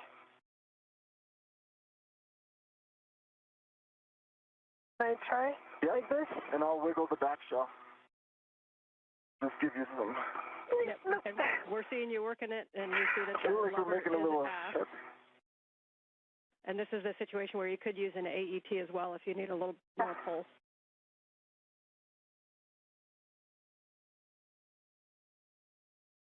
I think we, why don't you put the large trick on the backside and see if you can... Try? Yeah, see if you can push out.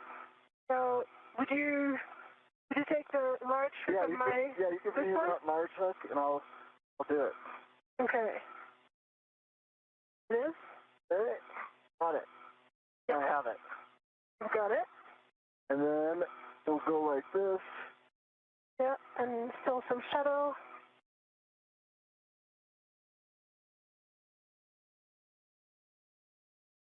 Okay.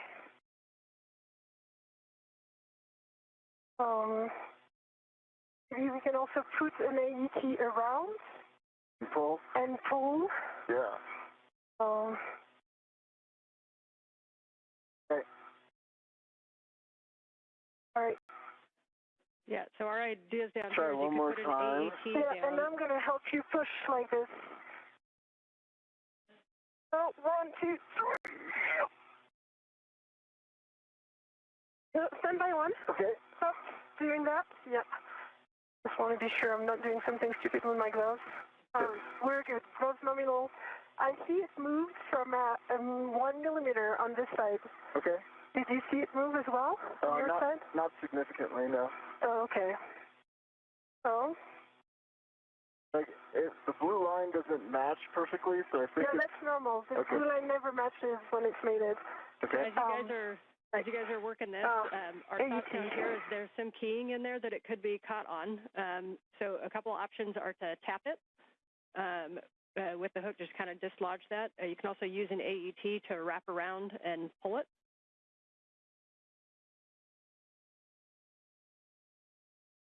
Do you think the night time would make it easier? Well, if we haven't gotten it in 2 minutes, we will find out. Okay. Okay. So I don't have a red. Yeah, I do have this red. Okay. I'm going to use the AET from my mini workstation. Yeah, we do think the AET is going to be maybe a good option to try, wrap around and pull it. Copy.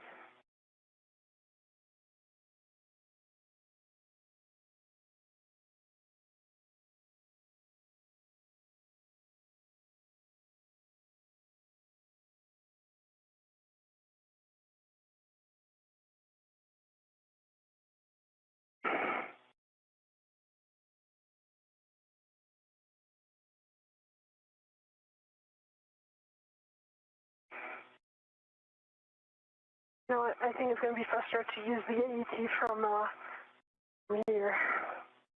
And one note, Sophie, when you're pushing, there's kind of two parts in that shell, and if you're right against the kind of the bottom of where the connector, that's the jack that kind of stays there. So make sure you go up a little bit to push on the actual connector. Okay. So I do have one red to AET that was on the agate handle. Okay, yeah, we can use that one and wrap it around. Just make sure you're not right at the base. You want to go up from the base so that you're on the actual connector.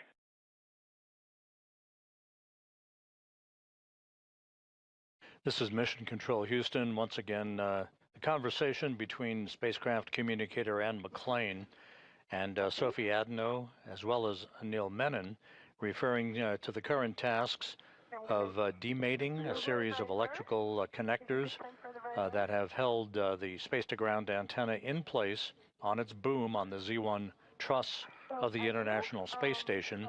This in preparation for the unbolting of a series of 4 bolts holding the antenna on the boom. That will be the final task in removing the failed space-to-ground antenna.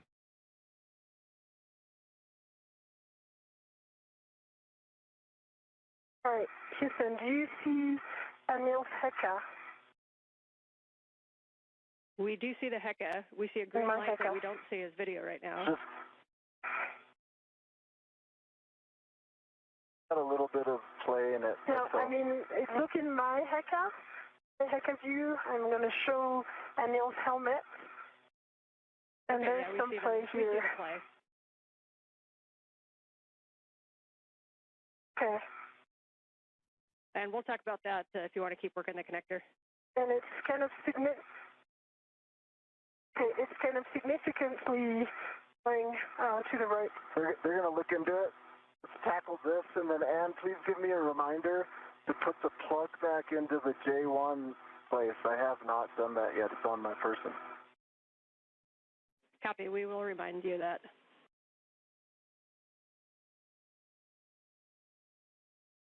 All right, let's see if we can tackle this one. Yeah, I'm just removing the AET from the agate handle, but I don't know why it's a bit stuck right now. All right, while you do that, I'll put this plug in.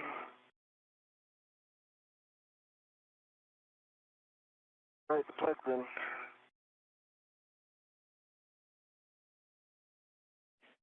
And you guys had mentioned it, but we want to make sure that handle is fully thrown aft, and that you didn't sense any damage or weird sensation when you moved that. Is that correct?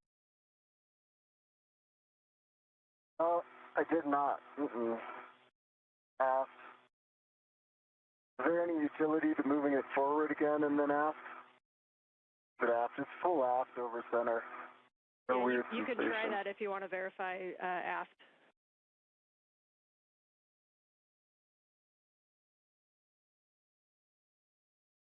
Okay, you have one AET, and this, it is still attached to the other part, so maybe we can use it like this. Okay. I'm going to put this waste tether here. Okay, so let me do it then. Okay, and for Sophie, for that AET, what we want you to do is wrap it around, not closest to where it connects, but a little bit up, sort of just below where you check over center, and then you want to try to pull that. Copy. And at the same time, Anil, if you want to check side loading, I know it's a smaller cable, but we'll just want to, if we can wiggle it while she pulls, we might be able to dislodge this. Okay. So around this place, do you see what I...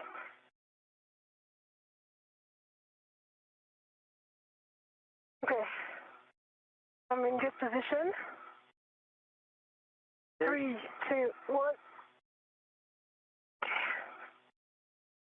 3, 2, 1.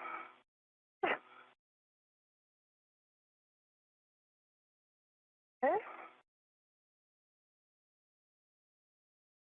See if I can, Yeah, you do this and I do the... Yeah, let's do that.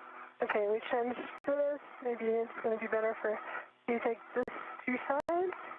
Okay, I've got it.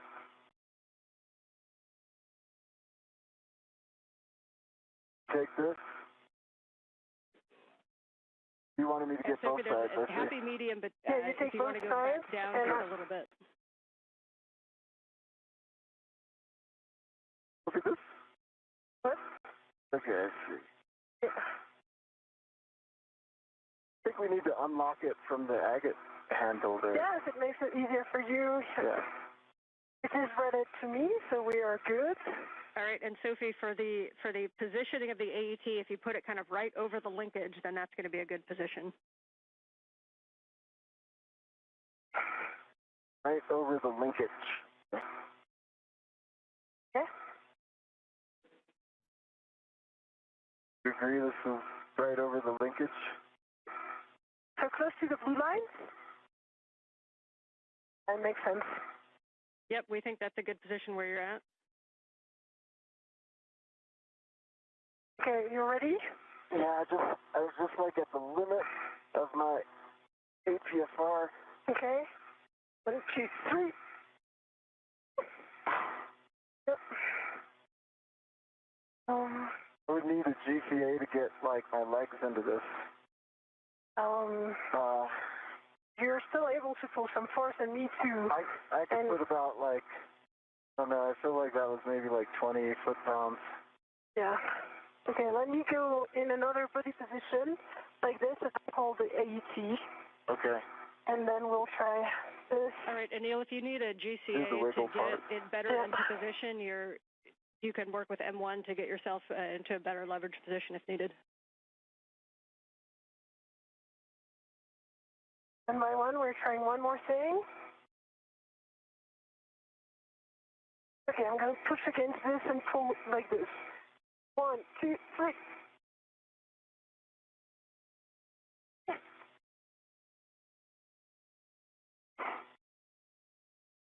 All right. I feel like we tried to. I'm going to talk to M1 while you continue to work on that. We're good with that plan. Jessica, how copy? We are with you on one now. Okay.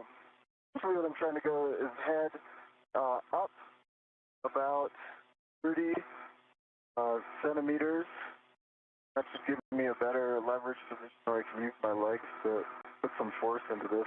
I've got very good clearance, body right, and from the agate handle I can lean back a little bit as you do that.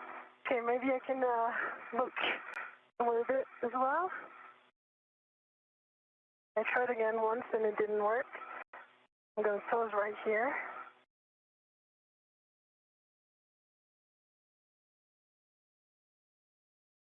We copy, Anil. Head up 30 centimeters. We're evaluating.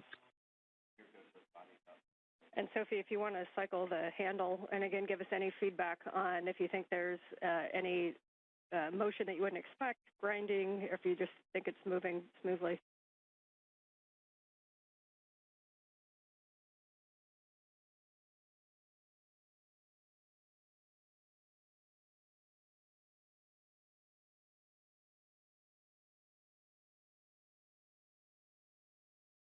Anil, brakes are off.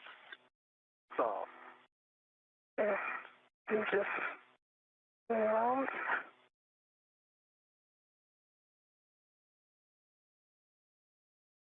This is Mission Control Houston, 2 hours, 23 minutes into today's spacewalk. Anil Menon and Sophie Adenot continue to work with efficiency in the process of removing a failed space-to-ground antenna from its boom on the Z1 truss of the International Space Station. This particular antenna began to exhibit crankiness in its ability to gimbal or auto-track NASA's tracking and data relay satellites last November. The situation worsened, prompting flight controllers to swap strings, if you will, commanding paths from the space-to-ground 2 antenna, which is the focus of attention that you see in this view, in the bird bath position, as it is called, where it is basically stuck in place, to the space-to-ground 1 antenna that is parked right alongside of it on the Z1 truss. In order to maintain full redundancy in the high data rate transmission capability from the station to the ground, we are in the process of removing this failed space-to-ground antenna, and later this afternoon we'll replace it with a spare that resides on a stowage platform of spare parts that exists on the port truss, the port 3 truss of the International Space Station.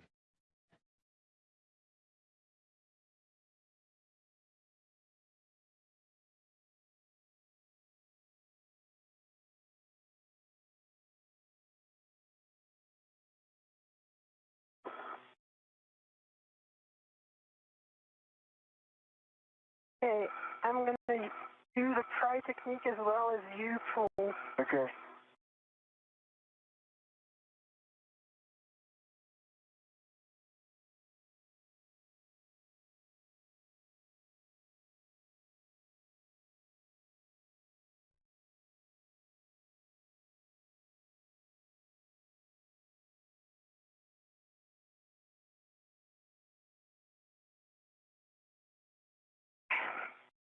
You want me to get it? Yeah.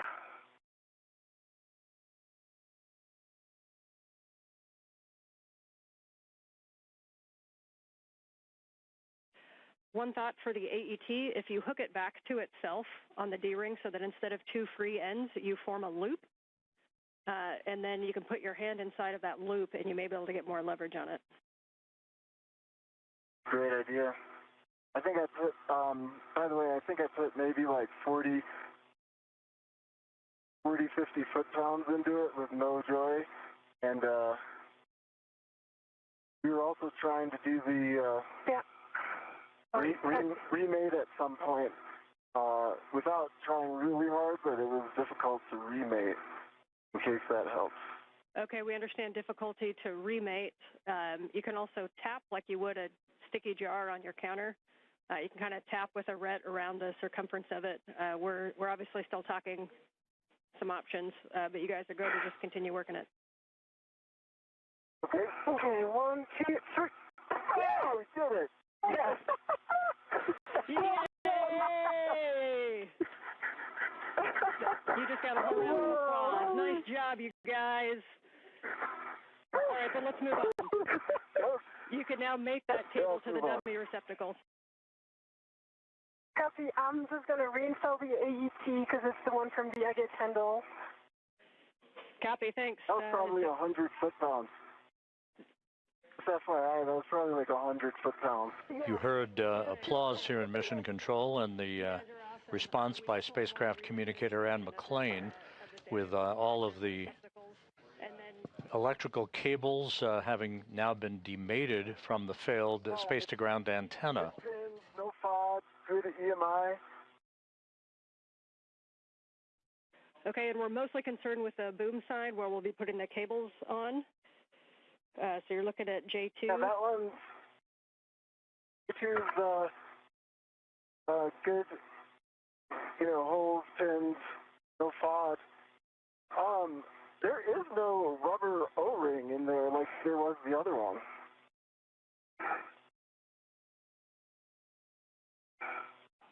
Okay, that's expected. So let's get that cable. Once you got a good inspection, you can connect P5 to J7, the dummy connector, and then the caps on the boom, both boom connectors, please.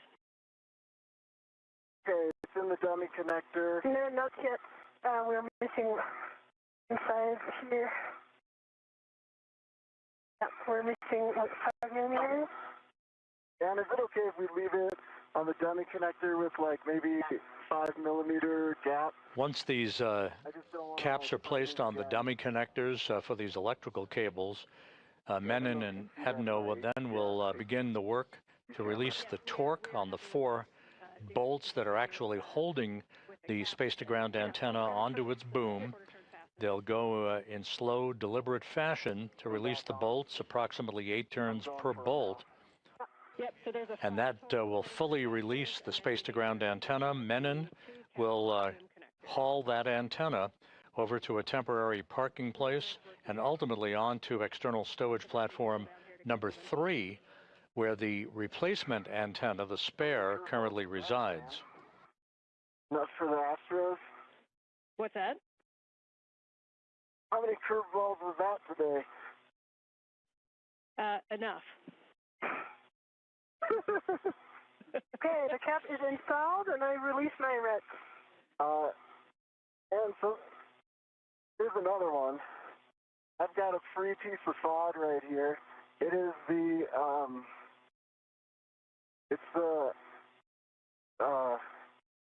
quarter turn fastener. It's in my hand. Okay, understand the quarter turn fastener is in your hand. Here. I have my trust bag right here. Okay. Let's take it and put it in. All right, going in. Gonna do this one carefully. Yep. Okay. Okay, and yes, we can put that in a trash bag, and whenever you want to, you can also put that O-ring that you had before into a trash bag, and just beware of any sharp edges around where that broke off from. Okay.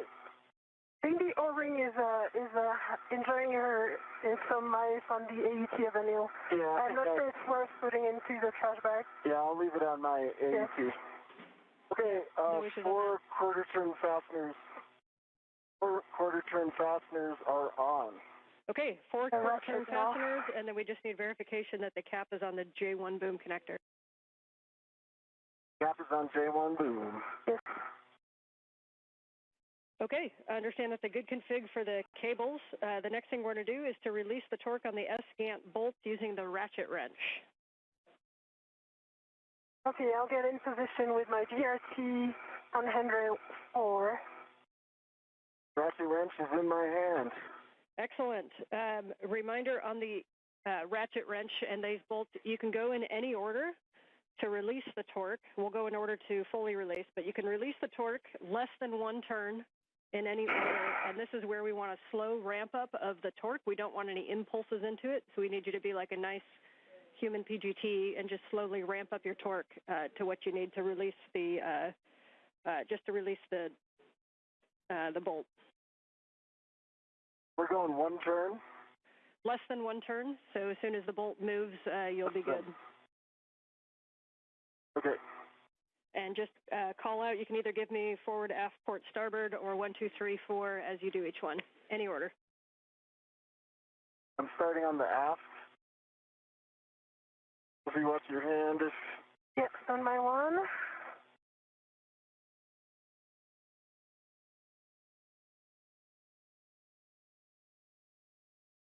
Quarter turn on the aft. I'm going to put in another quarter.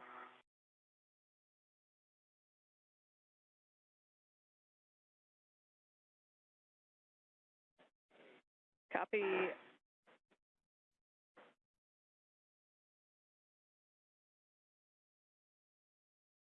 Another quarter turn on the aft, total of 1/2. I'm going to put in another quarter just because it does feel tight. Okay. We're okay with that on the aft. There's another quarter turn, so 3/4 turns. I'll stop there. Copy. 3/4 turns on the aft bolt. I'm going to go the starboard bolt. Sophie, then I'll hand off to you, okay? Copy. I have good DRT stability.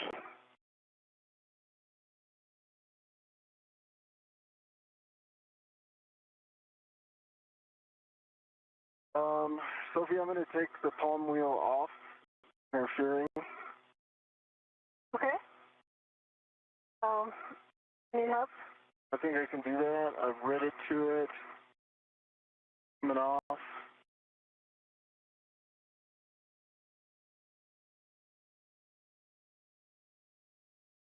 Palm wheels off. And for Anne, I just confirmed that I have no more tether on any of the Afghan side. I'm only tethered to the boom. Okay, good check. Thank you. Quarter turn on starboard. Copy. Quarter turn on starboard. Bolt number 4. Sophie, are you going to be able to get both of those? For sure, number 1, and for 3, yes, I'll make it work. Okay. All right. Quarter turn on starboard for a total of 1. I'm going to put in a little more, and then these are very tight bolts. Yeah, I see that, but you're putting a lot of force into these.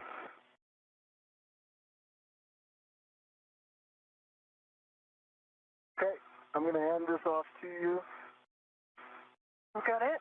Question for you. If I'm going to get that bolt 2, I'm going to need to take out the GCA. Do you want to do both of those bolts, or do you want me to start talking to Jessica now? Bolt 3, sorry. Yeah, both 3. I think I'm going to be in good position to try. Okay, I'll stay here. Yeah.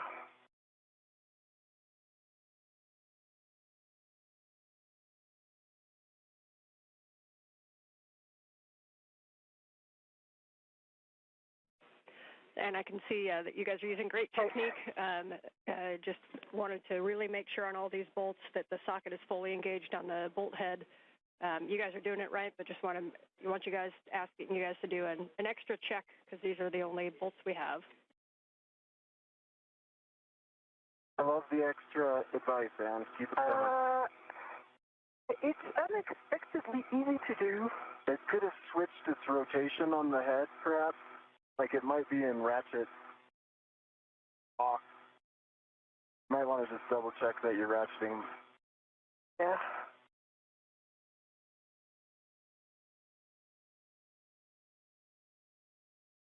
Oh, that was good.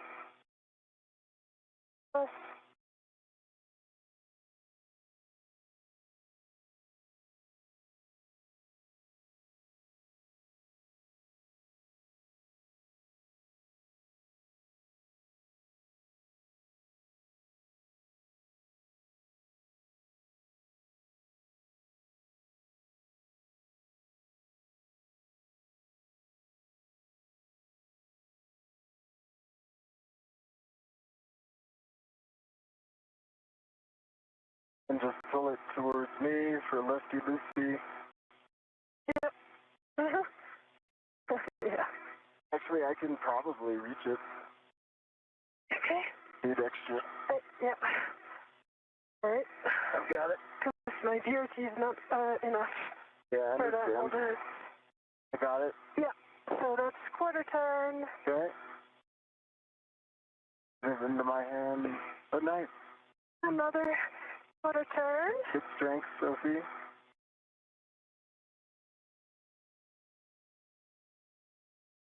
Okay, we're tracking the half turn.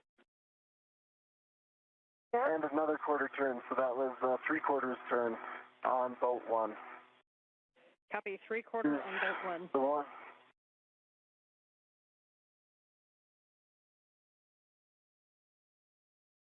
If there's anything I can do to stabilize you, let me know. I can kind of reach around here.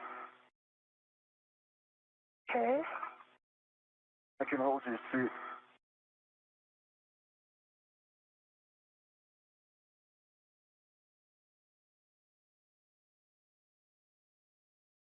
All right.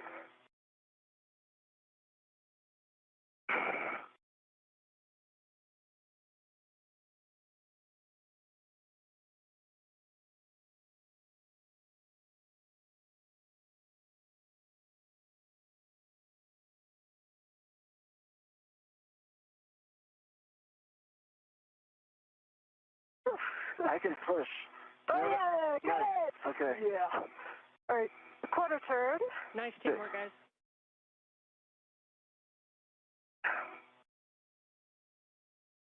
Second quarter turn. Third, and one more. That's a total of 1 turn. Okay. Nice job. I've got Well, that was a huge torque. that controls the ratchet wrench. I'm putting it back. Copy. Okay, you guys can stow that ratchet wrench in the crew lock bag. And I'm going to have you set up to do the bolts, but we're discussing some things down here. So just going to get set up to do these bolts. And reminder, we're going to release 3 bolts, and then we're going to get set up to fly this.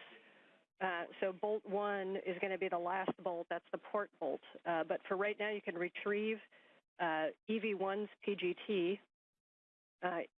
And Anil, you can ret to the SCANT tether point. And once Sophie has Anil's PGT and you're retted, we're just going to hold here for a sec while we're talking. Copy.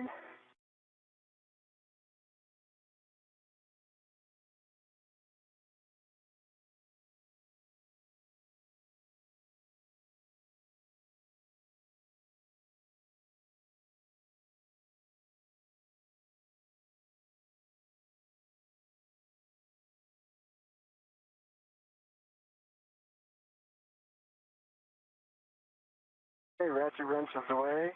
I heard ret to the tether point. I'm putting a ret down, Sophie.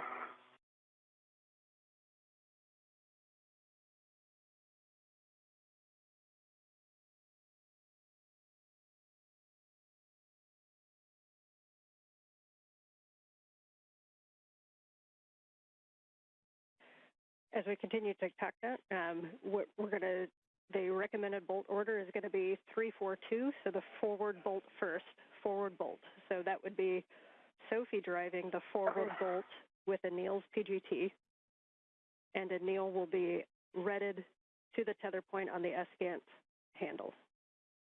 Don't drive yet. Okay, I'm currently retted. I'm currently retted.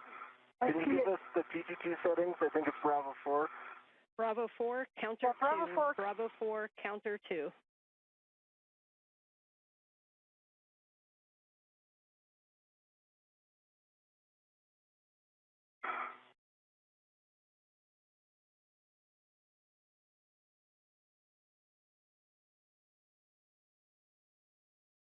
I've got a good body position for bolt number 3.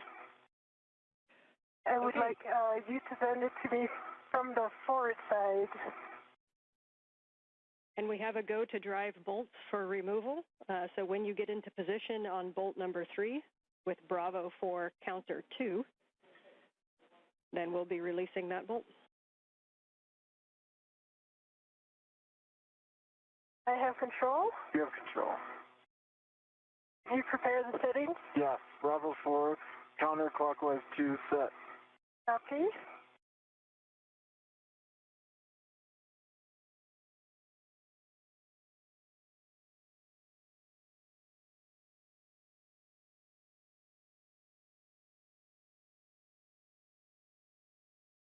Okay.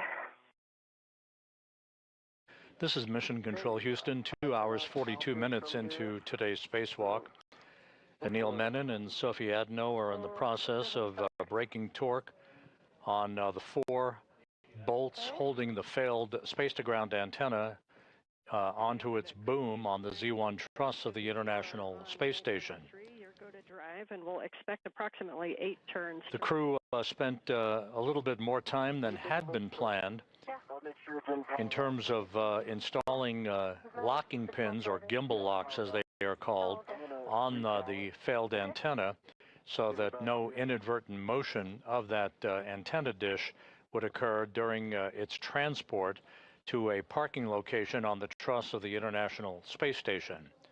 So we continue on with today's spacewalk, 2 hours 43 minutes into the 282nd spacewalk in support of space station assembly, maintenance, and upgrades. Okay, Cal pass, 40 volts. I'm going to reset you to Bravo 4, counter 2.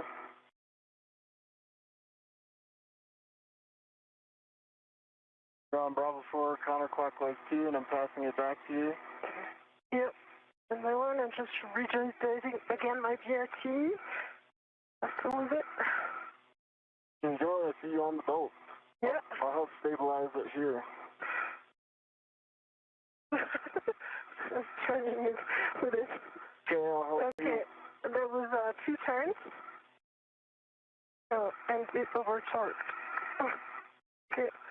This is... Wait, but okay. My left foot was on the map. You see that? Okay.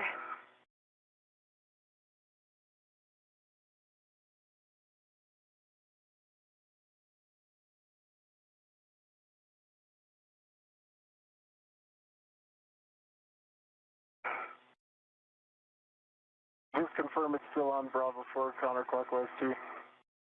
I'm here, I cannot see. I can see it from here. Okay. Yep. There you go.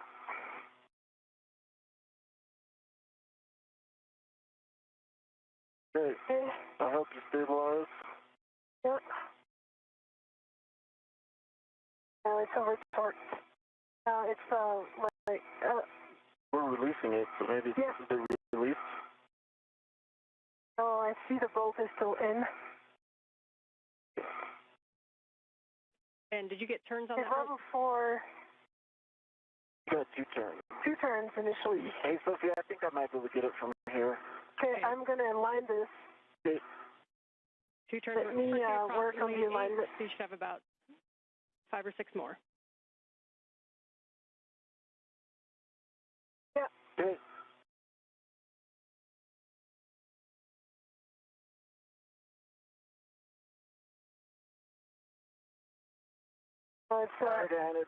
It's not overcoming the torque. Copy that the PGT is not overcoming the torque. Yeah. And we are definitely on counterclockwise 2. Okay, we are going to need to grab the ratchet wrench again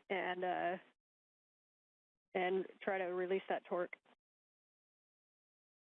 Copy. Copy.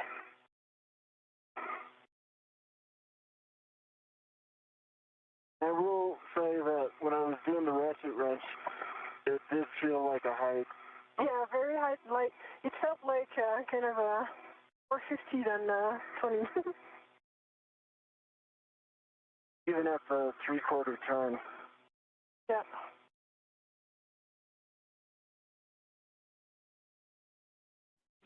Yeah, we copy that it was a little bit of a higher running torque than inspected when you were doing the ratchet wrench.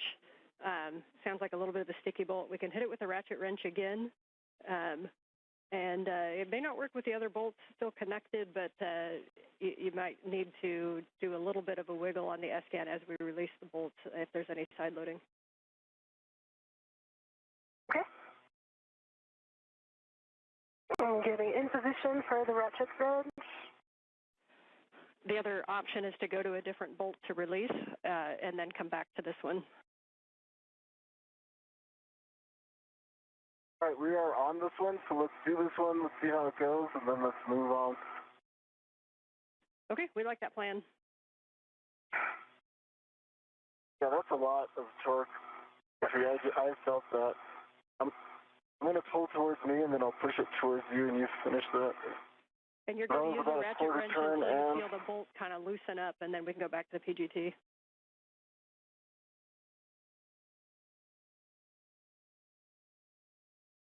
Okay, that was another quarter turn. Another quarter turn. It's still very tight. Tracking an additional half turn.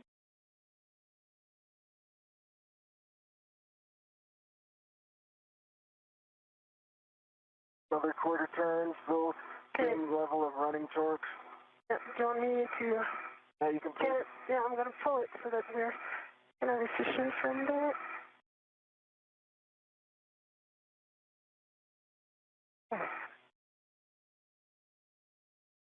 Are you still feeling the same running torque, Sophie? Okay, I did, yeah, still the same. I did a half turn.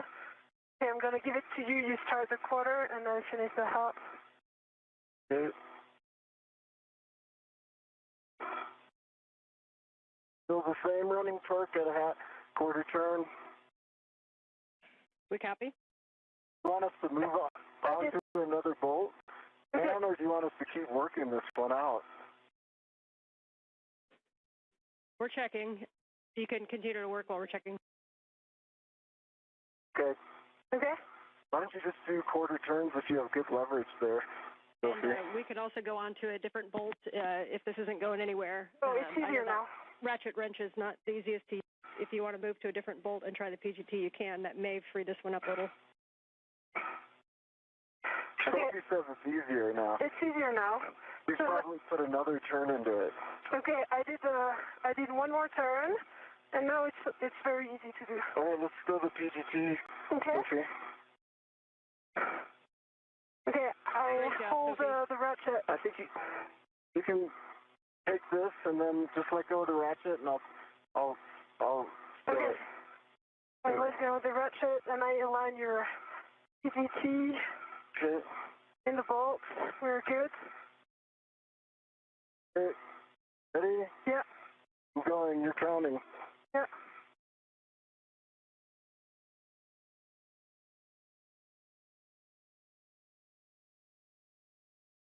Felt it release. It's released. And that was 5 more turns. Copy. Bolt 3 release with 5 more turns. You can move on to the starboard, bolt 4, closest to Anil. Okay, starboard bolt 4. I'm worried we might be in the same boat here, but I'll give it a try. Copy, and we'd end up doing the same process. So I saw you kept the ratchet wrench handy, so good plan. Yeah, I see the ratchet wrench right here. Question, Ann, can these bolts be done simultaneously? Because I think the best strategy here is me to go ratchet wrench on bolt 4, and then Sophie to start working on 2. Yeah, good idea, but unfortunately we cannot do dual bolt ops right now. Okay, I'm going to go ratchet wrench on bolt 4 then, largely because the PGT doesn't have a good fit. Okay, I have my visor down. And it has a high torque.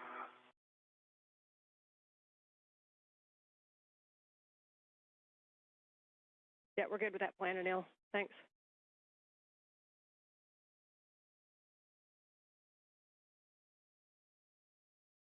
For Sophie, while he works that, we're going to be doing bolt 4 and 2, so that's the one closest to him, and then the aft bolt. And then you'll be getting into position and using your own PGT to release the bolt number 1. So if you want to think ahead and be ready for those ops. Yeah, but I was thinking that might be difficult with the PGT. But I'll get the setting ready for the PGT. Might need a ratchet for some start.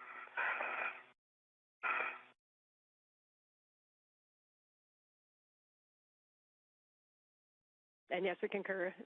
We'll see how these ones go if we expect to need the ratchet.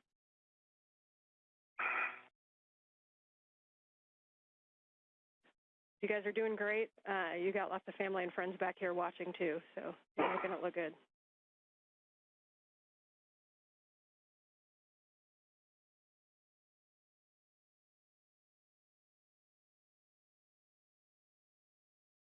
As we approach the 3-hour mark in today's spacewalk, Menon and Adenot continue to work in concert with one another on releasing the 4 bolts that are holding the failed space-to-ground antenna in place on its boom.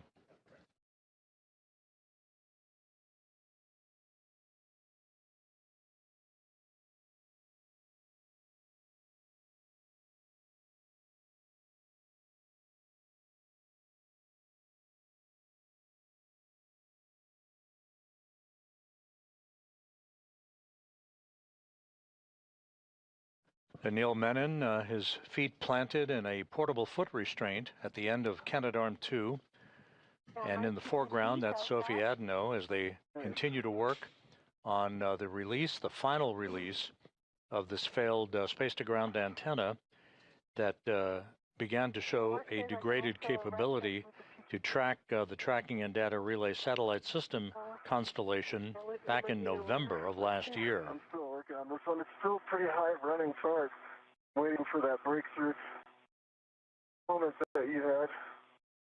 I've got Waiting in the wings is the spare space-to-ground antenna that is currently housed on a stowage platform on the P3 truss of the International Space Station. We're putting ARED to work. Oh, yeah.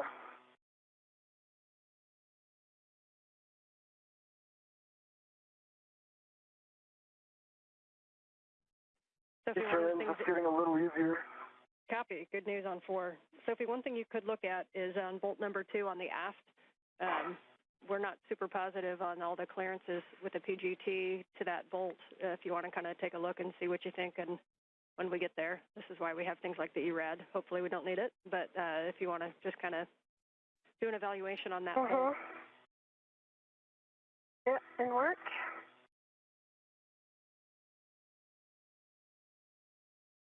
Another turn into this. Copy, another turn into 4.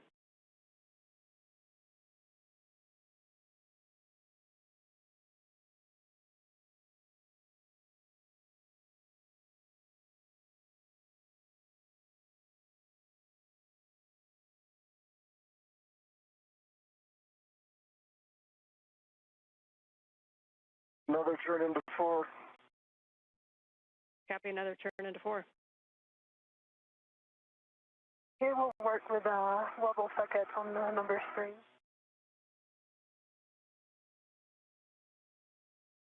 Another turn into 4. Copy.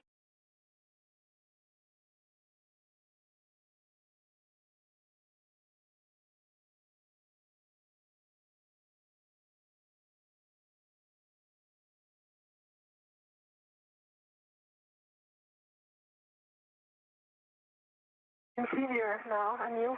That's easier. Do you want to give me the ratchet? Not yet. Another turn into 4.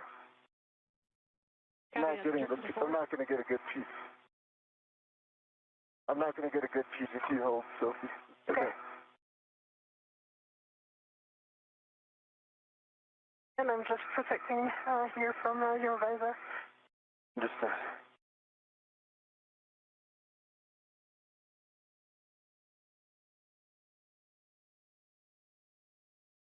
another turn into 4.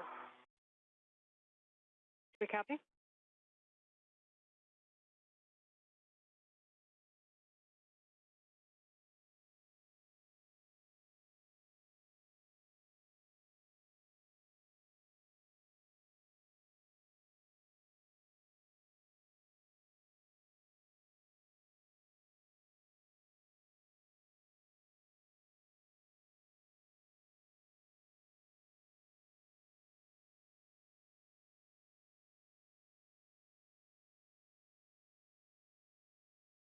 And 4 is released. You want the ratchet? Yes.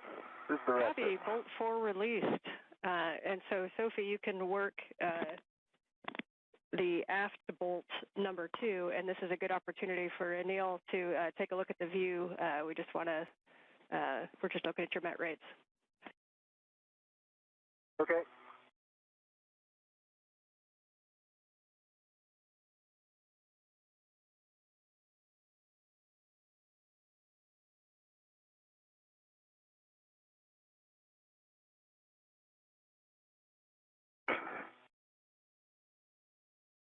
And Sophie, as you put torque into that bolt, just try to make sure that that 6-inch, that the wobble socket isn't too broken over. Okay.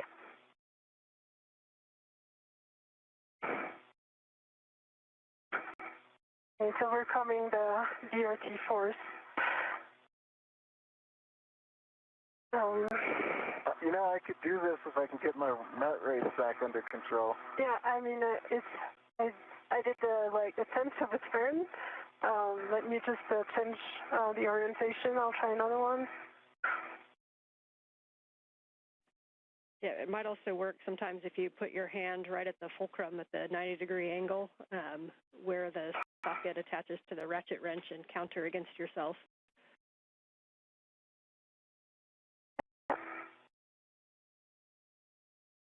Okay, I did a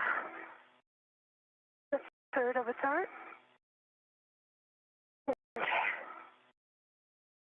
Quarter turn.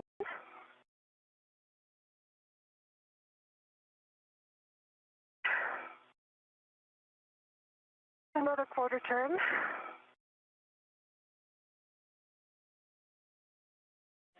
Copy the quarter turns.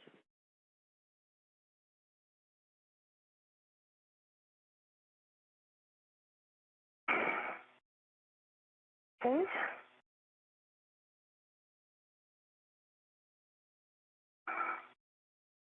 Another quarter turn. We copy. Good work. Is the running torque changed at all? A little bit. Okay. Or maybe not. And I do have a good purchase. If you think my net rate comes back to normal, you can tap me in. Okay. I'm not sure it's a good idea for me to grab the hit handle at this point, because like soon we'll have only one bolt remaining, and not really like that. Okay, I have my hand on the handrail 03F.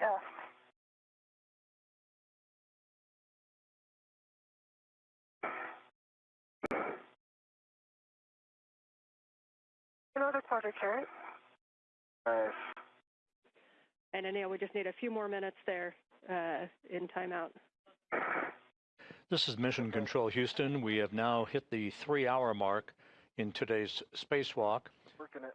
Anil Menon, EV1, wearing the suit with the red stripes, and Sophie Adenot of the European Space Agency, wearing the unmarked suit, the first French woman ever to conduct a spacewalk. They are in the process of completing the 4th of 4 bolt releases that will free up the failed space-to-ground antenna from its boom on the Z1 truss in the middle of the station's truss structure. I hope you're counting, because I just announced the quarter turn. They're counting. They're counting. Keep doing it. All that A-red I see you doing. Yeah. Crushing it.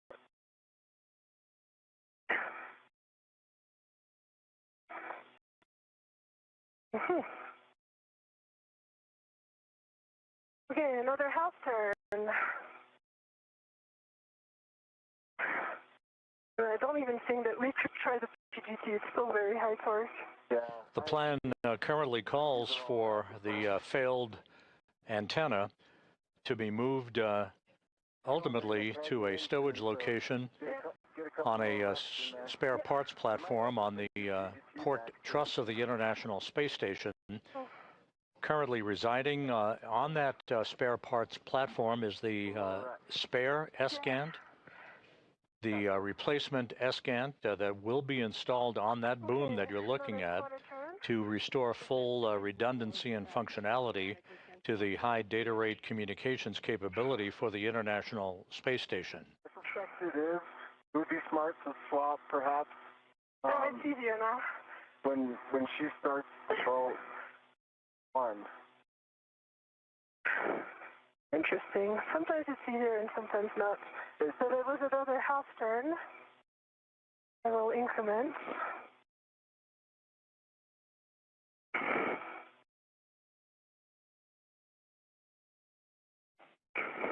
And just for you guys, when we do get to the PGT, we've been given a go to Bravo 7, so you will have some higher torque available. Okay. Do you want me to try to stick this bolt with Bravo 7 and see if it works? Yeah, let's do it. And is it okay if I try that? It's kind of low net rate. And that was another And half you're back in the game if you'd like to assist. Okay, I'm going to go that Bravo 7. Yeah, I think it's easier now. If that does the trick. Yeah, you did all the hard work. You did it before. Okay, let me give it. Yeah, I'm removing the ratchet. Ratchet is stuck. I got it. There Yeah, you go. okay. Holding the ratchet. Putting in your PGT. Thank you. Yep. Okay, here we go. Bravo Ready? 7, counter 2. It's working. You count? Beautiful Sophie? sight. Yep. 3. 4. You're telling me. 5. I think we're good. Yep, bolt release. Oh, there was 4. Okay. The antenna is only on one bolt. And I see it wiggling, so now Anil is trying to be super careful. Yep. So we can, we're going to be using Sophie's PGT for the last bolt, and we're going to make sure this is the one that's going to release the PGT, so we're going to get a nail ready. Your glove and hap check is already knocked out, and you want to ensure a good config before the final release. Double check that your tether is still on the T-handle. You want to make note of your hand position because you're going to reinstall in the same position. Do we do with the ratchet? Should I start with the ratchet? Put the ratchet away or leave it out, Dan? If you think you need to start with a ratchet on that bolt, you can. We did break the torque, and it may have less side loading because the other 3 are released. But that is, if you want to test the ratchet and see how it feels, you can. Why don't you test the ratchet first, Sophie? Yeah. And then I'm going to... Can you stabilize the antenna? Okay. Can you stabilize the antenna? Because Stable. Oh, right. You really need to be careful because I see the side loading is going to be huge.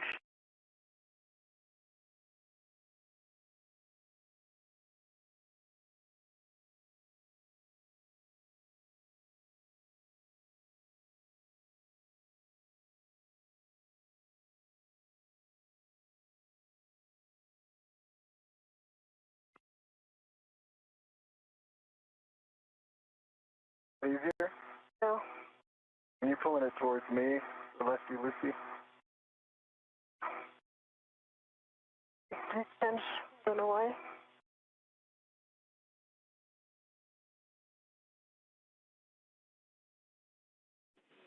Back with you on comm and just waiting video. Uh-huh. And Anil, once you're in a good position and you're confident with your positioning on the S-Gant, you can give Sophie the go to release that bolt fully. Okay. She's testing the ratchet. It's huge. Huge amount of torque. Yes. Okay. Well, I've got a good grip on this. Wait. What kind of movements on the S-Gant will alleviate things for Sophie?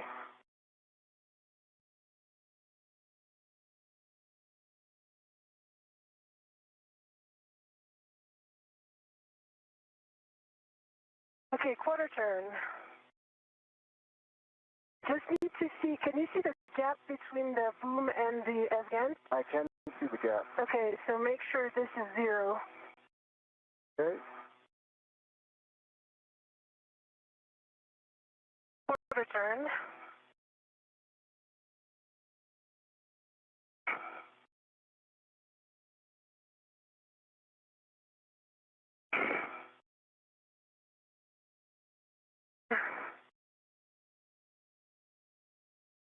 Okay, another quarter turn. Might try with a PTT, maybe. Okay. Yeah, doesn't feel that bad. Okay. Can you stabilize the S-GAN so I can put the ratchet wrench away? Yes, and my one. To get in good position. You can let go of the ratchet wrench. Okay. You can let go of it. Okay. Why don't we just leave it like this, because I just want to try, it might not work with a PTT. Okay. But I'm going to have to put it away at some point. It's true. You can put it on my MWF, if you can just stabilize this. Okay, I stabilize this. Okay, ratchet wrench is going to go on.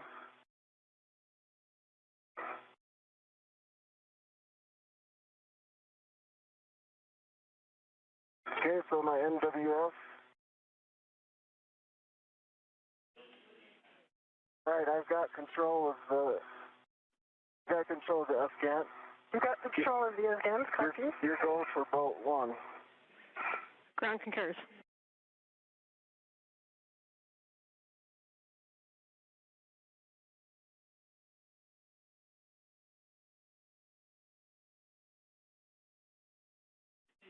Standby 1 with the bolt drive.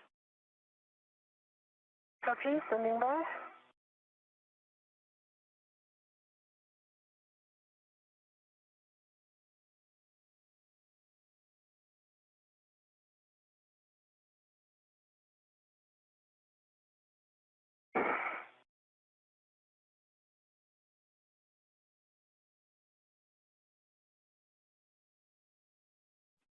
All right, some big picture words for you guys. First of all, Sophie, I'm going to give you a task to work while I talk to you. So we're going to have you remove the ball stack mutt and the scoop from the aft gimbal lock. Copy. Okay, while you work that, we're looking at times. You guys are currently just over 3 hours of PET. We're going to go directly to a long-duration tie-down of this S-GANT on the Z1 truss. So we're going to remove that ball stack mutt and the scoop, and we're going to take it back to the medium ORU bag, and you can retrieve the long-duration tie-down tethers at the time. For Anil, we're wondering how you're feeling in the APFR, if after the handoff you think you'd be able to get in and out of the APFR easily to assist with Sophie. And if not, you may not be able to have that full assessment until we get you in the right position. But what we're thinking is we could do a 2-person tie-down, which may be a little bit quicker.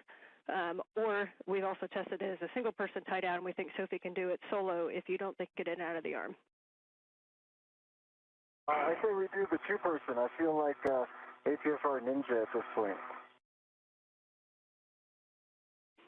Okay, we'll have Robo come up with the swiftest plan to get you towards structure. And in the meantime, we'll have you stow that ball stack mutt, and then you may want to pre-position that medium ORU bag in a spot that you can grab the long-duration tie-down tethers. Then we'll have you go back up and do the port bolt, and then we'll do the handoff as planned, and then we'll do the long-duration tie-down tether. Appeal, I'm working on the ball stack mutt.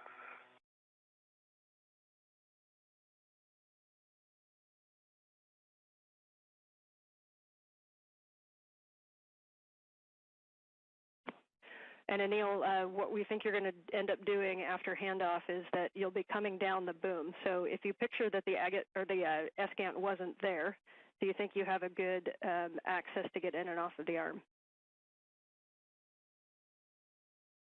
The agate wasn't there. Yeah, I think I need to go straight to the handle that Sophie's currently on, stay away from the waveguide and box. And then there's a handrail right under that. Yeah, I think I can work my way down. Okay, we will work that after we get this handoff.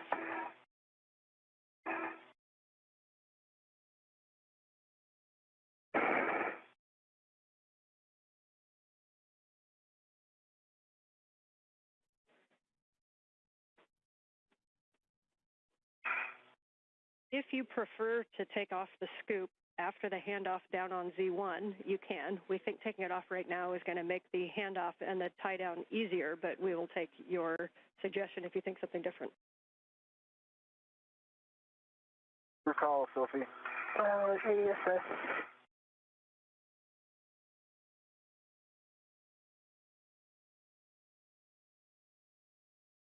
What are you thinking, Sophie? Yeah, need you to stabilize the SGAT right now.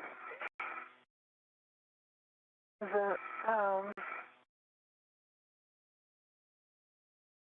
think it's going to be better to remove the scoop now.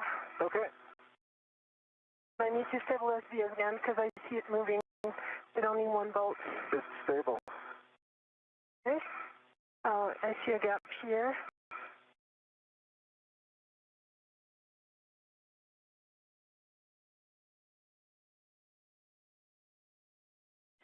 And you guys are working great together.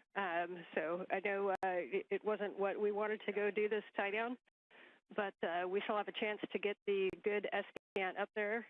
So that is now the goal. So let's get this tie down knocked out as quick as it can. Sometimes an NZGL just eats your lunch, and that's what it did today. But we'll get this tie down, and then let's see if we can't get Cronus a good KU antenna with the new one. Copy, Ann. Appreciate the big picture words. I'm going down the boom. This is Mission Control Houston, 3 hours, 13 minutes into today's spacewalk. Just to recap the conversations between spacecraft communicator Ann McClain and the two spacewalkers, Anil Menon and Sophie Adenot. The current plan is once this final bolt holding the failed space-to-ground antenna in place that you see in this view, once that final bolt is released, this antenna will be removed from its boom, and it, instead of being transported back to the external stowage platform number 3 for a permanent installation, we now plan to do a long-duration tie-down, as it is called, using a series of tethers to tie the dish down and conserve time, since we're running behind the timeline at this point. The crew had been working right on the timeline until it ran into a series of slight delays with both the removal of electrical connectors from the failed dish, as well as the usual stubbornness of some of the bolts that are prone to being a bit bulky in thermal expansion and contraction conditions in the void of space. So we plan to remove this failed dish. That's the one on the left. The one on the right is SGANT number 1. That's the space-to-ground antenna that is functional and serving as the prime focus of communications capability, high data rate communications for the International Space Station. We're going to continue to press ahead in the hope of getting the replacement or spare space-to-ground antenna off of its location on ESP3, the external stowage platform number 3, on the Port 3 truss of the International Space Station, and getting it installed, as Ann McClain pointed out to the crew just a moment ago, so that we have full redundancy on high data rate communications capability from the International Space Station. So you can head up and get in position for the port bolt number 1. Okay, getting back up for port bolt number 1.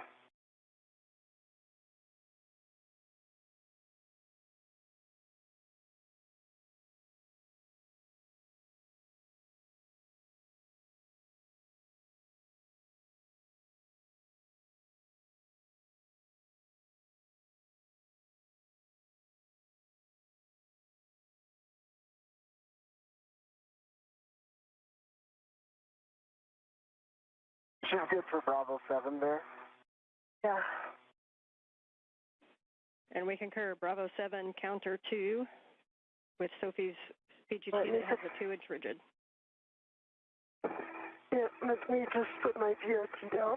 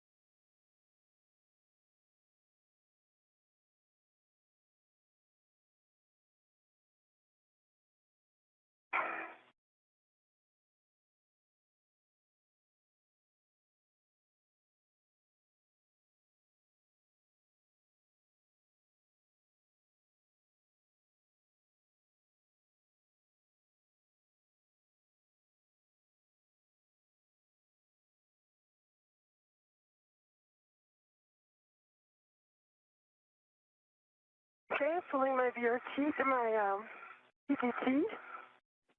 Copy.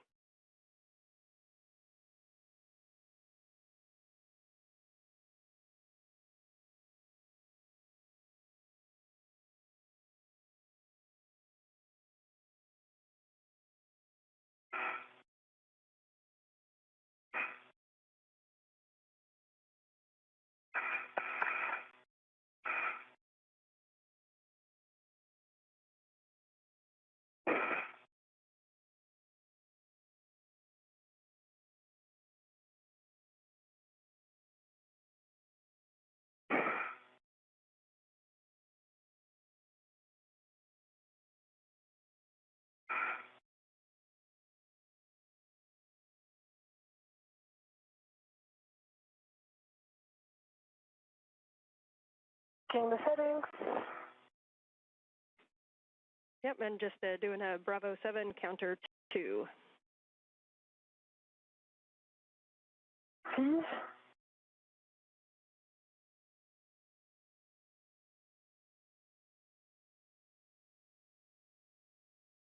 Bravo 7, counter 2. All right, and on Anil's go, you can release that bolt. Get my go, Sophie. Okay.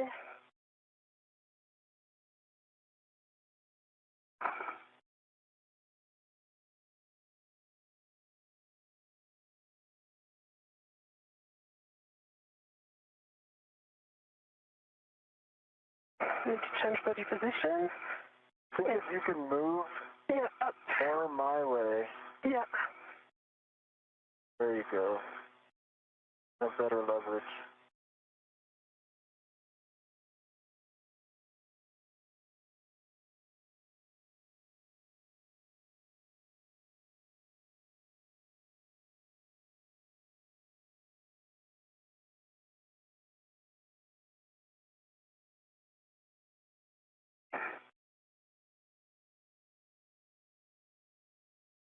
Get seated.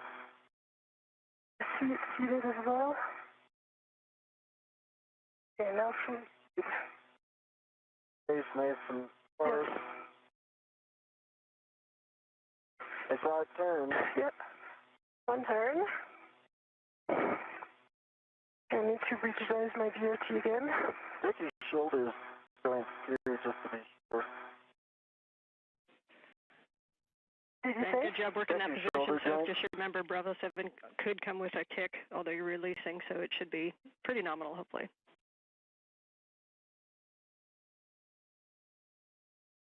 So like a quarter turn, like quarter turn. And you may be able to wiggle a little bit, Anil, if there's some side loading. Okay. And Oh, we're talking.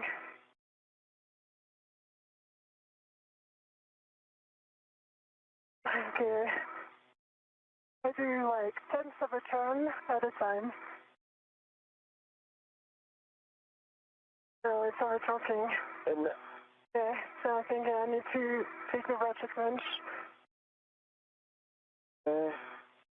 let's see if I can just flatten it again one more time, just so I can see if maybe this helps.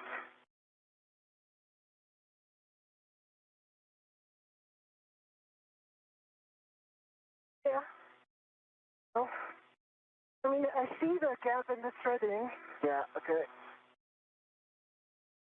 Not turning at all? This is Mission Control Houston. Just to recap, the two spacewalkers, Anil Menon and Sophie Adenot, continue to complete the steps to release the failed SCANT, the failed space-to-ground antenna, from its boom on the D1 truss of the International Space Station. The current plan is, once that boom is freed from the antenna itself, the antenna then will be tied down on the truss itself rather than moved to a permanent stowage location. That will conserve time, since the crew took longer than expected in bolt and connector demating operations earlier in today's spacewalk.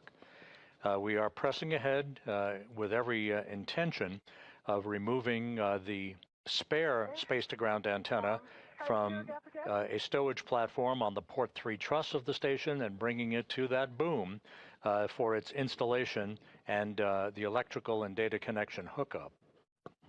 And we're not seeing the socket move. We recommend going back to the ratchet wrench. Copy. Okay. So, Anil, standby 1, I'm starting my PGT. You're starting your PGT. And am I good to just get the ratchet wrench with this one bolt and we both let go of the SCANT?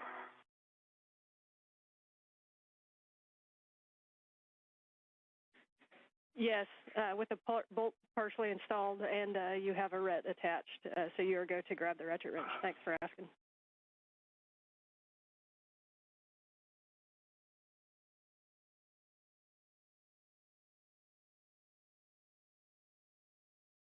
Sophie, so here's the plan. You're going to ret to this thing, then release my ret back to me, okay? My 1, copy.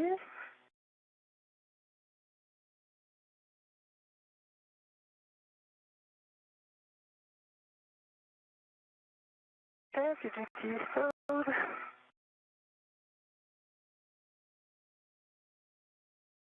Throw a ret on it. Uh-huh.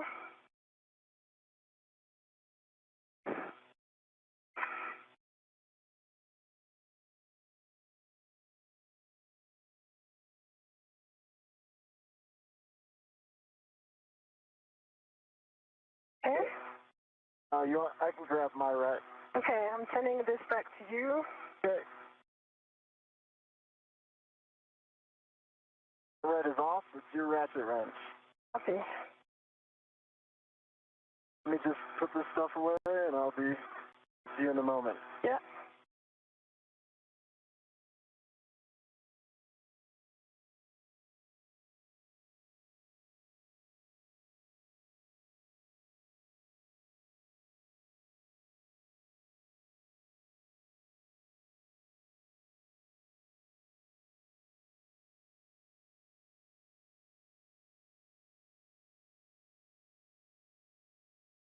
Okay.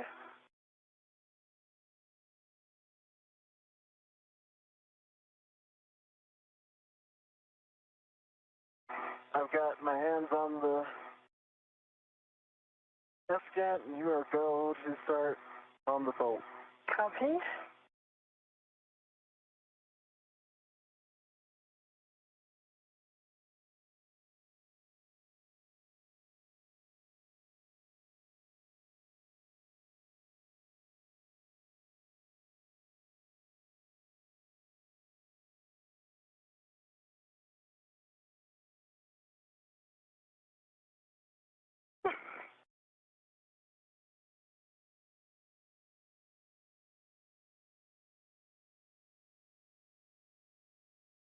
I see it turning.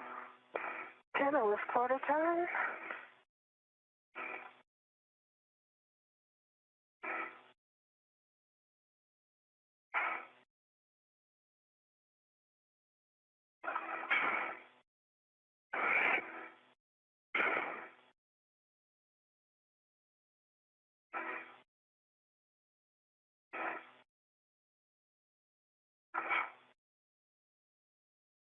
So another quarter turn.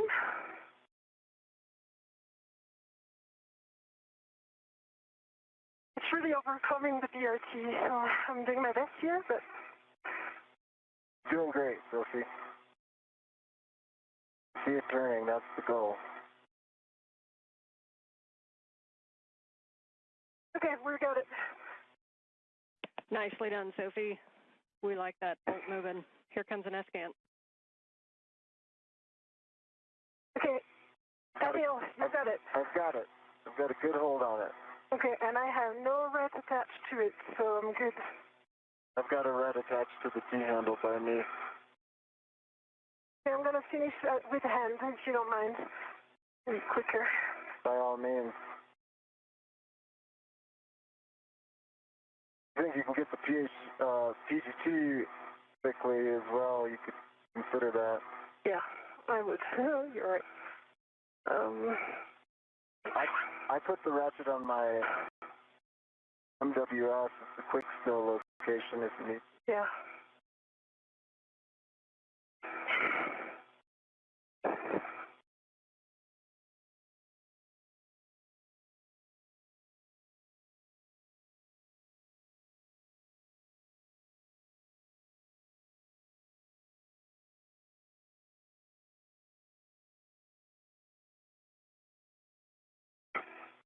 Okay, I've got the ratchet wrench on my MWS and retrieving the PGT.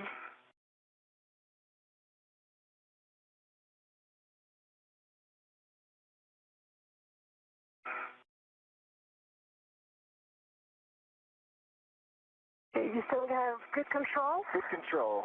Copy.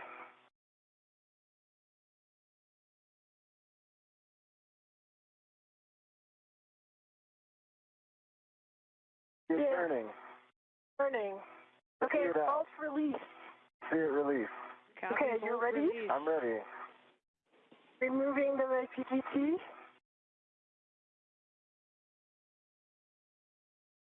I think you can put your PGT away if you want. Yeah. Yep, and so for Sophie, we're going to have you put your PGT away, and then we're going to get a glove and hap check. I'm going to give you some steps to work while Anil takes the comm to remove the S-scan and get down to the handoff position. So you're going to be translating down to the Z1 S-scan temp stow location, stopping at the medium ORU bag on your way and retrieving a long-duration tie-down tether. If you want to take the first tie-down tether, it's going to go to the port side of handrail 6050, and then you can get the other tie-down tether and get in the starboard handoff position. Copy. This is Mission Control Houston. We're at the 3.5-hour mark in today's spacewalk. The failed space-to-ground antenna is now free of its boom and will soon be removed from the boom itself and be brought to a nearby location to be tied down with a series of tethers. This will be an interim parking place for the failed antenna, thus conserving time for the rest of today's spacewalk. So it'll come off easily. It's a good time to observe so that we really understand the waveguides.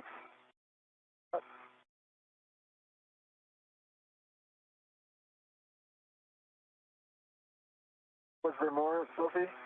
Right? Want me to release? No, I got it. You got it, yeah. Jessica, how copy you?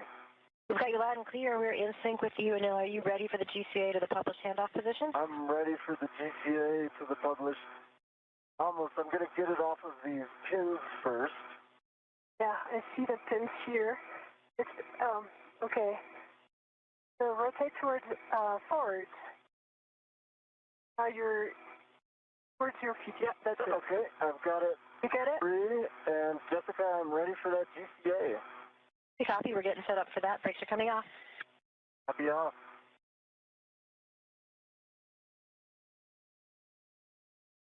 Nil, this is going to be that 3-part series. We're going to take you body out, followed by body left, followed by body in, and then we'll be taking you to your egress position. Anil, copy. Let's go. Got my go. All right, Anil, you're going to be coming body out, starting motion in 3, 2, 1.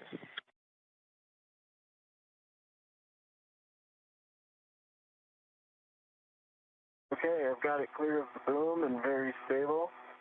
Feel very comfortable with it now. Sophie, you're go to translate to the medium ORU bag and retrieve 2 long-duration tie-down tethers. Mark.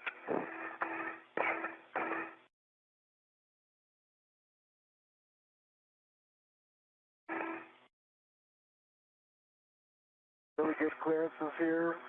Ithaca clearly getting better. I've got good control of the F-scan. Copy and concur. All clearances are improving.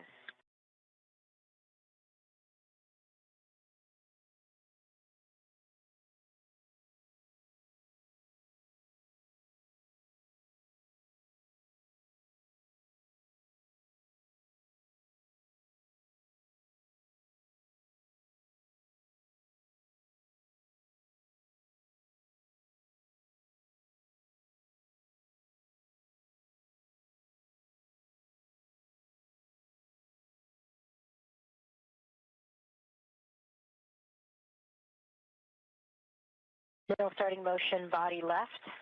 3, 2, 1. Body left, and I'm watching the dish, keeping it clear of the boom. I'm putting a little lean back in.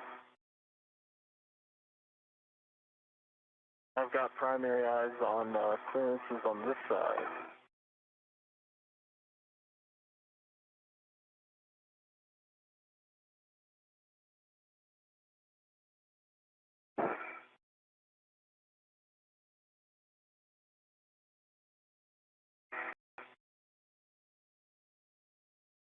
I've got a good meter dish to boom.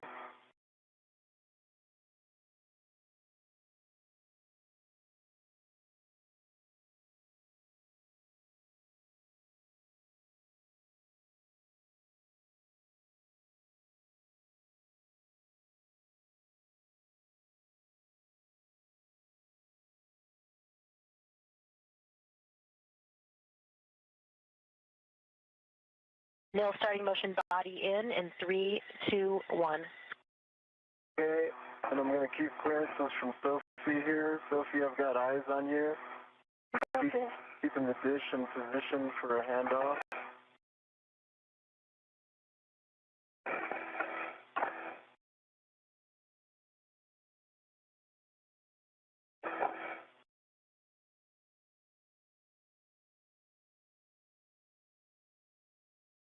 I'm right off your right shoulder, Sophie. I got a meter distance from you. Okay.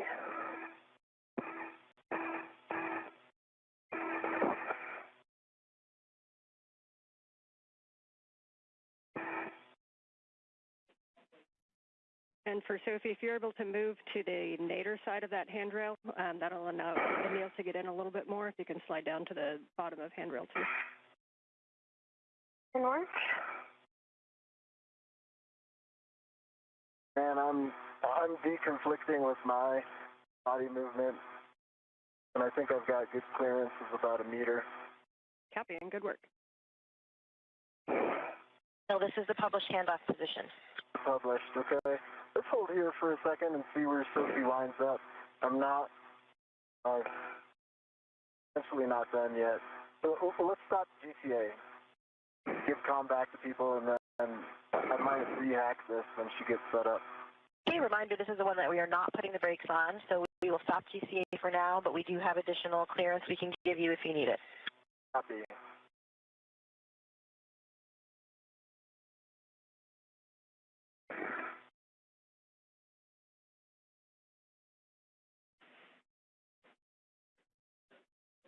Okay, and for Sophie, we'll just be retrieving those 2 long-duration tie-down tethers and moving to the base of Z1.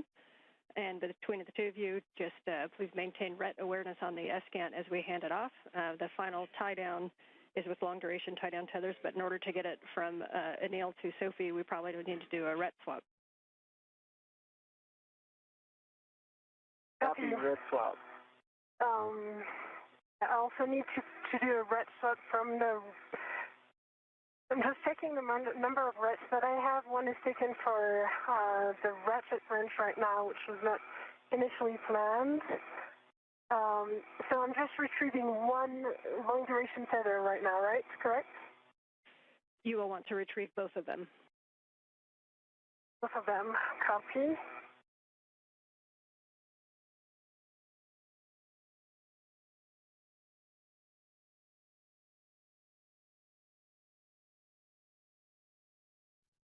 If you need an additional wrench, you could always move the ratchet wrench onto an AET.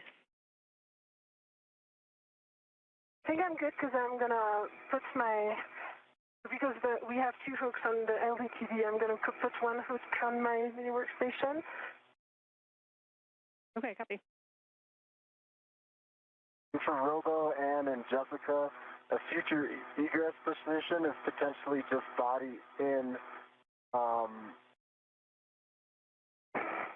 maybe a meter.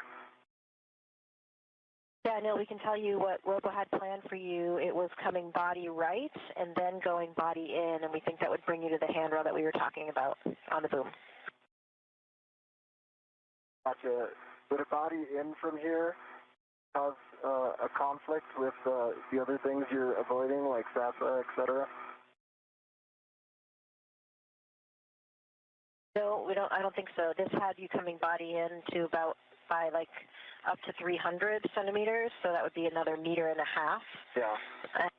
And then you can have the right as well if you needed to get down to that handrail. Yeah, I guess what I'm saying is the body right just brings me up zenith when I'm trying to go nadir, and so we could omit that and save time. We believe that will work. We will verify.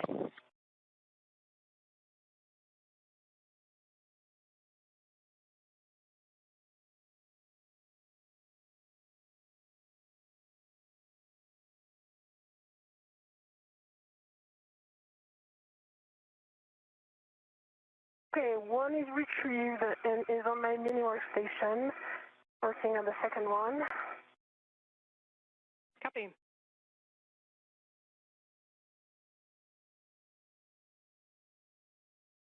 And just a reminder, as you ret to those, you want to ret to the D-ring on those so that the hooks are free for when we go to install. Yeah. I'll do the rets after. For now, I just put them on my mini workstation if it's okay for you, because I'm afraid I don't have enough rets.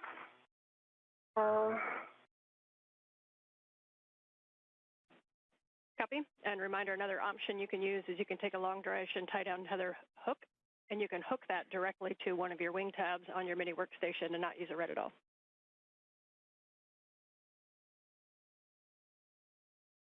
Yeah, that's what I'm doing right now with the first one.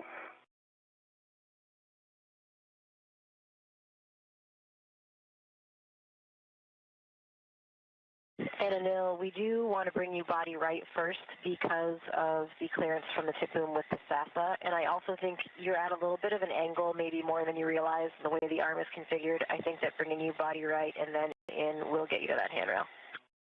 All right, that works for me. Okay, copy. We can try it, and then we can always get you where you need if that is not the right position.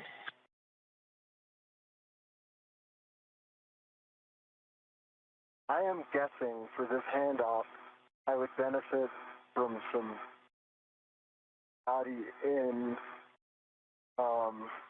30 to 50 centimeters. Can you do a little quick analysis of that while we're waiting? I can tell you that we can definitely give you at least 25. Okay.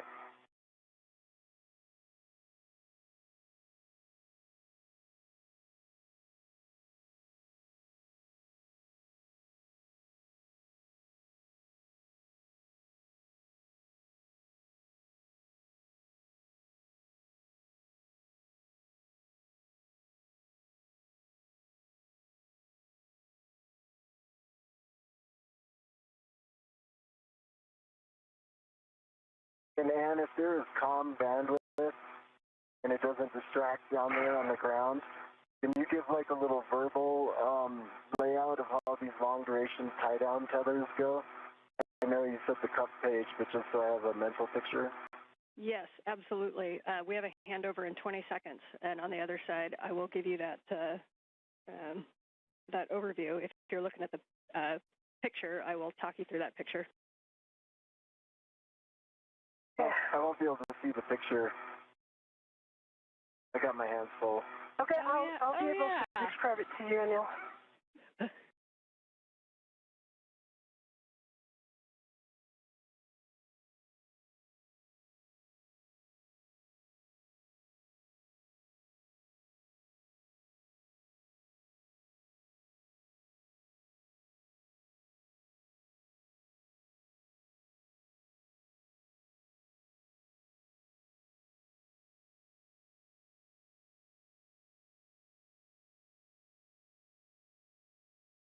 Handle and see if I can get this all the way to you without GCA. If that doesn't work, I'll ask for additional GCA.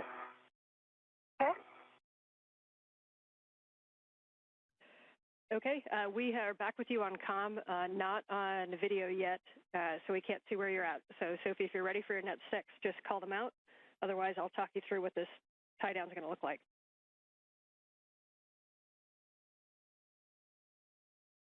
Translating, so I think we got some bandwidth here. Okay, awesome. Sophie, as you go to translate down, we want you to be on the starboard side. This is where you're going to position yourself on your left shoulder as if you're laying on the trunnion pin. And then your right arm is going to be the one that's going to come up and grab the S-scant from Anil. The dish is going to be facing aft, so you want to get yourself in a good position.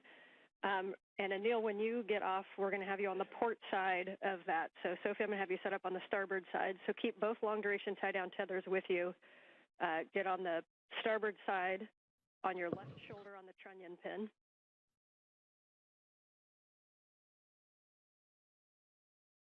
Okay, in work. So try to have a clever plan for tethering yourself.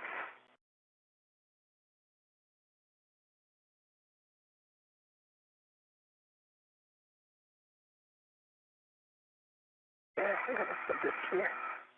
The sun's going down when you're set for your visor. Yeah.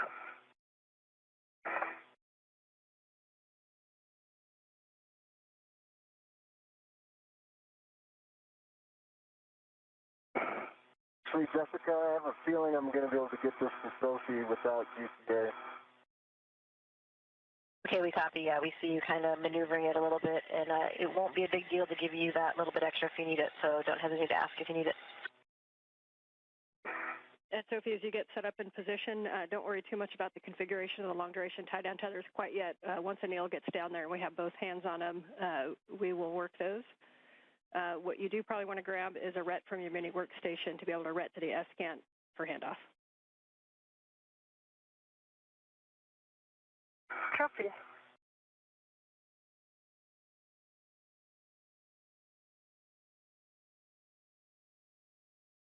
Hey, local down. This is Mission Control Houston, 3 hours, 45 minutes into our spacewalk today. Just to recap where we're at, the spacewalk began at 7:29 a.m. Central Time, 8:29 a.m. Eastern Time. The objective was to remove a failed space-to-ground antenna from the location point at the Z1 truss on the International Space Station, the center of the truss structure. It began to exhibit degraded performance back in November of last year, and its swiveling or gimbling capability was reduced so significantly that we had to move to a backup antenna. They come in pairs.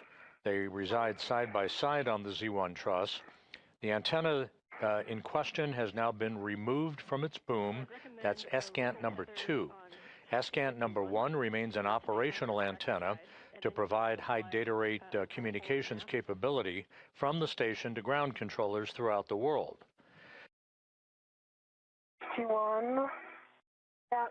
The two spacewalkers today, Anil Menon of NASA and ESA's Sophie Adenot, began the spacewalk working per the timeline, but ran into some difficulty loosening up bolts and electrical connectors along the way and fell behind on the timeline.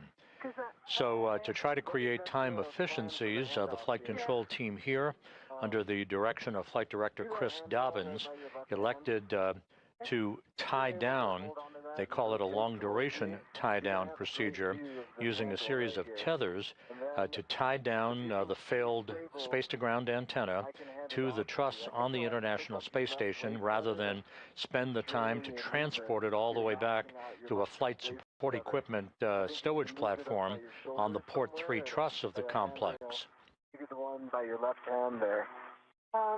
With that in mind, we are continuing to press ahead with a plan to remove the spare space-to-ground antenna that does reside on a spare parts platform on the P3 truss, and bring it over to the now empty boom on the Z1 truss, install it, and see how far we get in the timeline before we determine whether or not we can complete all of the work associated with the installation of the spare space-to-ground antenna.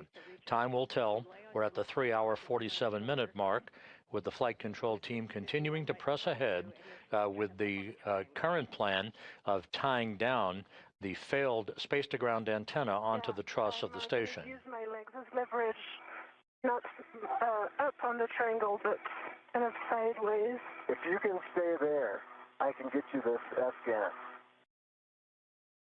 Yeah, but how am I mean, I'm not stable right there, so it's not going to work. I agree. It looks a little tricky. That's why I was thinking if you can use that handrail by your left cheek. Yeah.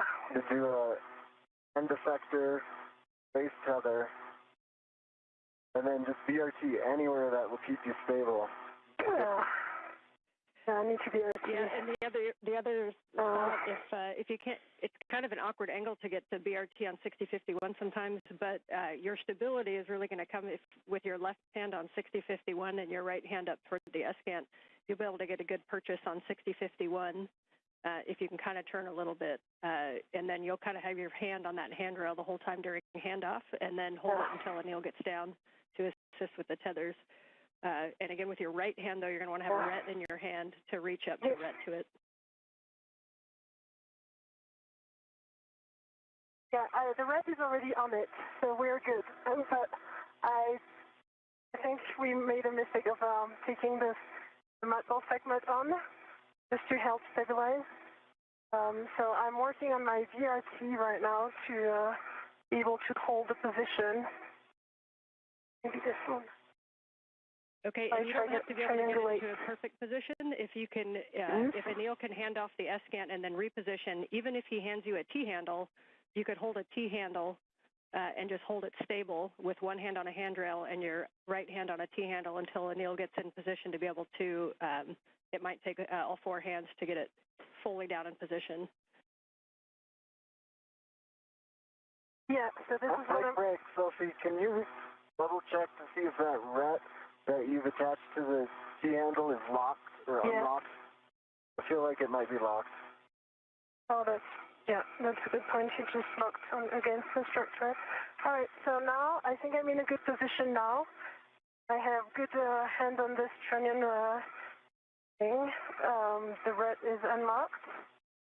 And so I'm going to be able to use the T-handle here. Is that what we want, right? Yeah, there's the T-handle. Yeah, wait a second. The red is... And then you come after right away. Is that correct? And I'm coming, yes. Okay. Okay. Do you have control of it? I have control. I'm releasing my ret. Copy.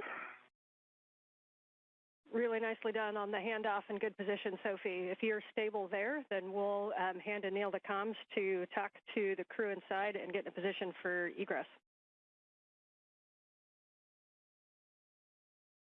Okay, Sophie, you have full control of this. Do you want me to help you move this a little bit? Or do you want to just keep it there? Keep it there. Okay, Jessica, how copy? Got you loud and clear, Anil. This first motion is going to be body right. And can you verify that the antenna itself is clear enough from you for that? I'm clear for body right, and I can gently touch the antenna to ensure it's clear. Okay, copy.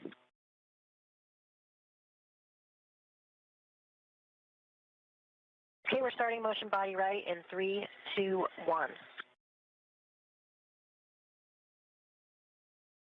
See motion, and it's good motion, and I've got clearance from the antenna.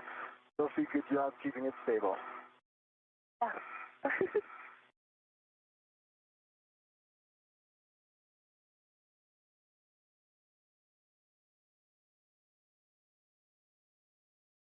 All right, Anil, now we're going to start that motion body in Wait in 3, 2, 1.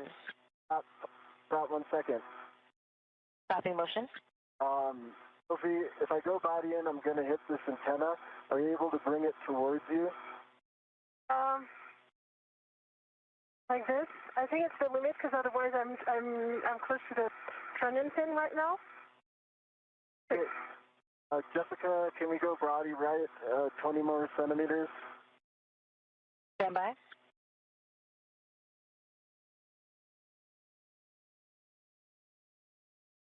All right, Anil, we'll bring you body right 20 more centimeters. 3, 2, 1. I see motion, good motion. It's going to give me clearances. Okay, Jessica, that's enough. We can go body forward. I don't know. We can come in up to 1.5 meters. Do you have an estimate, or do you want to call the stop? I will go 3, 2, 1 ramp out if I feel like we're close enough, but let's do the whole 1.5 meters. I think we might need it. Okay, we copy. Starting motion in 3, 2, 1. I've got clearances from the antenna.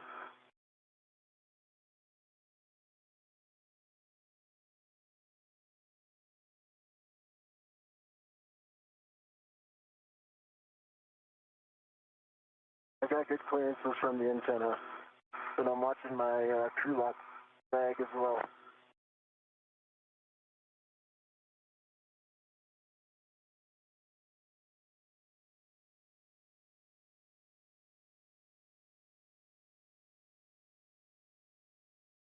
Ian, you're clearing the antenna now? I'm sorry, I cannot help with clearances. It's okay, you're doing great.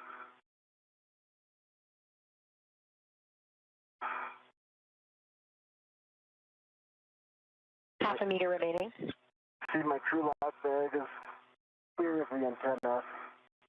Ramp out in 3, 2, 1, ramp out.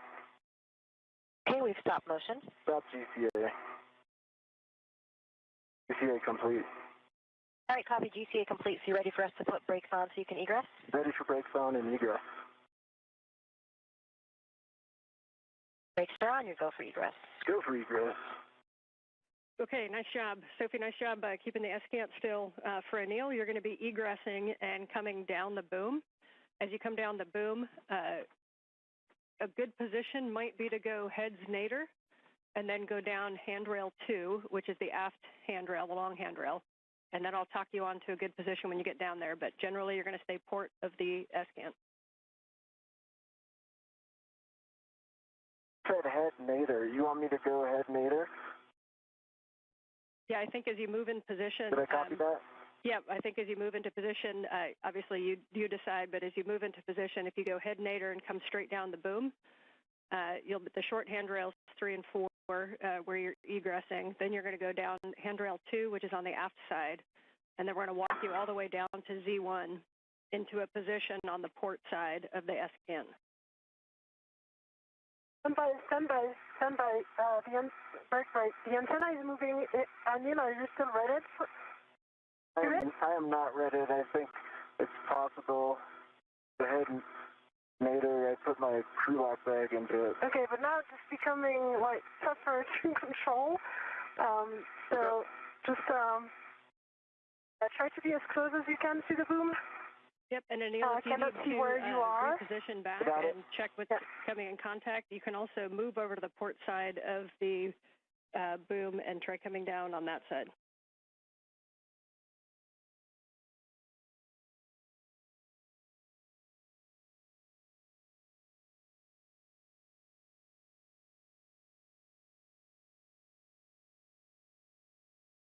I see. I think it was your crew lock bag. Yeah, I think it was the crew lock bag. Okay. I think I just have to go a feet meter to avoid it.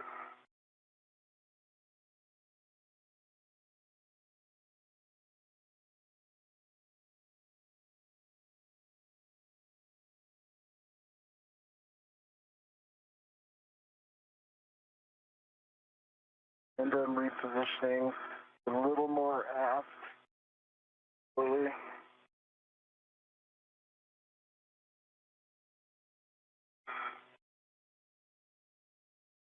All right, nice job on getting off the arm Okay, there, I've Neil. got good eyes on everything. And I see your feet coming down. If you put your feet just forward, you're going to be staring at handrail 6058. That's a good one to hold on to. 6051 to orient you, or sorry, 6050 is the one that's pointing direct aft. That's where one of the long duration tie down tethers are going to go. We're going to do this tie down very deliberately. As you know, when we do these tie downs, we don't know if it's going to be weeks, months, or years. And so the biggest thing is we need to make sure that this is in a safe config.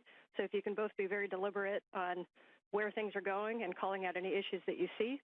Also be aware that Anil's tether is in a very non-standard config. It's not something that we're used to. Make sure that we're not tacking him down alongside the S-can.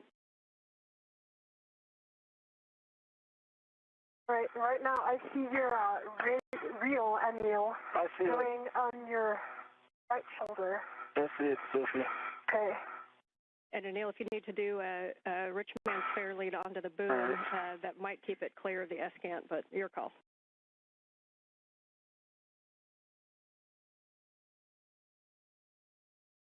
I see what you're saying. Yeah. Or if you want to do a 4-man fair lead, you see on your left shoulder there is VH36, and then right. I got it. Fixed right now. Well, you are. Yeah. So break. Go for it. All right, Anil, that's a good handrail to come down on. Again. Okay, so as you get into position, you're going to have a lot of room to just kind of keep your feet on the port side. Just take a double check of your crew lock bag, make sure that's not going to get in the way. I'll talk you through the tethers one by one, but big picture, we're going to have the dish is going to be facing aft. We're going to put one tether is going to go from Anil to Sophie wrapped around a handrail and back to Anil to clip, and then we're going to put a second long duration tie down tether down by the agate handrails. So for Anil, when you're ready to get into a position, I'm going to have you holding on to handrail 6050, which is the aft-facing handrail that's just over the lip to your right side. In front of my eyes. Okay, I see it.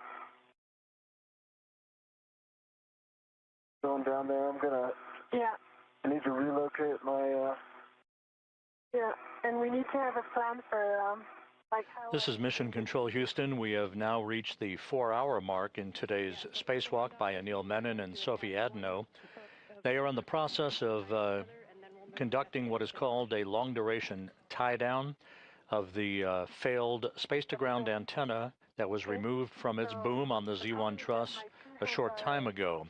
This will ensure that the failed antenna is in a safe configuration for some period of time until it can be dispositioned to be installed on a stowage platform on the Port 3 truss of the International Space Station. Meanwhile, flight controllers here under the direction of Chris Dobbins currently evaluating the time remaining in today's spacewalk in order to determine whether or not we address the spare space-to-ground antenna and whether time permits its installation into the now empty boom on the Z1 truss. Over the edge is 6050.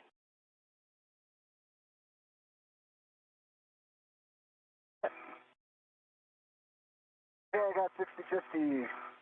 Phenomenal. Right in front of you, there's a long-duration tie-down tether on Sophie's MWS. We need to grab one hook of either of those, and that hook is going to go to the wine glass stanchion on your side, Anil, of that 6050. All right. So if I could give you some advice, no, take the one that is attached to the hook, like the one that is closest to the trunnion. I'm going to take them. You want me to take this one? Yeah. Right here. Yeah, this one. Okay.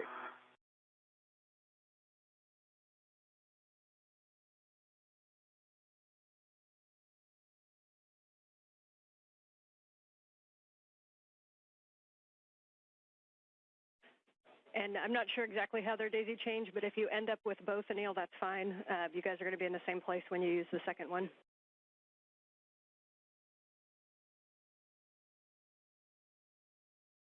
So he has one hook.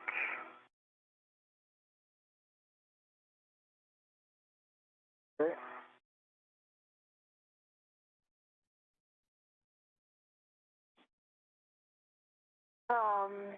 Yeah, so you need to put it on your right. I'm going for that right now. Yeah. Or the other thing you can do is release. We're going to end up using probably the max pull of this long duration tie down tether. So if you want to just right now undo that wire tie and release all the slack on that long duration tie down tether and then put the other hook on the port stanchion, that works too. I'd rather give some leeway between Anil and I, just because with the antenna it's kind of tricky.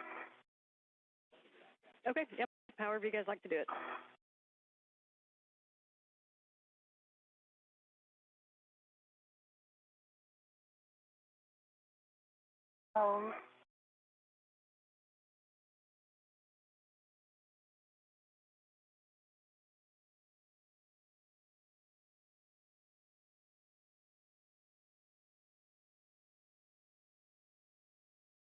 Up.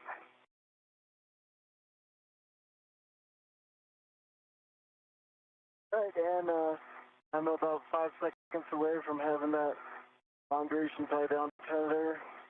That line glance extension on 6050 is on now. All right, nice job. Now you can just kind of tend that out of the way, and the next thing you guys are going to work together to get the SGANT antenna faced aft. Take a good look at your tools and tethers and make sure that there's nothing in the way. And you're going to lay down that SGANT antenna, and then what's going to happen, we're going to hold it right against Z1.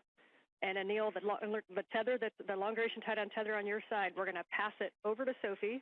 She's going to wrap it around 6051, and she's going to pass it back to you, and you're going to hook it back to that same stanchion or to itself. I should start loosening it now so I could pass it to her then. Do you agree? Yeah, that's a good plan, because then once I give you the antenna, then you're going to stabilize the antenna. Okay, you should be able to pull that and it'll just come loose. Yes, I agree. Okay. All right. So, but you need to put your link tether and effector and a more port of this stanchion. That, like, you're sure you're always saying port. I've got an idea. Yeah. Yeah, and Anil, you may lose access to 6050 once we move the antenna. Now, we can always move the antenna and grab it if you need to, but there is a handrail that should be by your right quad, which is handrail 6058 that you might be able to use. Okay, I think I'll relocate some air. That gives me a port movement lane. I'll be there in 1 sec, Sophie. Yeah, no worries. Once I give you the antenna, I'm going to take a second to adjust my TCV.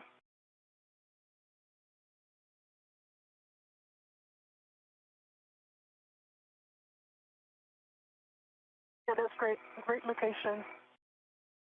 All right. Maybe the other one to the VH36, the end effector, which is the small one on your left hand.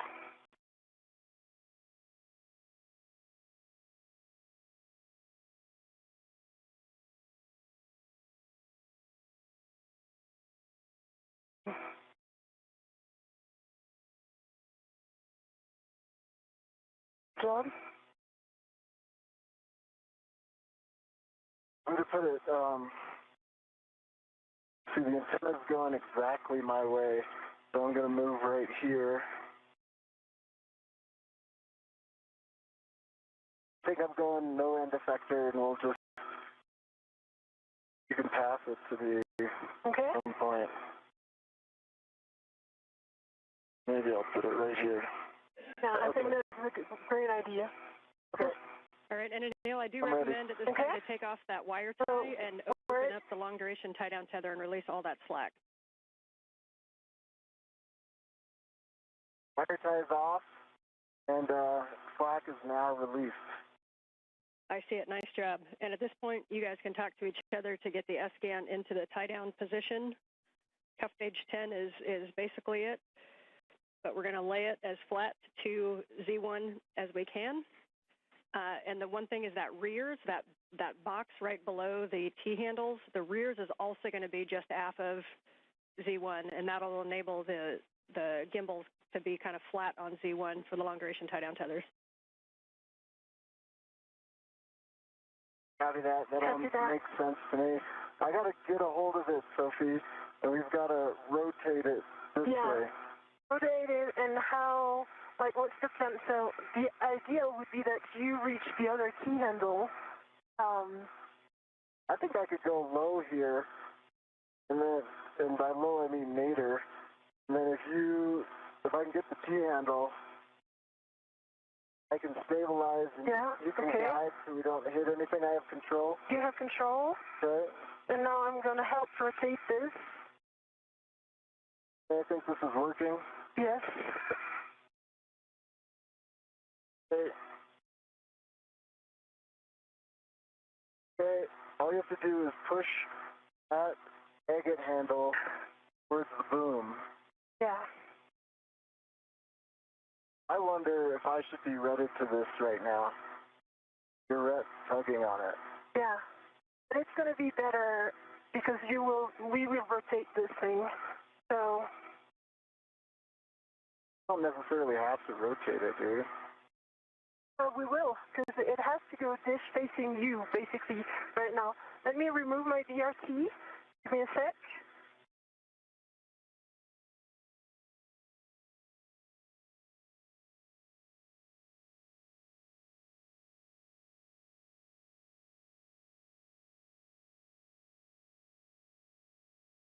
All right, when you said rotate, I thought you meant turn it around to the dish axis. Yeah, I'm on the same page as you. The dish needs to go aft. Yeah. So I'm going to take care of the agate handle. You might want to...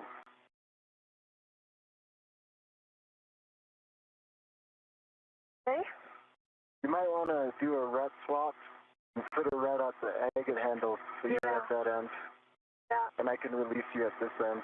I was going to use the AET from the agate handle, if I can, I need to rotate it further. Okay. Your end effector might be limiting your motion. Yep. Let me just...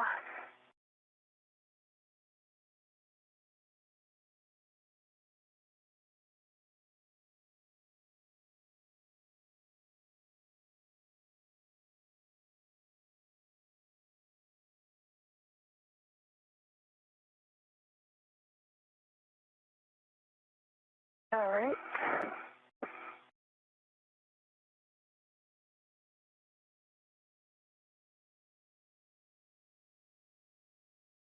Okay, nice job working together on this one.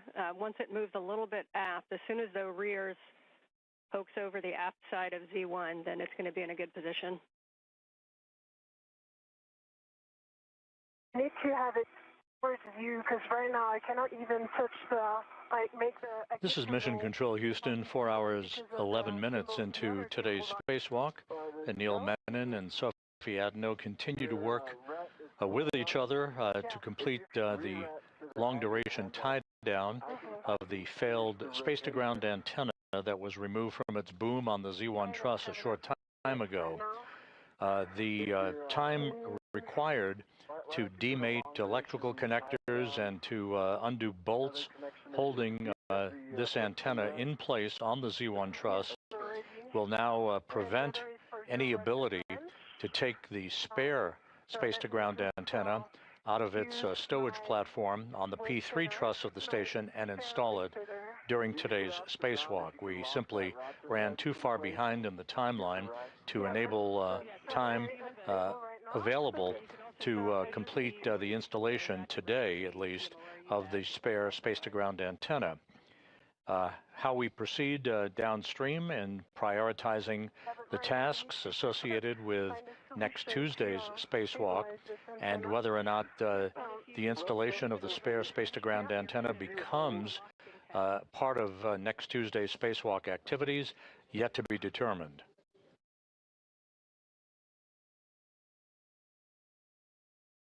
Yeah, it has a ratchet. It has a working tab right now.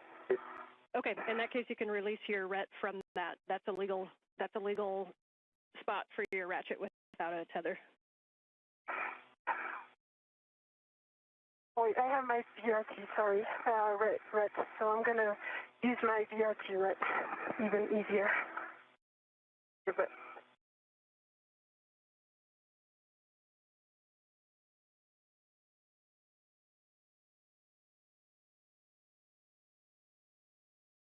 okay. I have a local, but I'm very unstable where I am, so.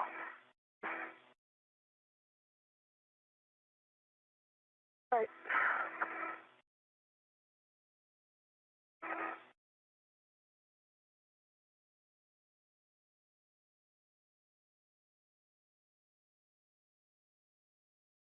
Doing great, Soph. Yeah.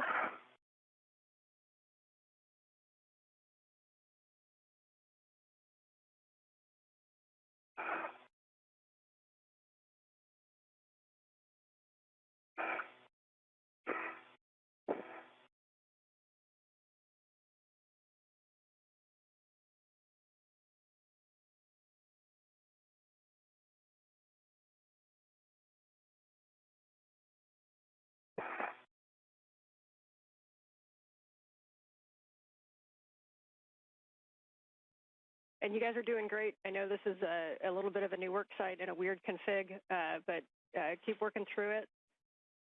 We're very close to getting this tied down. Ground is happy with the work you're doing, so just keep marching forward.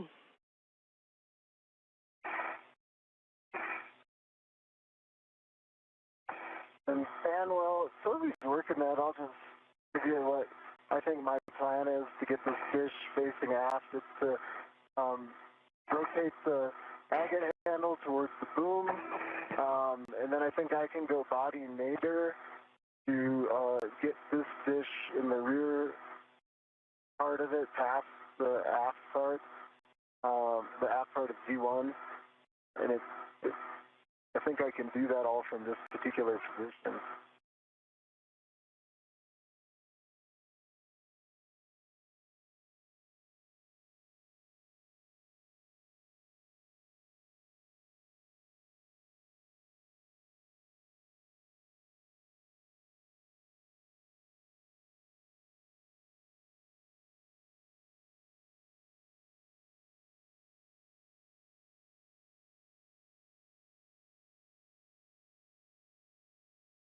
All right. Got it? I've got I've got a RET, which is on the AET of the agate handle. Is that good enough? I think it is for sure to end.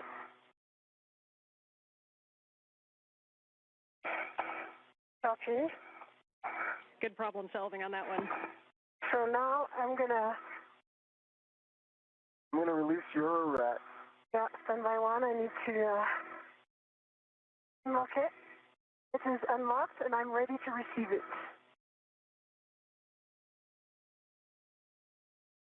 Coming. Got it.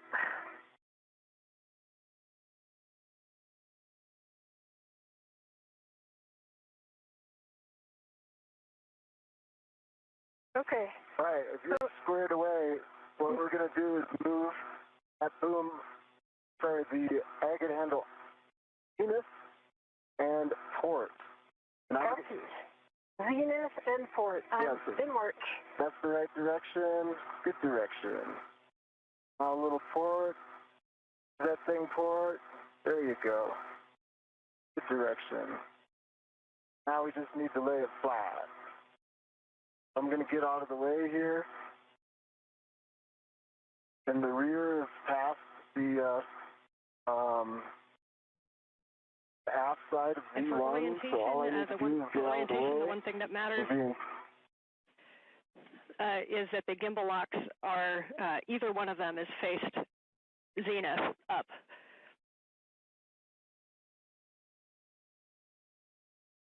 Okay, I'm holding the Haggett handle, and that you're moving Anil.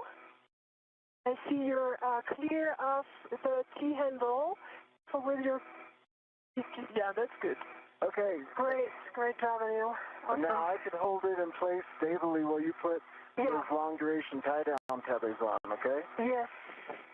All right, so I have for the one first tether, we like that here. position. Nicely done. Anil, if you can take the tether that's on your side of 6050 and pass it over the S-Scant to Sophie. The one thing is that we need to make sure that the long-duration tie-down tether is routed in between the gimbal lock bolts. So I'm sending it to you. You see the scoop that is coming? 1, 2, 3. And coming into a handover. 1, 2, 3. Okay. Okay. See it coming, Anil? I see it coming. Okay. But I've got a hand on the S-Scant. You got that?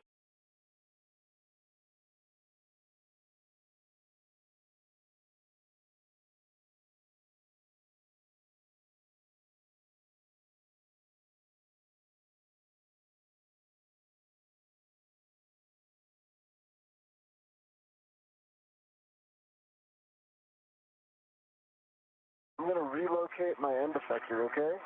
Copy. This one is a good spot. And we're back with you after handover. See? And can you guys give us some words on where the long-duration tie-down tether is routed, what you guys are working right now? Give her those words and I'll get my end effector. Yeah, sure. So right now, Anil is just repositioning that he can give me this long-duration tie-down. And for now, there's no long-duration tie-down.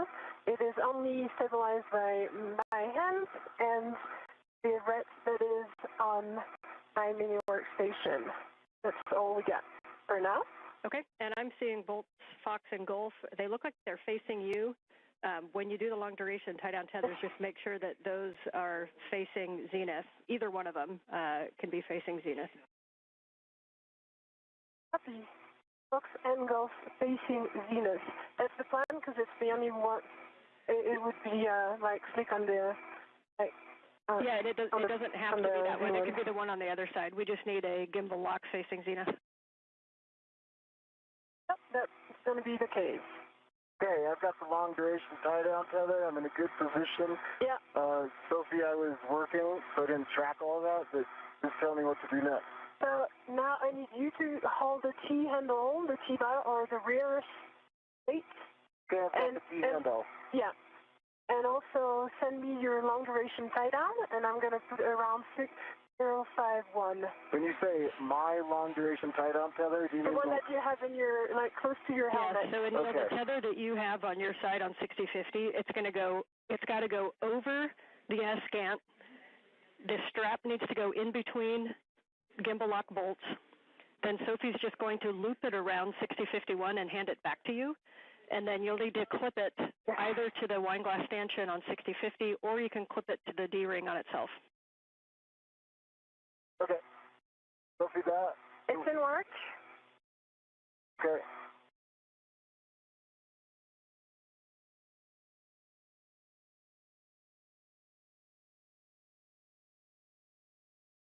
Okay, it is right now looped around 6051. or some twists on the cape on the long duration tie down. But does it reach? Yes, it will reach. Yep, it should reach all the way back as long as it's all the way released. It'll reach back, and you may need to kind of move the scant so that it can fully reach. Twists are okay. The one thing you want to think about is if you're twisting next to where we're going to tighten it, you don't want to get a twist into the actual mechanism of the long duration tie down tether. Yeah, sure.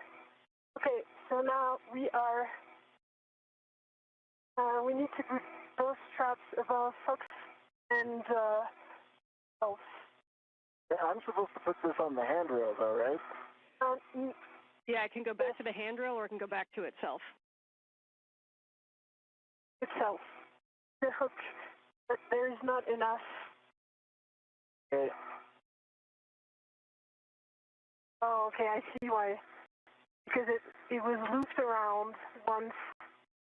See that? Okay, maybe take a look under the F-scan to see if it's caught on something, and make sure that the full rears is aft of the Z1 platform. Full rears is aft.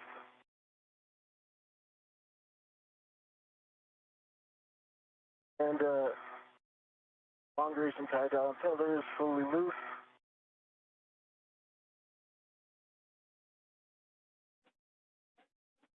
Yeah, that's better. I can give you more.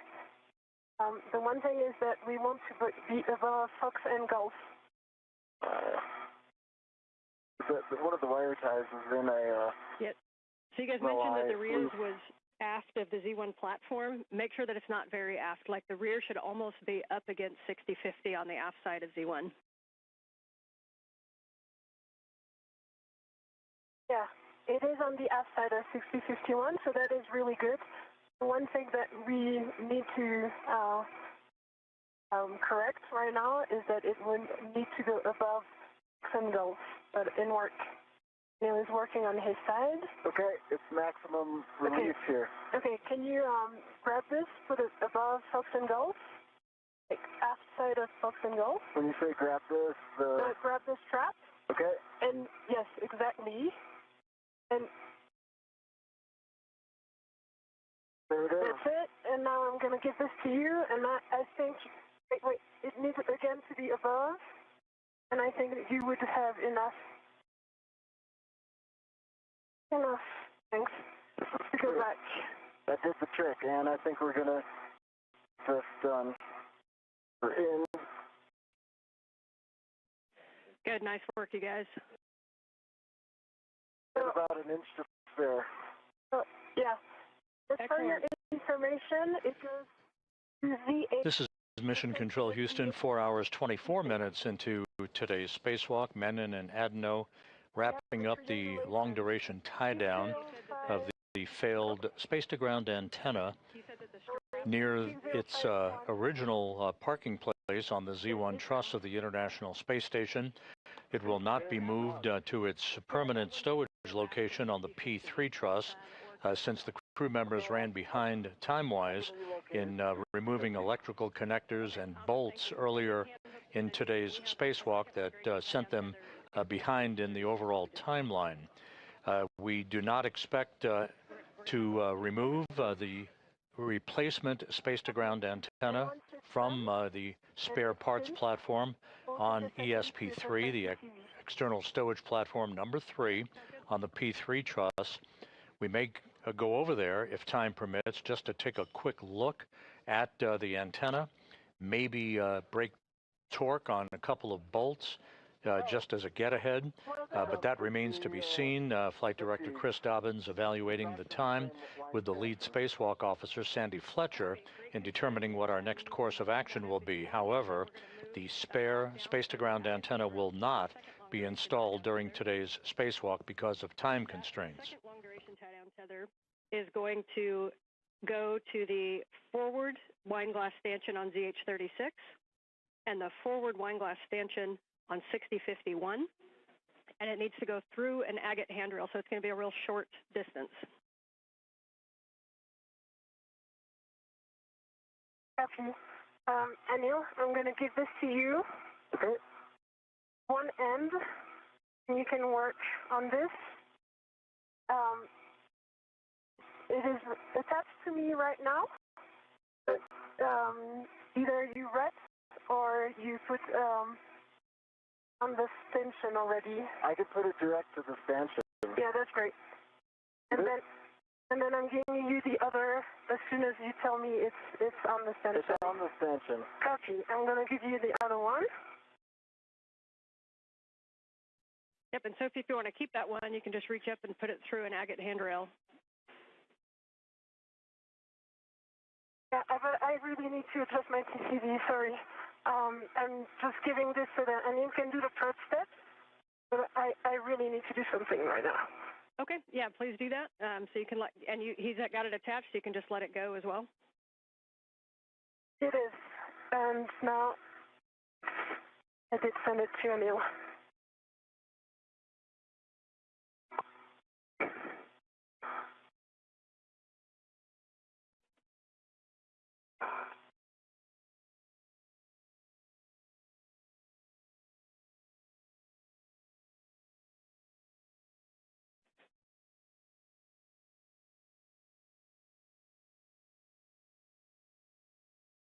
Okay, and want to talk me through this?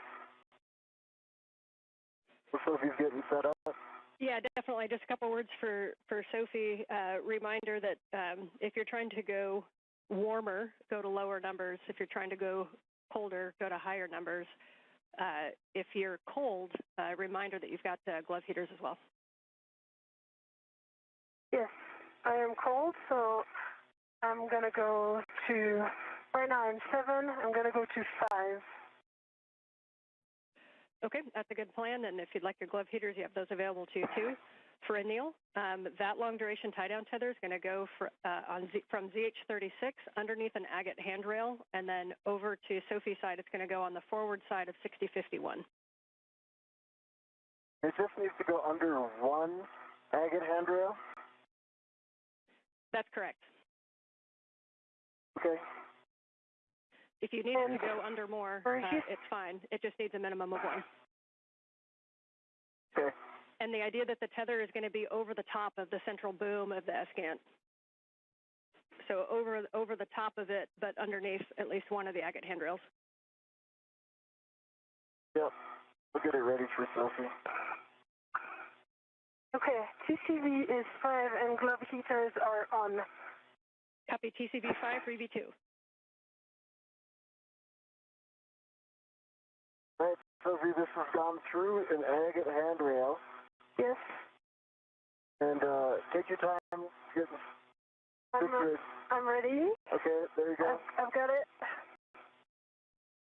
All right, that's going on the aft side of 6051. And the next step after that's going to be to tighten it.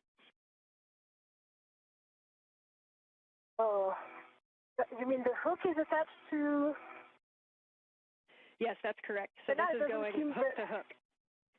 So one side's on Anil's, and yours is the hook is going to be the Z1 6051 forward stanchion.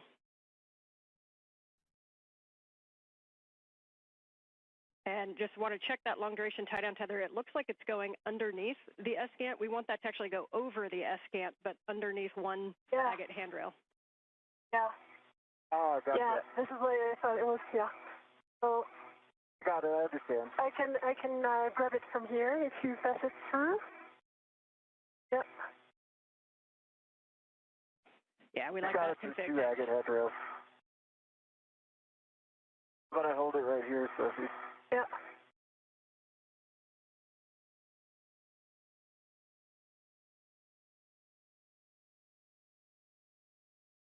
Here you go. Okay. All right. Now I'm going to give it back to you, and I'll slightly. Got it? Yeah, you got it. And now, if you lift this, do you see the handrail? Where it goes?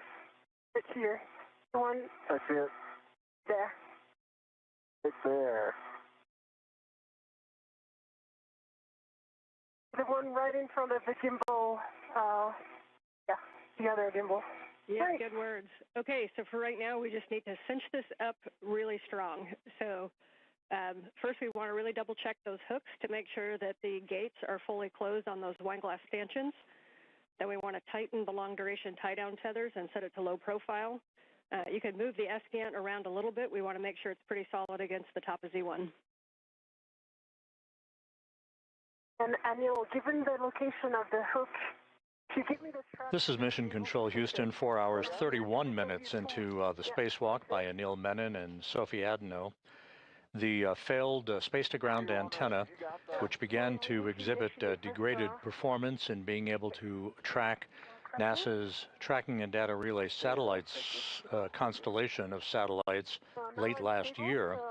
That failed antenna has been removed from its boom on the Z1 truss of the station as Menon and Adenot are in the home stretch of tying it down, what is called a long-duration tie-down, using a series of tethers. It is being tied down on the truss of the station near its operational point at the Z1 truss.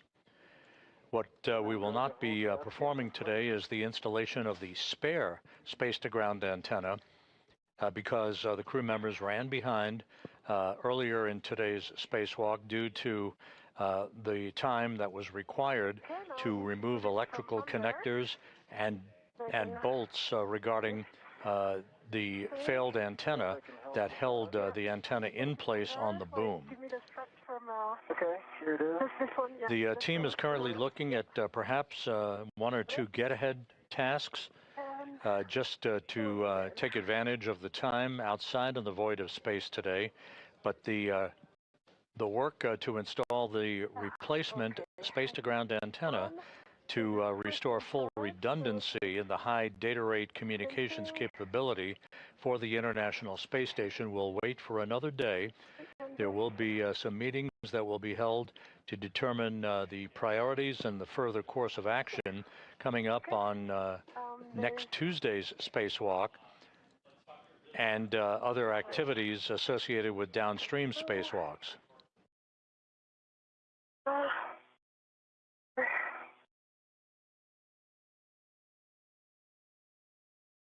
Make sure this twist doesn't go through. Yes. So I'm going to turn it before and actually pass this excessive strap under.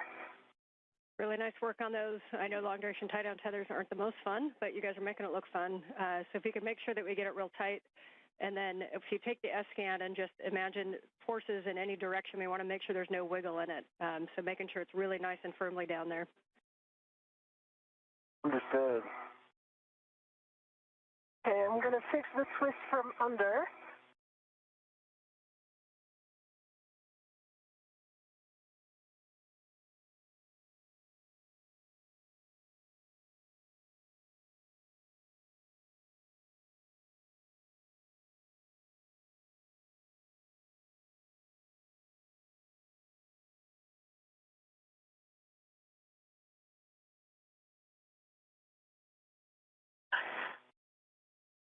Okay, pulling again.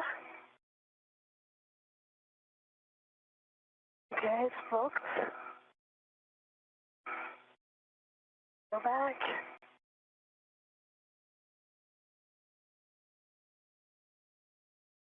Okay, it's not cinching. Can you open yeah, I'll the open Velcro stuff? Yep.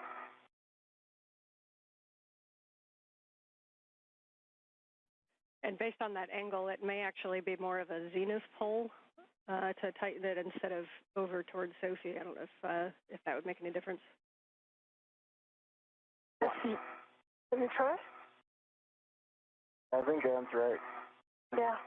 Pull it towards the, there you go. Okay, right words.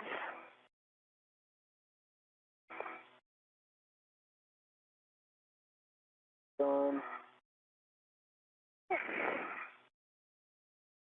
Okay. Got a little bit of a turn in it. But it's pretty tight, actually. Yeah. Like when I look at this side, It's got like quarter-inch play in it, maybe on the agate side. Do you want this end like immovable or? I think if we tighten this one, it's going to be enough. Well, that's pretty tight on that end. Yeah, that end is really tight. Yeah, we're looking and listening. You may want to also iteratively tighten with the other one, and then keep doing those wiggle tests. Best effort, but if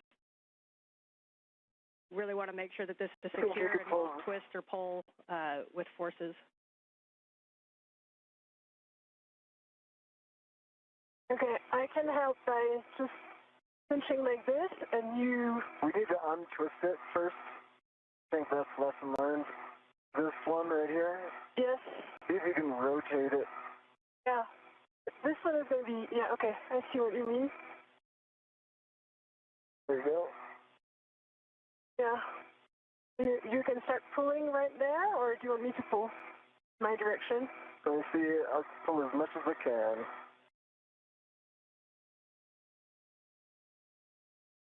Good pull.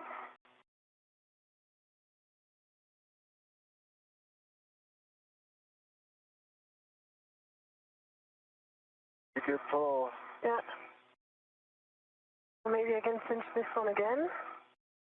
Or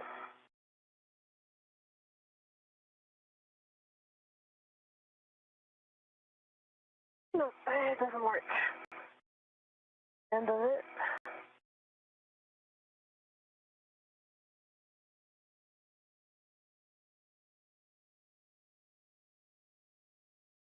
Okay. 10 seconds to handover. What you guys are doing is great. It's pretty secure, Sophie. What do you think? Yeah, I think.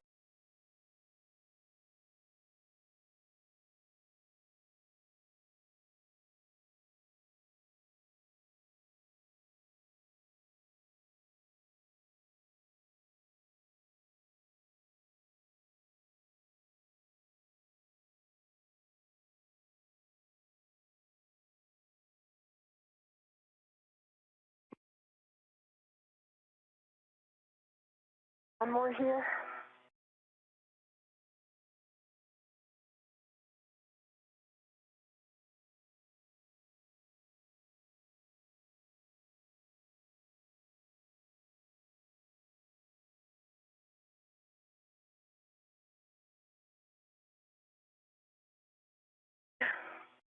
What do you think? Pretty good. And are you with us? I am back with you. Audio, no video. Okay. I think we've got it max tightened. Because of the long duration tie down tether confirmation, there's probably like maybe quarter-inch movement capability in it if you apply direct force. If you wanted it tighter than that, I would recommend putting like an AET. Yeah, I get the AET right here. Okay. So and then tying that down to a handrail on either side of the agate handle, and then. Copy. And since it has also two tether points, can you check that I can remove my ret? Because I think it also put this slight force.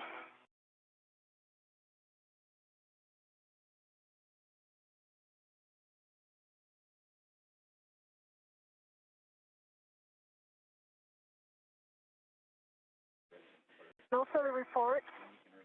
Yeah, go ahead. All right, you guys can stand by for 1 second while we talk about it, so you can give your hands a rest. Copy.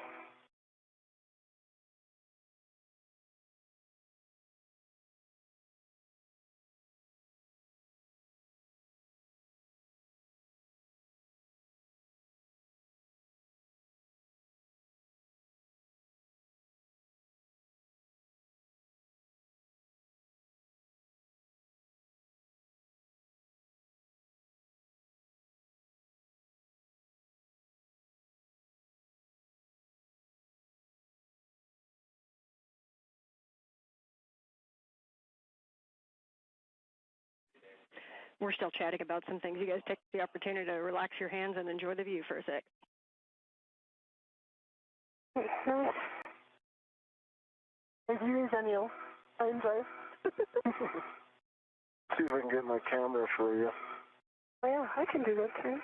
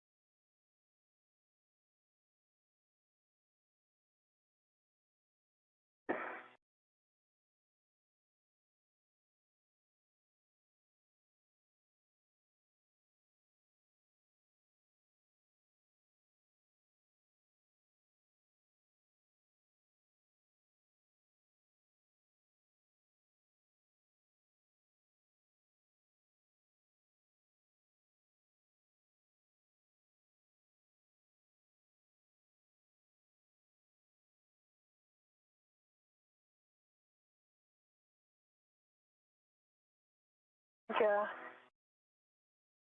Sure. Okay, for the SCANT tie down, good news is we're super happy with the tie down. That was really excellent work with those tethers. I know it's not easy. One of the NZGLs looks like it popped off on that failed SCANT. We're wondering if you can take a look and attempt to reattach it. I'll do that. Okay. By the way, I'm going to go to release my RET. And do you want us to put the extra AET to... We do not need the extra AET, and you are go to release your RET. Okay. So the extra AET is going to go on my mini workstation and work. Copy. And one suggestion is, Sophie, if you want to stay there and work that NZGL, Anil, you can start moving back up toward the arm.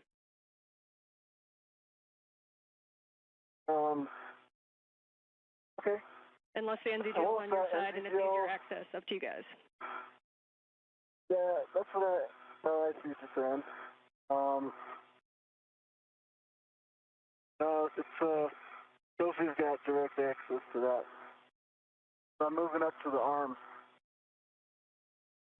Copy. And Anil, when you get up there, if you wouldn't do us a favor and just look back down at that whole work site for a HECA scan, that would give us a really good top-down view of the tie-down. Okay, I'll do a HECA and take a couple photos. Copy. So, Sophie, we'd love you to take care of that NZGL, and then when you have time, either before or after, glove and hat check. Okay. I'm just taking care of my Shirley, which went away. This is Mission Control Houston, 4 hours 44 minutes into today's spacewalk. Anil Menon and Sophie Adenot, they are in the process of cleaning up the work site on the Z1 truss of the International Space Station after having removed a failed space-to-ground antenna from that work site. That antenna having experienced a degradation of performance last November, rendering it unable to properly track NASA's Tracking and Data Relay Satellite System constellation of satellites. That antenna, which was removed, has now been tied down in a safe configuration on the truss of the station for future disposition. You're looking at the operational space-to-ground antenna, that's SCANT number 1, that remains on the Z1 truss. Time simply got away from the crew today. They spent a longer period of time than had been expected in locking down some locking pins called gimbal bolts onto the failed space-to-ground antenna to prevent its inadvertent motion during its transport. That, coupled with the time required to demate electrical connectors and other pieces of hardware, put them quite a bit behind the timeline today. And as a result, the net effect was that we are not going to pursue the installation of the spare space-to-ground antenna, which lives out on the external stowage platform number 3 on the P3 truss of the International Outpost. That will be deferred to another day. Future discussions will be held to prioritize tasks associated with next Tuesday's spacewalk and to determine whether or not we pursue the failed or the replacement space gant activities next Tuesday, or wait for another day to take that task under consideration.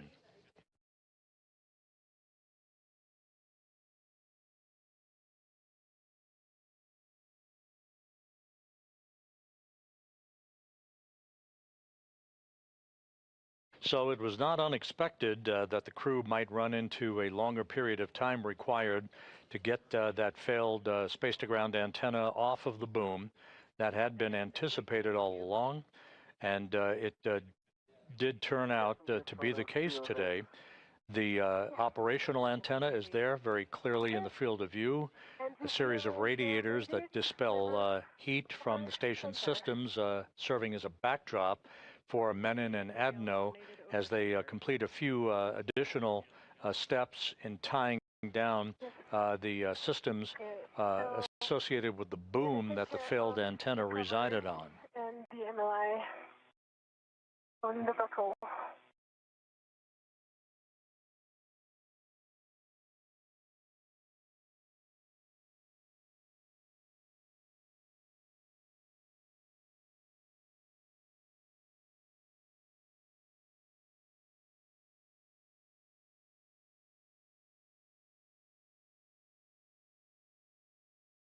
And Sophie, just confirm, I heard you say made it over center. Are you talking the NZGL by your right hand? Oh, I was talking about the other one. The one that was fully demated. Yeah, that's true. This one was also demated, like not over. The flight control team here is currently determining whether or not we will pursue a few get-ahead tasks and what those tasks would be to take advantage of the crew's time outside. Today's spacewalk began at 7:29 a.m. Central Time, 8:29 a.m. Eastern Time, and has resulted in the removal of the failed space-to-ground antenna, which has been tied down in what is called a long-duration tie-down configuration, but a very safe configuration for that antenna on the truss of the International Space Station. Yeah, acting. Small one is aft, over center. Yeah, they were aft. Connected. Connected, yeah.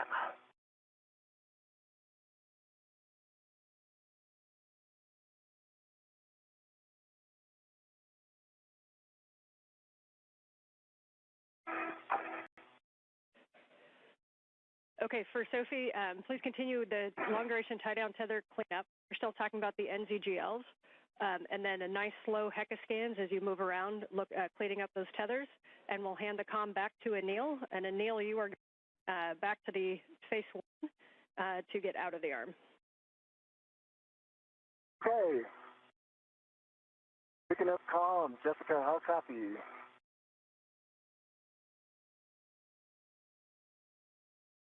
With you, Anil. We are ready to get the arm back in motion. We're going to take brakes off and get set up. Sounds great. That was Jessica Meir at the robotics workstation inside the station as she works with Jack Hathaway, about to maneuver Menon away from the work site. He is still at the end of the station's robotic arm and a portable foot restraint. Starting motion in 3, 2, 1.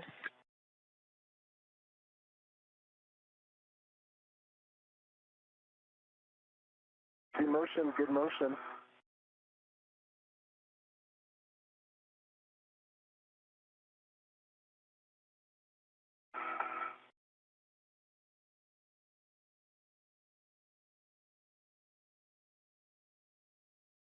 I should have given you the right hand. It's really annoying.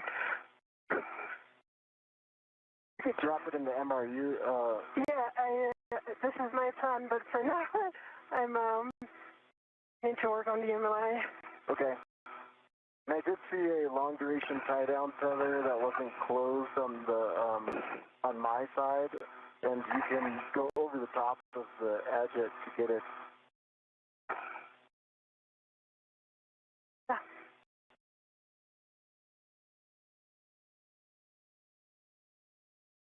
This is indeed my plan.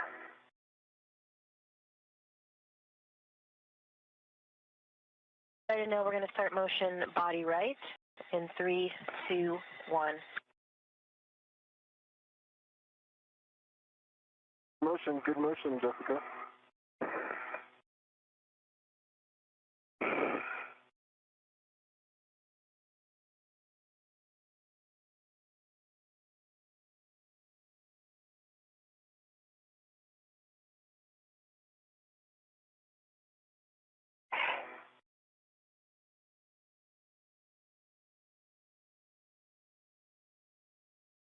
Now we're going to bring you body up.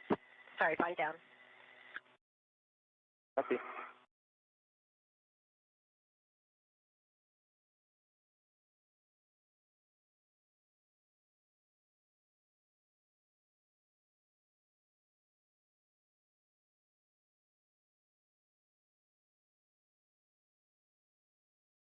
Now this is the Z1 back off position. We're going to get set up for your JoeCast ESP3. And for all crew, we are going back to phase 1, so we're going to the APFR egress position. Copy egress. Okay, we copy. We're going to the APFR egress position.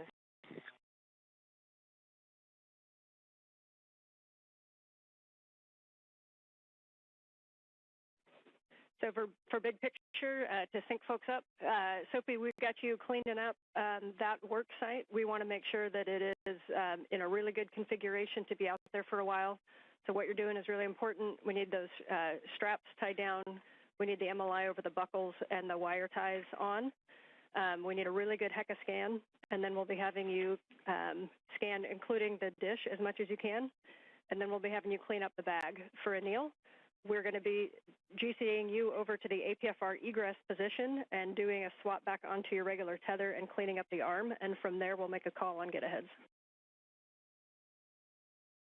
Copy, and thank you.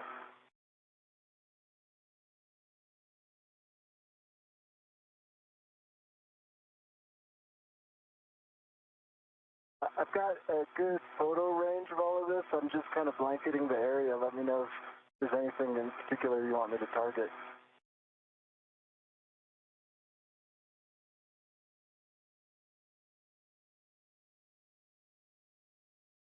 And Anil, we appreciate those scans. We got what we need from that, and we're actually going to power it down just for heat.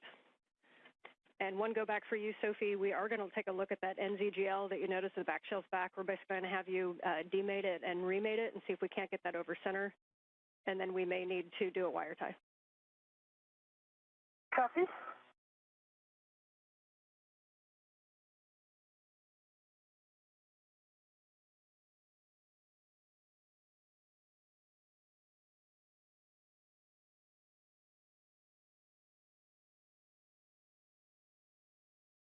Anil, on your go, we will start the JoeCast to the intermediate position and then another one to APFR back off. Here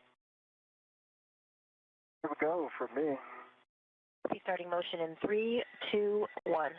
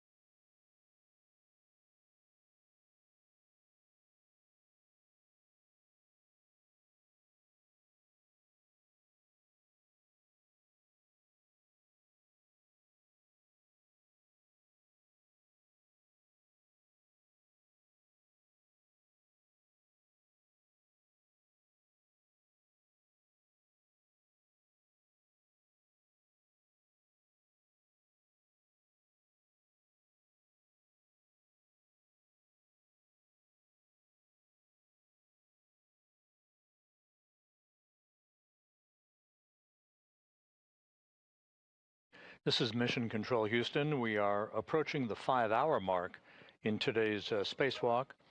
As previously mentioned, the forward plan now calls for Anil Menon at the end of the station's robotic arm, as you see here in this view, wearing the suit with the red stripes. Menon is being maneuvered back to a position in which he will get out of the portable foot restraint, stow that portable foot restraint, and the arm will be parked in its overnight park position where it began the day. There is some additional cleanup work, gathering tools and tethers, and we'll see whether or not time permits a couple of get-aheads, perhaps a swab of microorganisms from one of the modules near the Quest airlock, and possibly a swap of portable foot restraints along the Z1 truss of the International Space Station.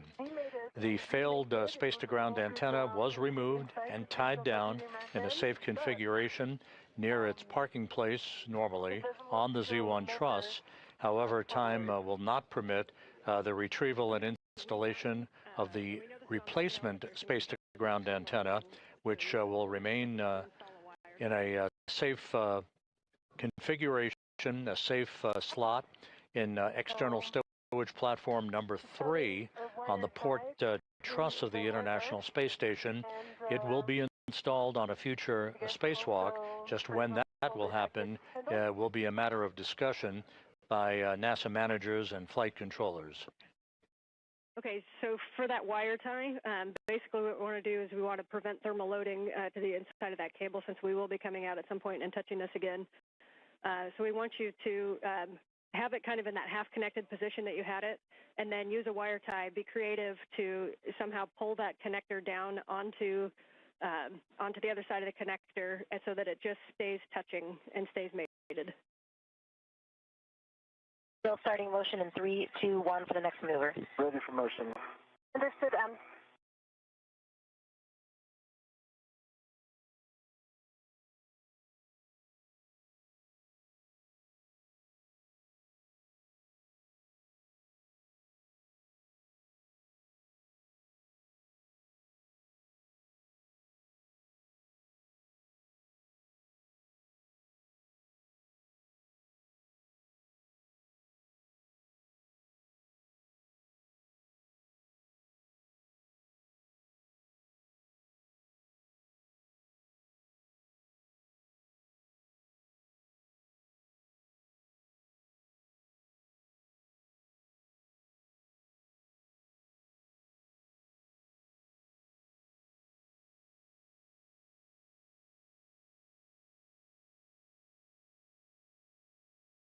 Now retrieving the wire tie from my BRT to start wire tie up on the NVGL. Okay, copy, and you can put that through the bail if that's easiest. Okay.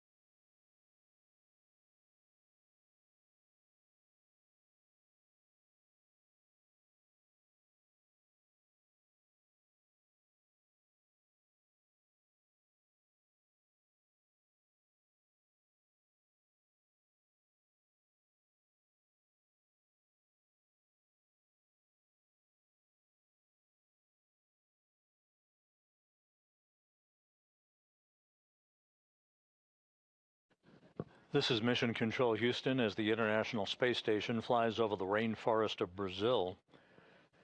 A good view of Anil Menon riding at the end of the Canadarm2 robotic arm with Sophie Adenot not far behind as they make their way back toward the final work site of today's spacewalk. Time will determine whether or not we do have, in fact, the time to take a swab sample of microorganisms from one of the modules near the Quest airlock. On the left side of your screen is the SpaceX Dragon spacecraft that will return the Crew 12 crew on board the station, Jessica Meir, Jack Hathaway, Andrei Fedyaev, and Sophie Adenot. They'll be returning to Earth in the next several weeks to complete their long-duration mission on board the International Space Station.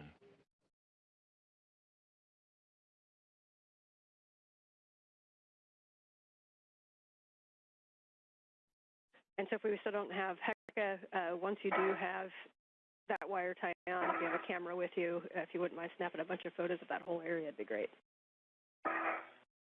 Copy, will do. I'm just adjusting my body position right now. Working on the wire tie. So.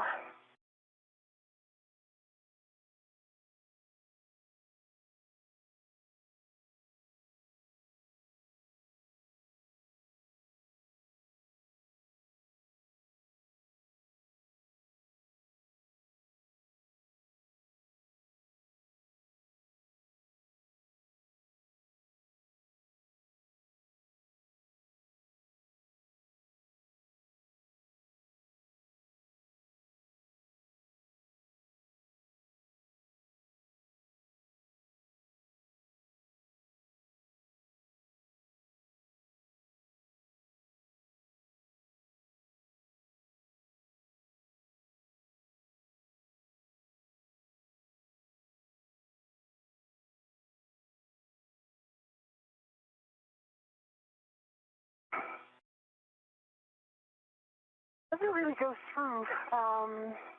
Wire tie is too thick. This NZGL, the gap between the bail, the lever, and the body of the NZGL itself is very thin. Yeah, you may have to pinch it if you can. Pinch it and make it small, or if you have if you think a long one would work with a smaller loop. But pinching that loop small. Yeah, it's not the loop. The loop is already in. It's a white plastic thing that is kind of protecting the free end. And this one doesn't go through, so I'm trying again. So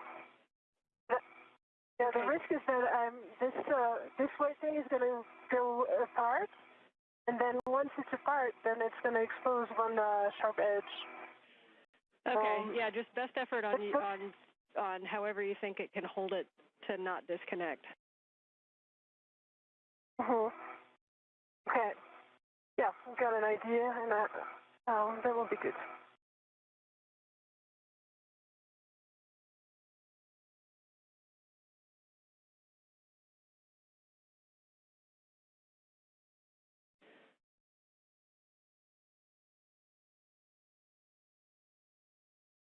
Anil, we're getting set up to bring you to the APFR egress position. Stand by. Stand by. And Sophie, if you can take the free end of that wire tie around the agate handrail with free twist, then we're happy with that config. Copy, in work. That was exactly my plan. Copy and thanks. And that AET that was on the agate handrail, did you pick that up? Or is that still on the handrail? No, I did pick that up. According to what I understood, was the plan, right? Yep, no, that's exactly correct. We're just making sure. Okay.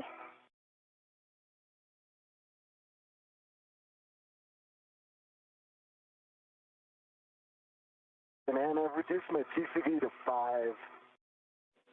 Copy, TCV to 5 for EV1.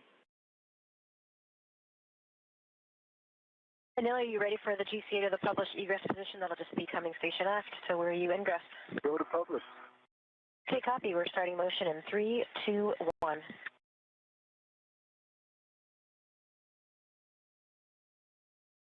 I see motion, good motion. Got good clearances here, and I know you have an orthogonal view, but I can also give you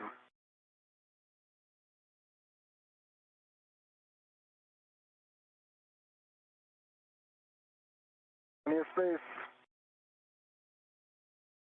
Okay, three-house twist done. And I'm removing my ret. Hey, it's not gonna move.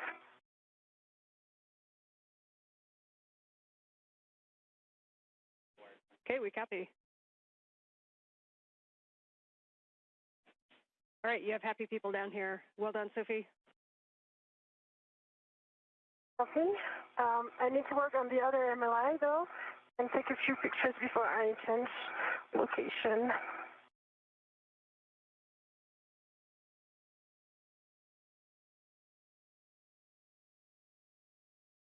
And glove heaters are off OSS for Sophie. And sorry, say again, Sophie? Glove heaters are off OSS. Copy, glove heaters off. Working will warm you right up. Ramping out, we are at the publish.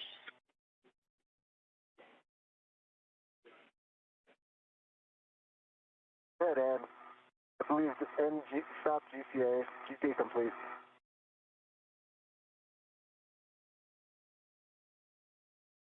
Thanks, Anil. You can go to egress. Go to egress. All right, Anil, you will egress and then temp stow the bag as desired. And then we're going to be cleaning up the arm with your safety tether swap being the first thing. For Sophie, I see you doing some pictures. Definitely need some pictures of that area. And then can you confirm for us the configuration of the buckle on the aft long duration tie down tether, the one that was on Anil's side? Did we get the MLI and the wire tie on that one? Not yet in work. It's just wanted to take the picture before I leave this workspace. Okay, copy. We got you going over to the other side. Yeah.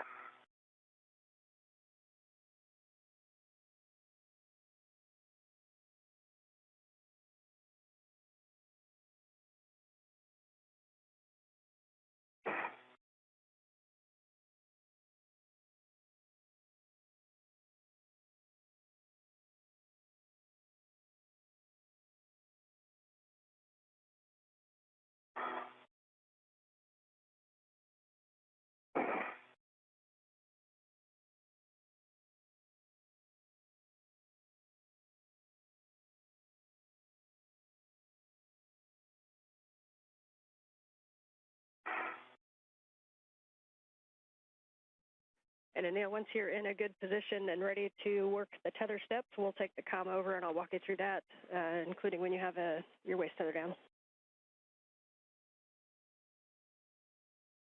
Good ahead, Ann. Copy, and for both of you, the plan after we get the Z1 work site cleaned up and Anil's arm cleaned up and reconfigured is to work the APFR relocate task together. So we'll be grabbing the ESP2 with, or APFR rather, and coming up to Z1 to do the swap. Copy.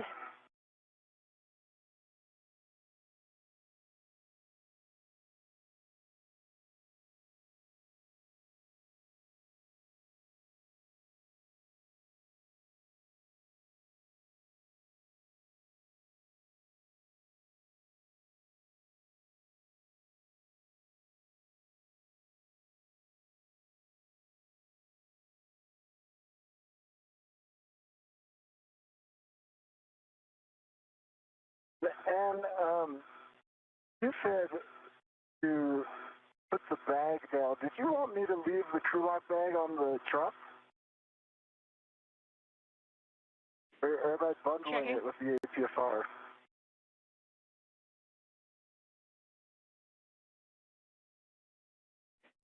Yes, bundling it to the APFR is fine. Where is it going next? Because if it's going close by, I'll do the quick bundle that we discussed. If it's going far, I'll do a really solid bundle. Yeah, so you're going to be taking that APFR to the port CETA cart. So you can look over to your left and see it right there. So it's up to you if you want to do the bundle on the APFR and take it with you and then bring it back, or if you want to just temp stow it on the truss. Okay, I'm going to temp stow it. Copy.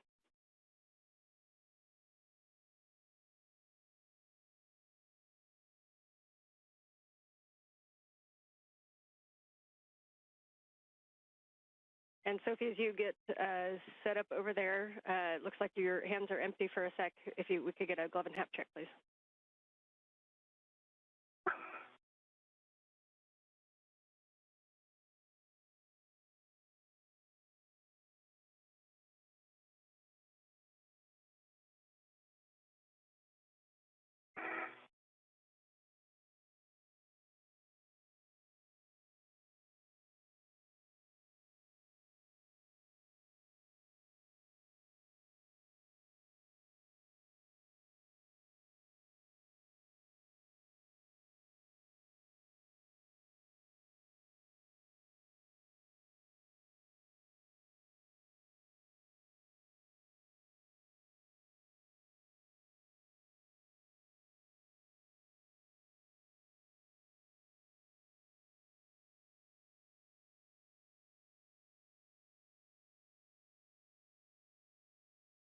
Okay, and the rock bag is on the truck.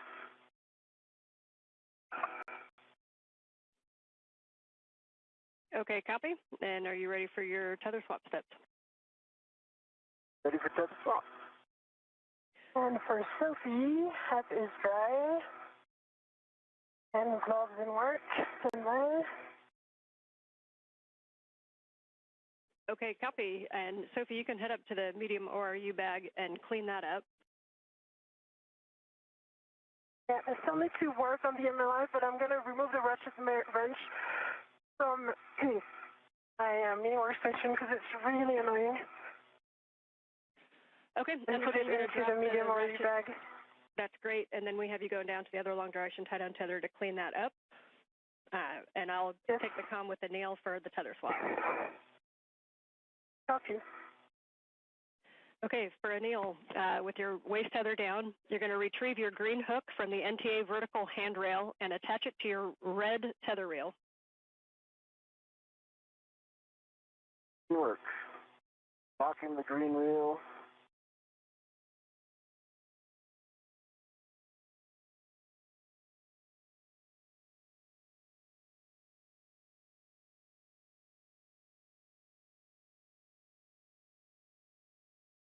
Green hook is on the red reel and locked. I'm unlocking the green reel. Copy. The green hook is on the red reel, and the green reel is unlocked. You can then release your yellow hook. You can release your yellow hook from the SSRMS and attach it to the green tether reel, also checking gate and hook.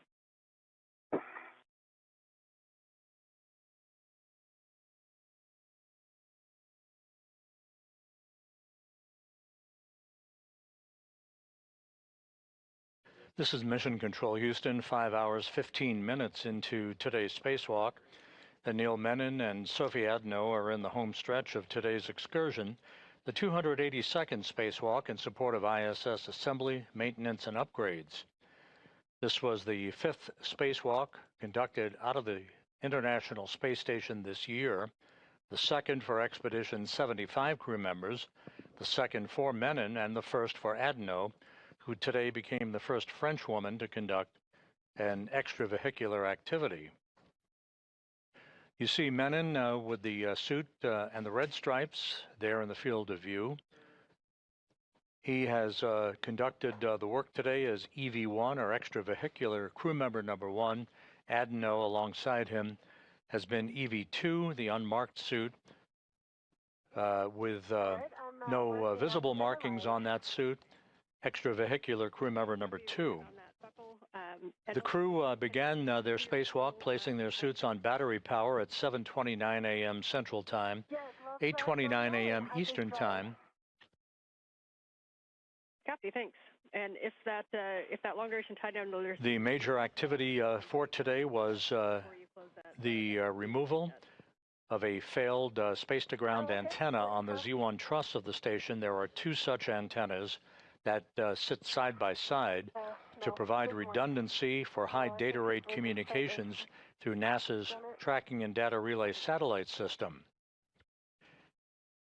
The crew ran into some time constraints. It took longer than expected for them to install locking pins on the failed antenna that first encountered swiveling or gimbaling problems to track the TDRS network satellites last November.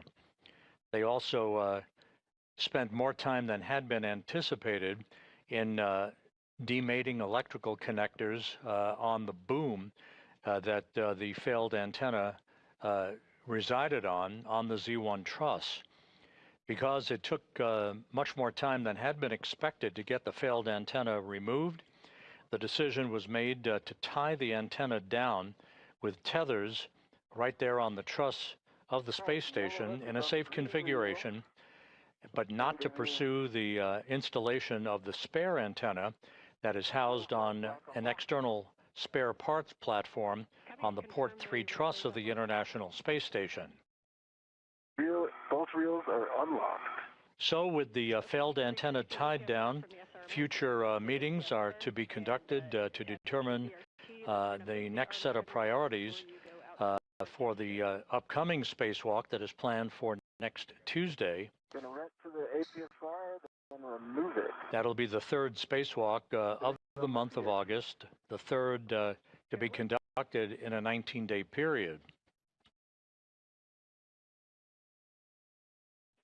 We are expecting a couple of get-aheads for the crew as they make their way back to the Quest airlock, the swabbing of surfaces on the outside of the station to collect microorganism data, and an exchange of portable foot restraints out near the Quest airlock.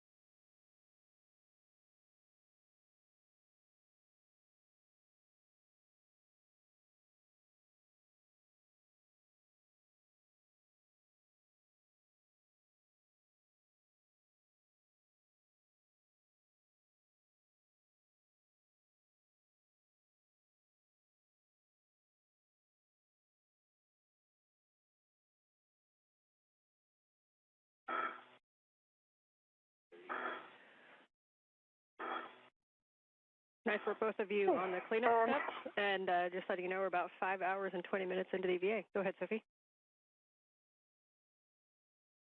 Copy, 5 hours, 20 minutes. So the last VTV buckle is covered with amylar and 3 helps with the wire tie. We see that config. Beautiful.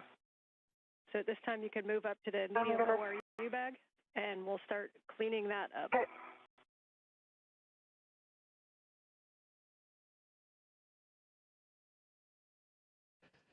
So the bottom line of today's spacewalk is that Menon and Adenot were able to remove the failed space-to-ground antenna. It is in a safe configuration in what is called the long-duration tie-down configuration with tethers on the truss of the station. However, as occurs from time to time during these spacewalks, there were bolts and electrical connectors that proved to be more bulky than had been planned. So it took longer than expected to undo those bolts and remove the electrical connectors to demate them so that the failed antenna could be removed from its boom on the Z1 truss. The net effect, we ran out of time, and so the spare antenna will remain on its stowage platform on the P3 or port 3 truss. It will be addressed on a future spacewalk. There will be some meetings by program officials to determine a set of priorities for the next spacewalk that is targeted for next Tuesday. And yes, we will take pictures of that angle of the stow. Thanks. Copy.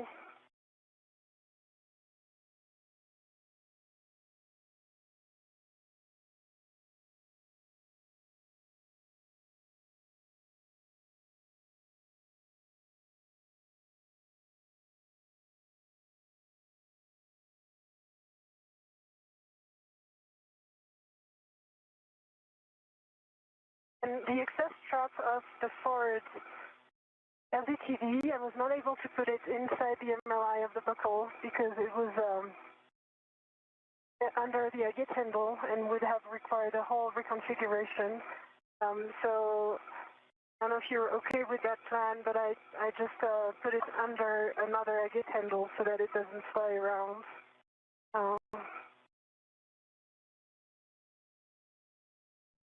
Okay, that is a good config. We're happy with that. Thanks. Okay.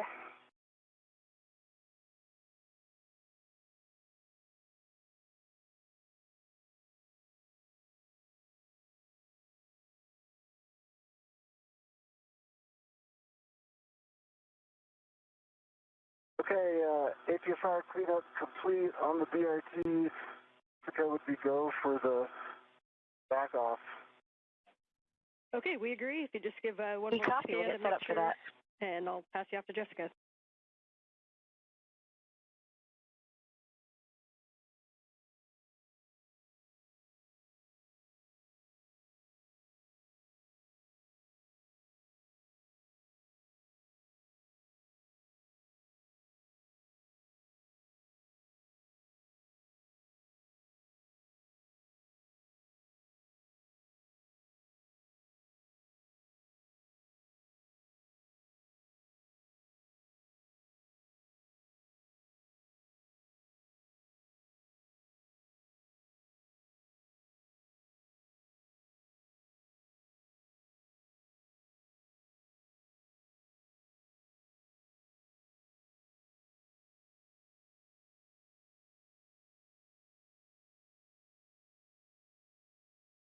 Okay.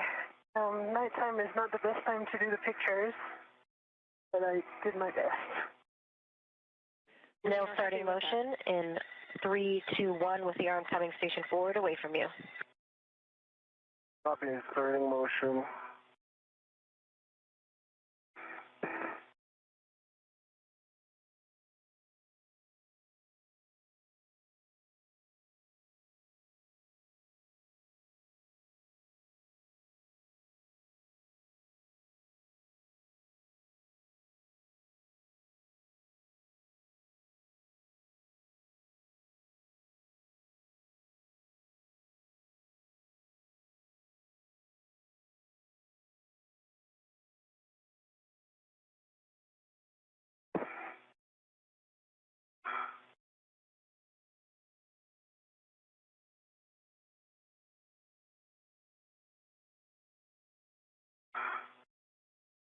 And just a clarification, I close the bag with everything in it. I do the HECA scan, and then I put it on my BRT. Is that correct?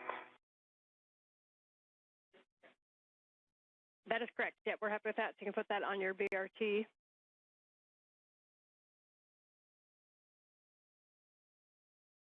Okay. For And we can see your scan. So yes. So if you just want to go through everything that's in the bag and show it to us, we will. okay. Right now. Okay. Inventory metal segment with a scoop on it. The ratchet wrench.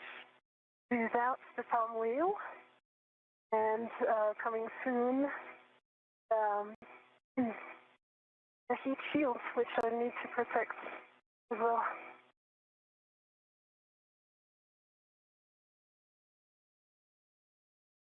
That's a good inventory, so you can pack that one up and get it on your BRT.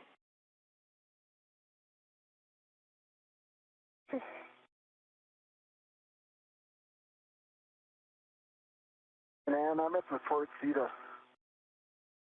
Copy. You'll be showing that in WIF 3 and setting it to low profile, and I have recommended settings. Hey. Go for settings. Copy. It is 6 Papa Papa Fox 6. 6 Papa Papa Fox 6. And that's that top left WIF. 6 Papa Papa Fox 6. I'm at the top left list. Copy. And big thing too is we want to make sure that the ingress aid is low profile and won't move, so it's tightened up there. And then we'll just get your words on making sure that it's clear of the MT and the POA.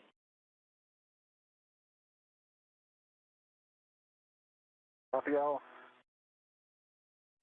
And for Sophie, once you have that packed up, we're going to have you put that on your BRT, and we'll have you start heading toward the airlock.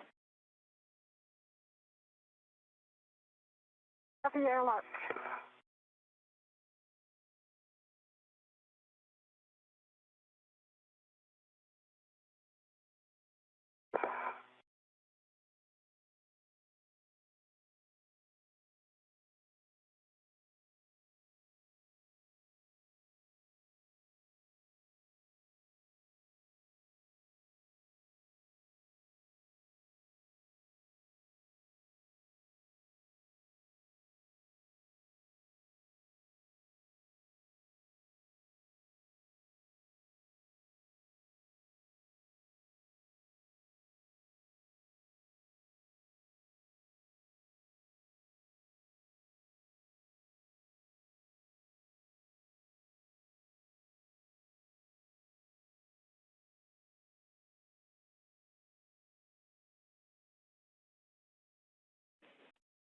Big picture for both of you as you're working your tasks.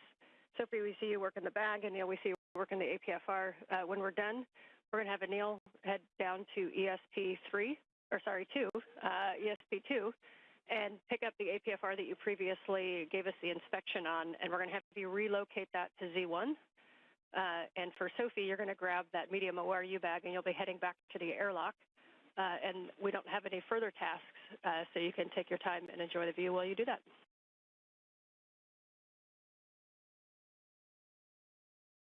Copy, working on the bag and airlock.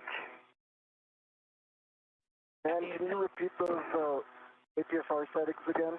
Yes, 6 Papa Papa Fox 6. 6 Papa Papa Fox 6. Copy, 6 Papa Papa Fox 6.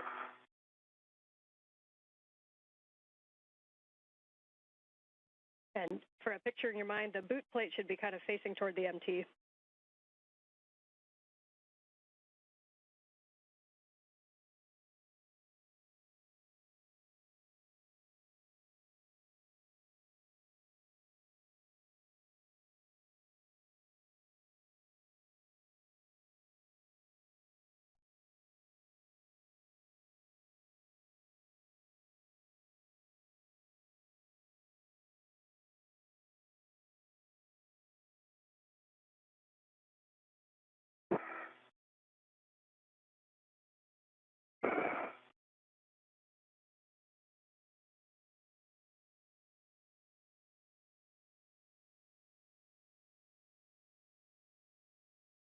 This is Mission Control Houston, now 5 hours, 31 minutes into today's spacewalk. Sophie Adenot is cleaning up her part of the spacewalk paraphernalia that she has operated with throughout the course of today's excursion outside of the Quest airlock. Anil Menon will relocate an articulating portable foot restraint from one of the stowage platforms right outside of the Quest airlock to the Z1 truss nearby, and will join Adenot back in the airlock. We will not pursue a get-ahead task involving ISS microorganism swabs today. That'll be deferred to another day. Once again, the spacewalk today highlighted by the removal of a failed space-to-ground communications antenna that provided high data rate communications through NASA's Tracking and Data Relay satellite system. It has been tied down in a safe configuration known as a long-duration tie-down with a number of tethers on the truss of the station, but time ran out, not permitting the removal and installation of a spare space-to-ground antenna to provide redundancy for the high data rate communications capability on the International Space Station. That work is going to be deferred to an upcoming spacewalk, although the priorities for the next spacewalk targeted for next Tuesday and then other spacewalks to follow have yet to be determined by program management and the flight controllers.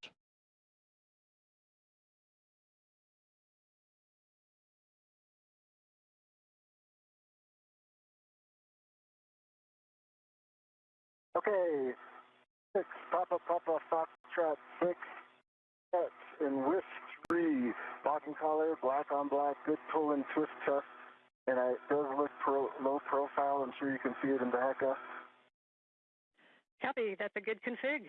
So this time you can move back to retrieve your crew lock bag, and you'll go down toward the airlock. You can drop your crew lock bag off and then pick up the APFR.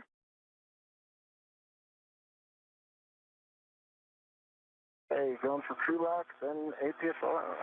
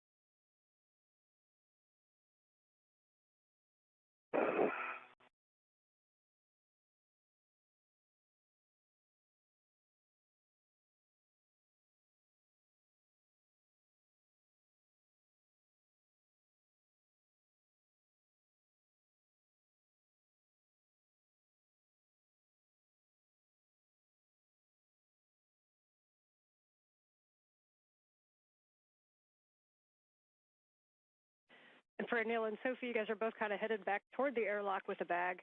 You guys can work out the choreography yourself, but so Anil, when you get down there, if you want to attempt stow the bag, and then Sophie can put both bags into the airlock while you relocate the APFR, that may work. That looks like a great idea. The timing works out.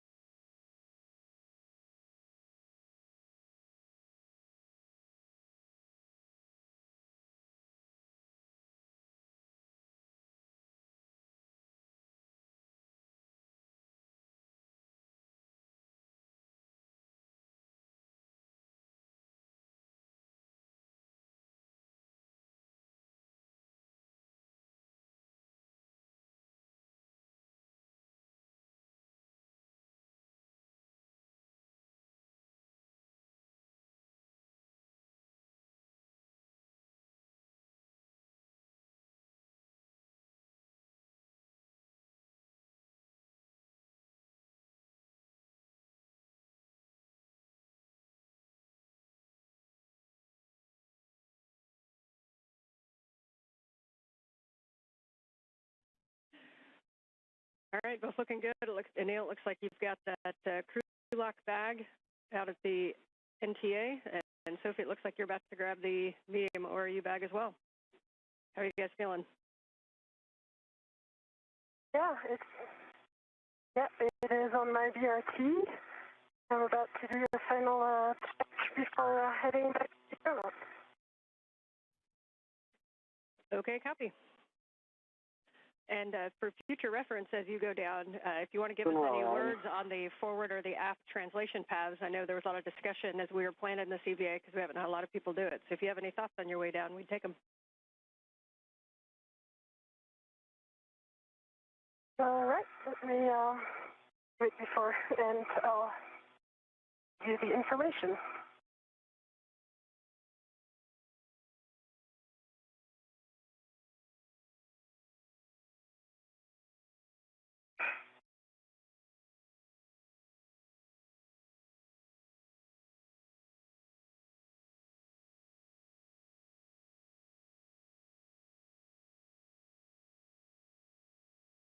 On the seat of spur. Cap on the seat of spur.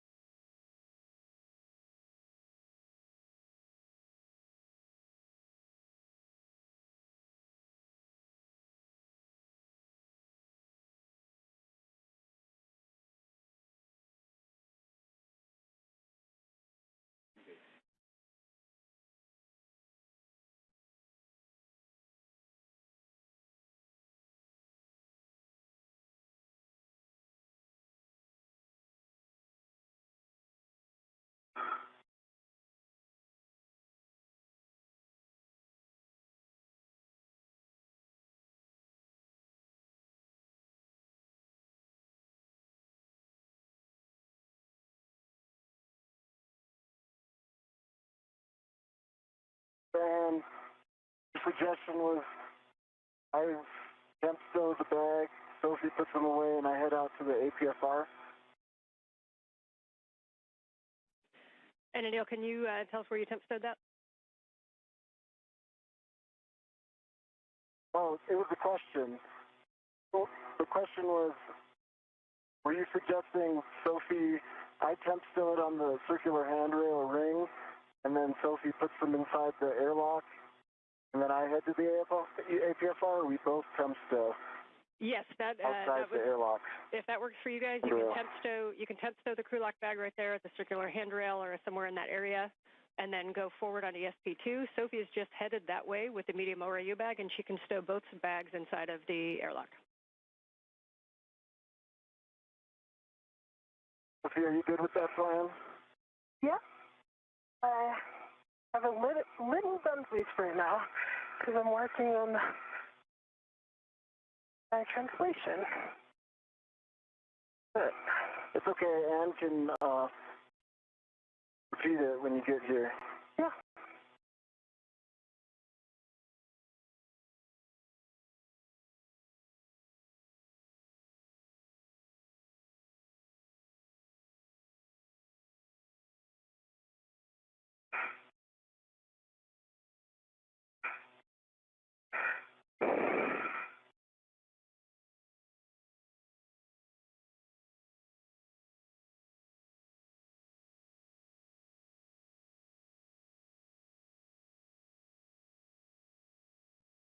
And Sophie, you came down the forward side of Z1, is that correct?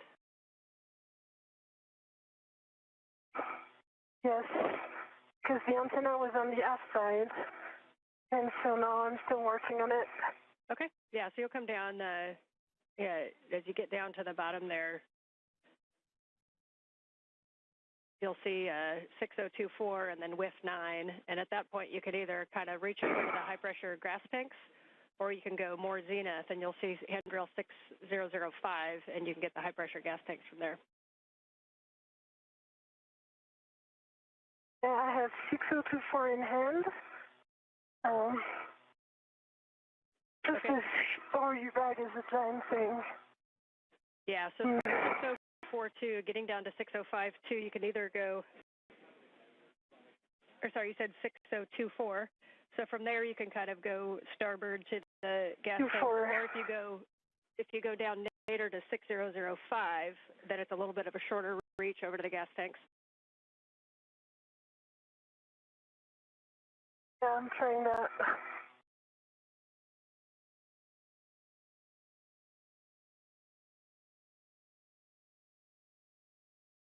And the Turlock brake jump stowed forward part of the circular handrail. Copy, temp stow. So you are going to translate to ESP2 F4, which is the one that you passed before. That's on the most starboard side of the forward side of ESP2.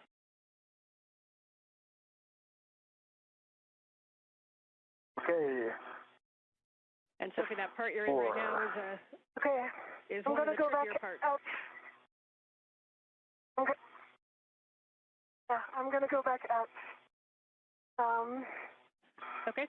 If you want to go back up to the aft side. Okay. Yeah, if you want to go right back up, you'll go up. You'll hit 6039, and then on the triangle on the forward side is handrail 6041, and then from there it's where you were before. And if you get into position kind of almost where you were in the handoff, from the aft side of that triangle over to the handrail that's below the trunnion pin is a pretty close reach.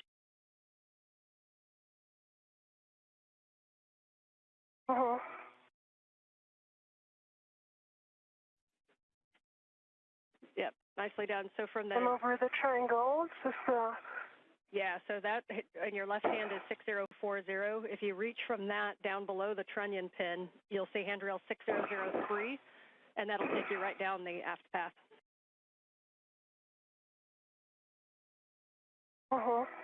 Yeah, just need to take a second to put my tethers in front of my feet.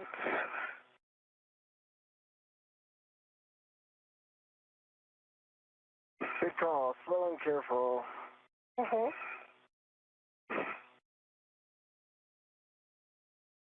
Oh, actually, they're good.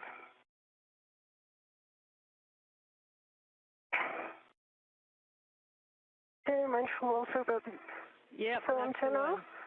Yep, nicely done. You'll go 603, 6003, 2, 1, and then you'll be able to reach across. Yeah. This antenna, it's between the antenna and the satellite, it's kind of tight here, but yeah, it can work. That's super helpful information to see that forward path. We'll take your words on that tomorrow. Yeah.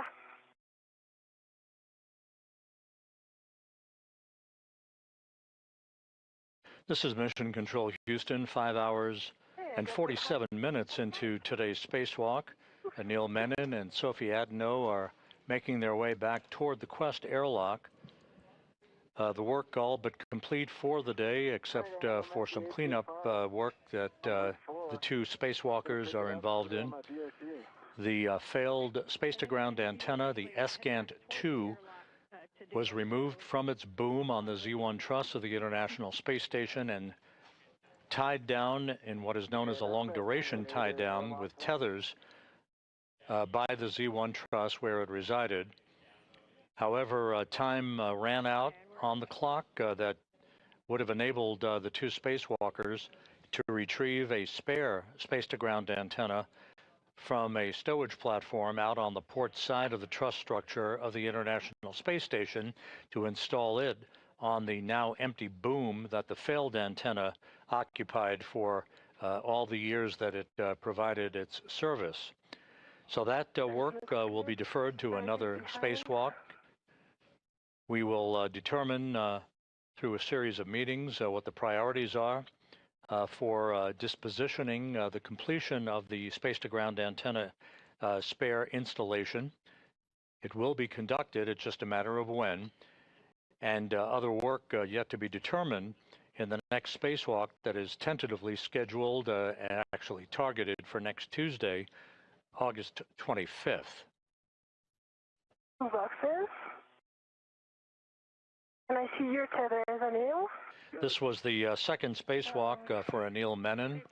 He ventured outside back on August 6th with Jessica Meir to complete the construction of the bracket platform upon which the final IROSA or ISS rollout solar array will be installed after it is delivered to the space station later this year on a SpaceX resupply mission. Yeah, I remember that from the... So Menon is in the home stretch of the second spacewalk of his career. This was the first spacewalk for Sophie Adenot of the European Space Agency, the first spacewalk by a French woman in history. And again, the determination of the priorities for the upcoming targeted spacewalk for next Tuesday, along with determining when we will complete the installation of the spare space-to-ground antenna, which we could not get to today when time ran out. The two spacewalkers simply ran into a longer than expected amount of work to disconnect electrical connectors and to remove bolts holding the failed space-to-ground antenna in place. So as we approach the 6-hour mark in the spacewalk, the two spacewalkers soon will be making their way back inside the Quest airlock. You see them right there at the hatchway to Quest. They will close the hatch, and the end of the spacewalk will be officially marked with its elapsed time at the point that the repressurization of the spacewalk of the Quest airlock begins.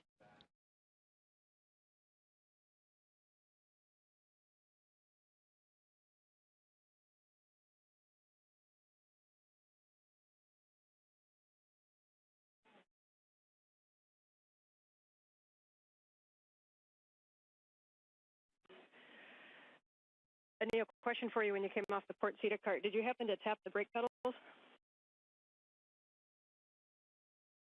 It did not. Copy. I'm So sorry, I thought about it, but I thought... That's okay, that's on us. That's on us. But we might have bought you a free translation to the port seat cart and back. So after you stow the APFR, we will have you go tap that twice, please. Hey, win for me. Anil, your tethers look good. And it's not in my way, so opening the thermal hatch now. Okay, sounds good. I'm heading down. Thermal cover, sorry.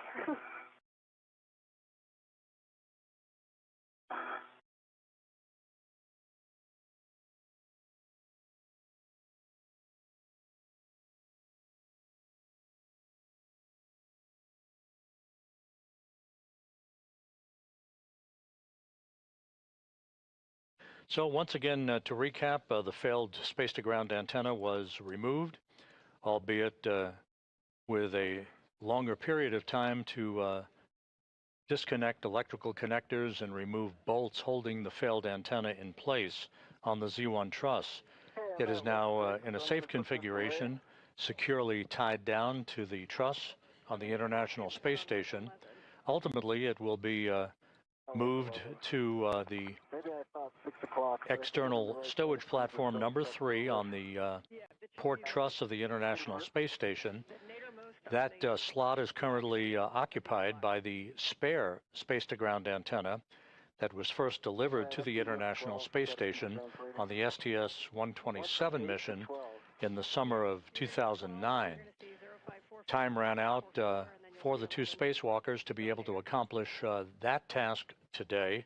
It will be deferred to a future spacewalk The next spacewalk is scheduled for next Tuesday, August 25th. Whether or not the space-to-ground antenna installation of the spare makes it to that spacewalk next Tuesday or not is going to be the subject of some discussions over the next several hours. With 11, I'm going to just get situated, and then I'll be ready for those settings. Copy. And Sophie, you are go to open the thermal cover when you need to. Yeah, I just verbalized it. Did you get it? Like, it was like 5 minutes ago? Yes, we see that now. Yep. Okay, great news. And Anil, I see your tethers.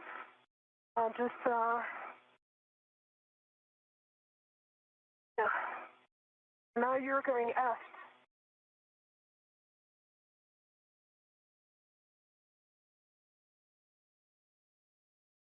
Okay, ready for those settings, Van?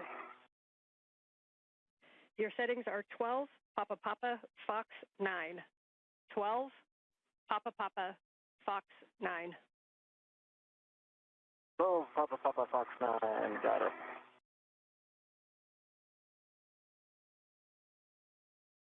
All the bags are bundled together and ready to my BRT rep. Okay, we copy the bags are ready together, and you'll go to transfer those in the airlock. Uh-huh.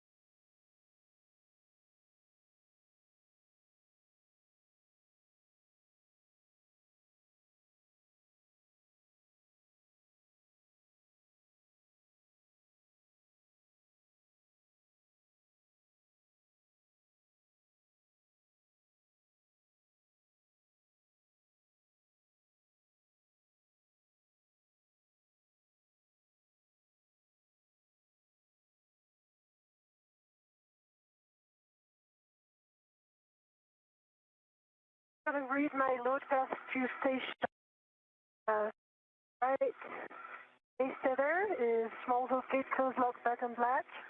Large hook gate close lock back on black. On the airlock waist tether, gate close lock black on black for the big hook, and small hook gate close lock black and black as well. So I have a good load path to station, and I'm retrieving my local from the and going back in. Okay, we concur that that is a good load path. Hey, And 12 Papa Fox copy 12 Papa Papa, Fox 9. twist, off depressible, black and color, black on black.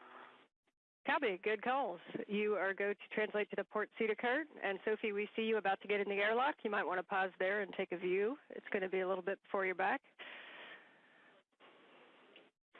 But nicely done.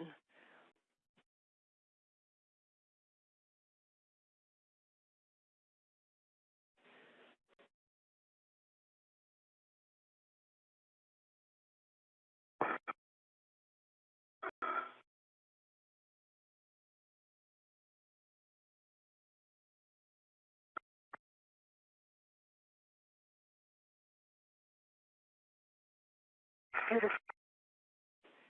Okay, and Anil, before you start your translation, we'll take a glove and a hat check, and then we'll send you back out there. Okay. Anything I can help with, Anil?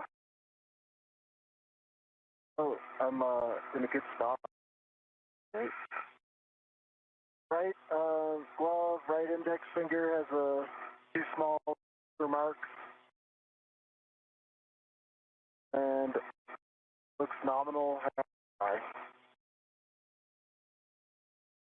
And copy for Anil, thanks. And for some pretty small, some small dark spots with the image not bigger than a fingernail. And there's also another on the left thumb.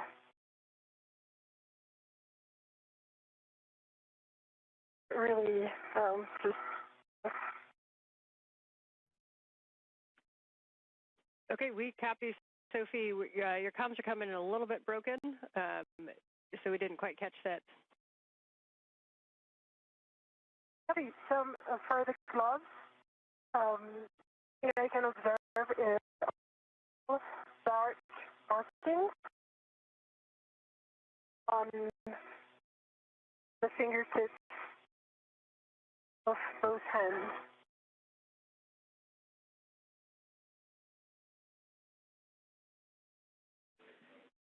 Okay, we copy. Thank you.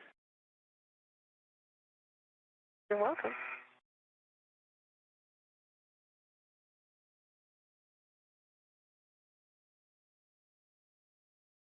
Right, and I'm headed to the feeder cart.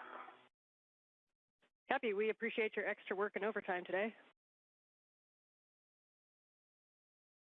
Oh, any day.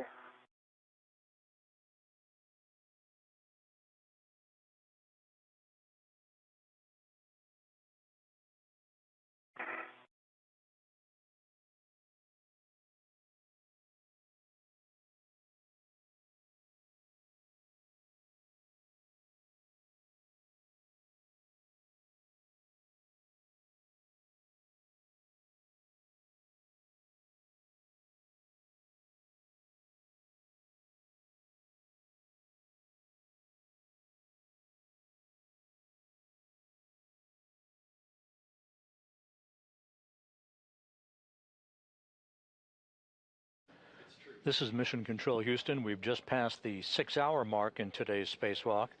Anil Menon and Sophie Adenot soon will be back inside the crew lock section of the 2-compartment Quest airlock. They will close the hatch behind them and begin the repressurization of the airlock to mark the end of today's spacewalk, highlighted by the removal of a failed space-to-ground communications antenna, although time did not permit the installation of a spare that continues to reside on a spare parts platform on the port truss of the International Space Station. That work to be deferred to a future spacewalk.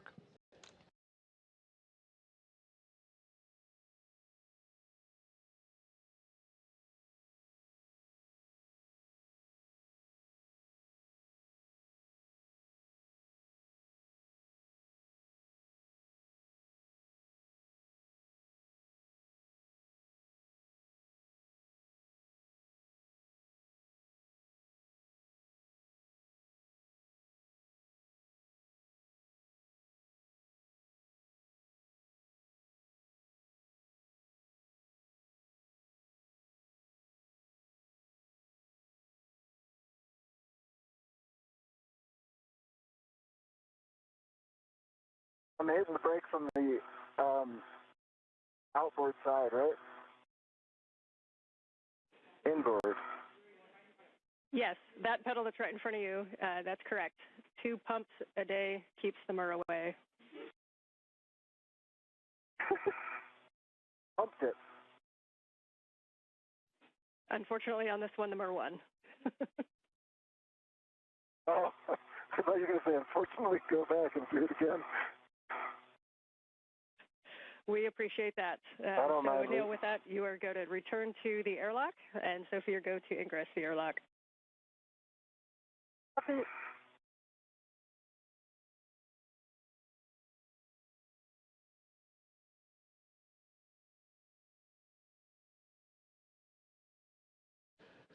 Once the airlock repressurization begins and we stop the clock, we'll give you the official time for the elapsed time of today's excursion and other statistics associated with today's spacewalk.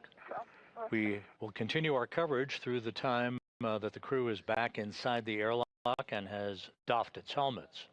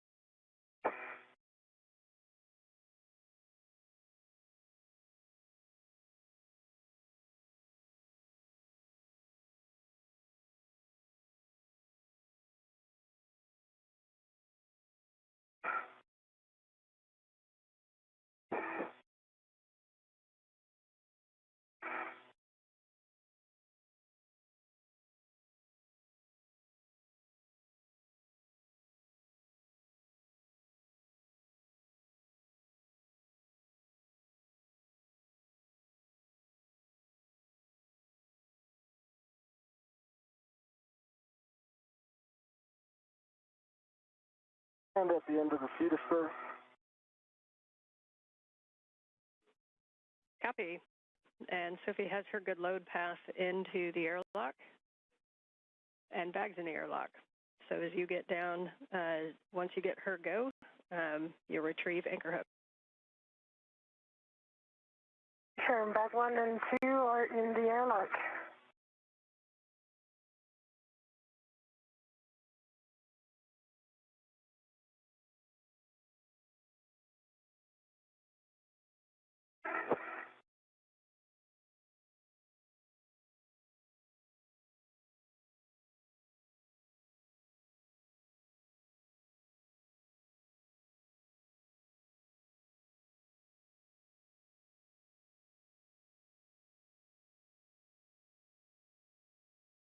All right, Ann, I'm going to verbalize everything so I get this last part right, okay? Copy. We'll take it. Let me know if you'd like any steps.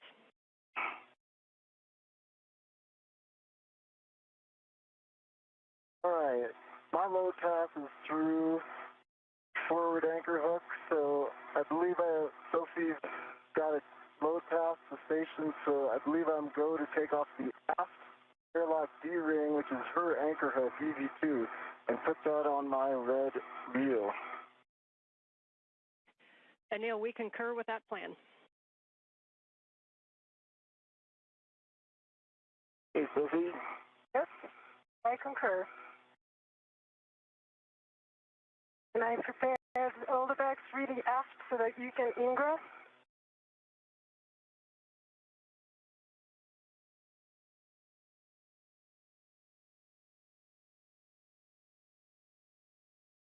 Sorry, really port. All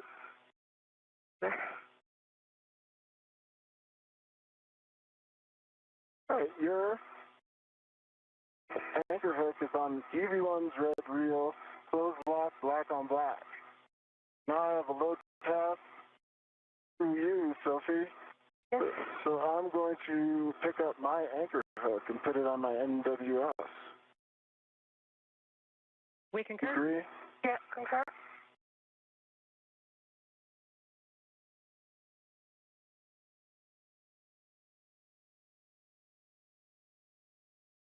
All right, I'm going to go ahead and ingress now.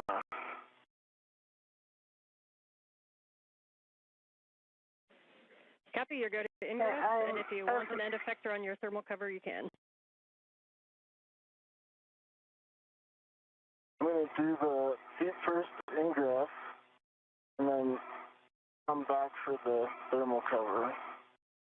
Okay, and I'm ready to guide your feet.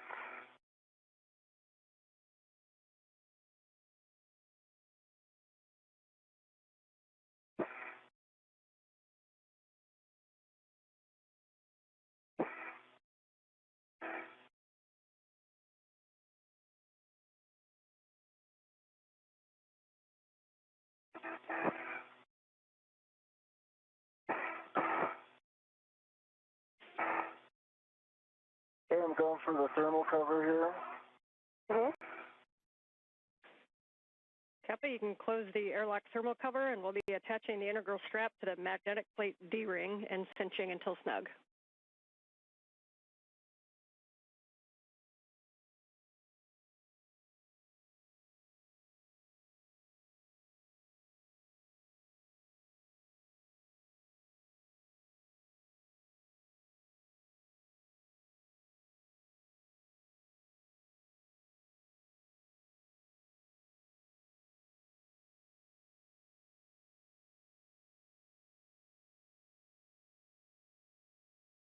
So the crew back inside the Quest airlock, closing the outer thermal cover. And That'll be followed by closing the hatch itself to the crew lock section of Quest.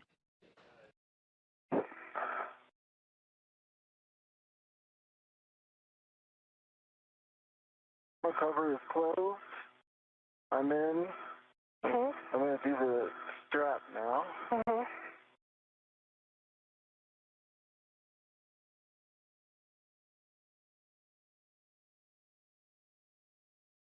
Okay, and once you have the strap cinched, we'll take the number of Sharpie lines visible, expecting 6.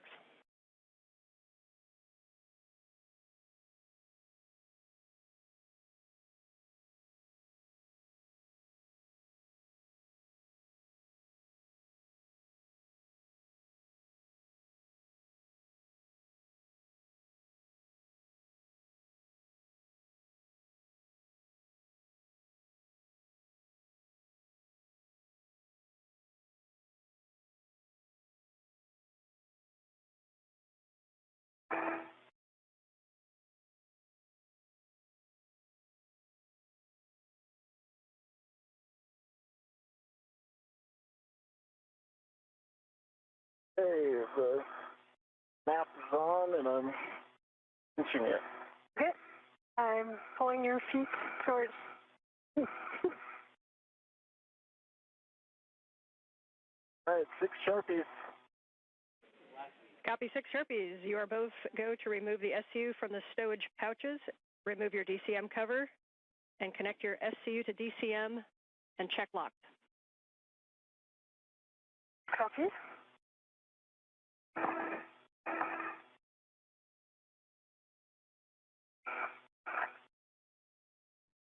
And Anil, if you could turn your HECA off, please.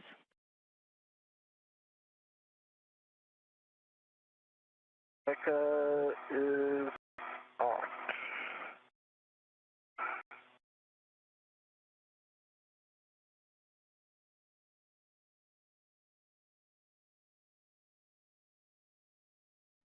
As you work your SCUs, just a note on the water that comes out of the SCUs, reminder that the station water is a little bit warmer than what your PLIS gives you, and so you may want to turn down your cooling to a higher number if you need it. Copy. I leave mine at current setting.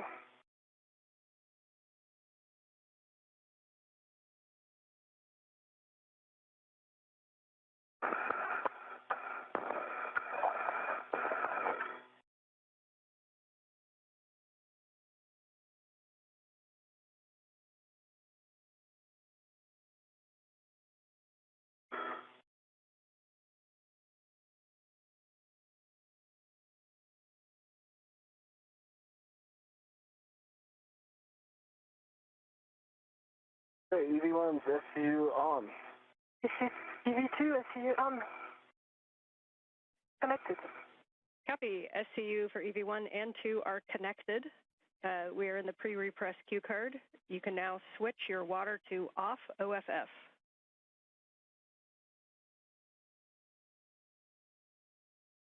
EV1, water is off. EV2, where is that? Copy. We have a 2-minute wait here. Today definitely showed how well you guys can adapt. The strength of the plan is in the planning.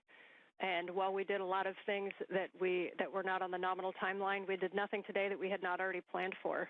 Your ability to adapt and change to the plan is what made today successful. So thank you. And if it's, for the team, we went into this with a mindset of we wanted it all to go perfectly, and I think that's a great winning attitude. Things were a lot different than expected, but I would say that what I'm really impressed with is that all of those contingencies were well thought out, and I heard those plans by the ground team, Sandy Fletcher, Chris Dobbins, Lucas, the whole team had thought through all those scenarios. And I think that the success of today really rests to you all there and MCC and everyone who put in some work planning this, because you really thought through everything, and I felt like we always had a clear pathway ahead, and I had even heard that pathway and studied it, so thank you all for that, and I'm just so grateful to work with you all today. And Sophie, if you'd like to add anything, please go ahead. Yeah, thank you. Yeah, what a day. I concur with everything you said. I would say that my deepest gratitude goes to everyone who made this possible, pioneers who came before us, but also the incredible teams working behind the scenes today. In this preparation, like being ready for the unknown, took a whole amount of people to be able to think everything through. And in the end, although it was a lot of unknown and unplanned, in the end, everything was kind of rehearsed and prepared. So well done. I would like also to thank you, Anil, for not only being an awesome EV1, but also a great friend. Jessica, Jack, thank you for helping us getting ready, paying attention to every detail that counts for such a big adventure. And finally, to everyone in Houston who made today's EVA a success, thank you. Because yes, even if we had a lot of unplanned things, it is a success. We are safe and the hardware is safe. You make us fly, you keep us safe, and you make moments like this possible. And finally, a very special thank you to you, Anne. From the very beginning of the preparation to every minute of today's EVA, your calm voice was always there to get us. You are simply outstanding, so thank you.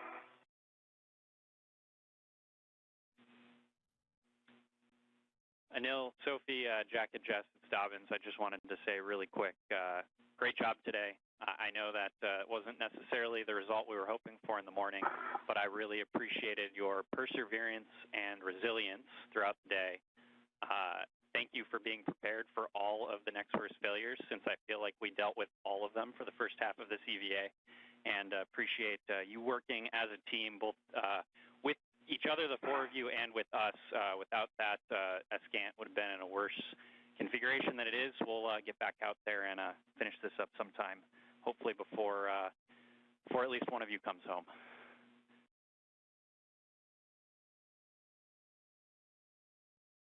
Okay, for Anil. Thank you, Chris. And you, Anil, you are go to close the hatch, verify that the outer hatch is clear of hardware, and the handle position is per the decal, and you can close and lock the hatch.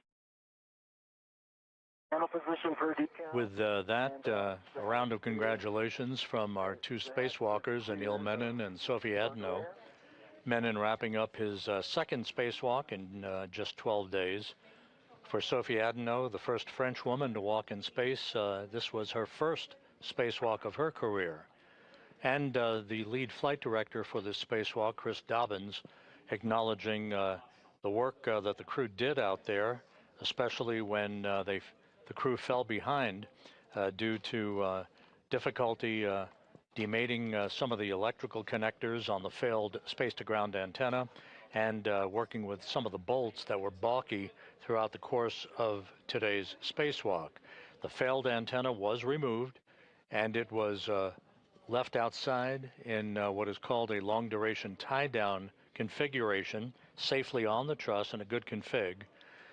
The work yet to be conducted will be the installation of a spare space-to-ground antenna that will be on an upcoming spacewalk that will restore full redundancy to the high data rate communications capability on the International Space Station. Sometimes an end effector on that handrail helps.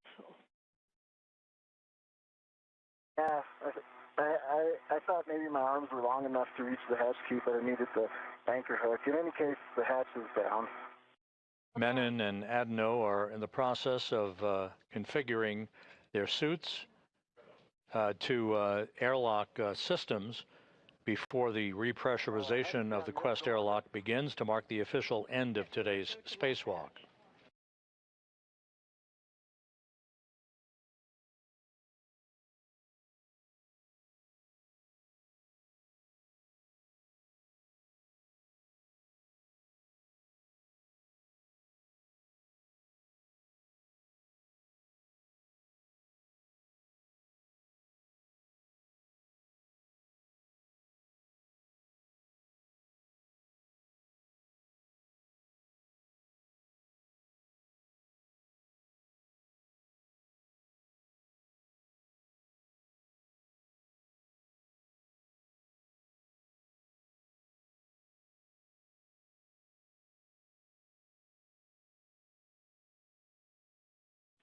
Ten seconds from a 20-second handover. Right.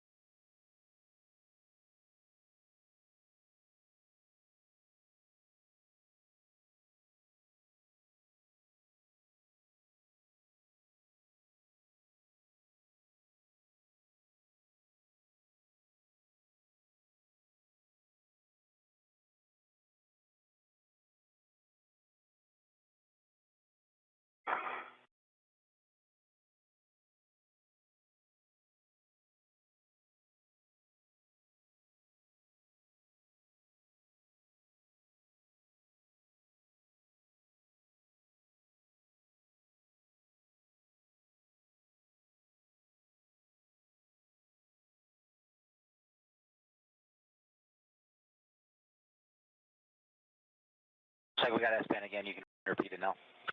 Hatch is locked. The locking mechanism is in place. Okay, I confirm, Houston confirms that the EV hatch is closed and locked. With that, I'll pass you off to the dream team of Jack and Jessica. All right, it's great to have all of Expedition 75 back inside the hull of ISS again, and we just got a few minutes to get you guys at the same pressure. Sophie, if you're ready, on the UIA, check that the oxygen EMU 1 and 2 valves, 2 of them, are open. Oxygen EMU 1 and 2 valves are open. All right, take the power for EV 1 and 2 switches, there's 2 of them, and take that to on, ON. In what?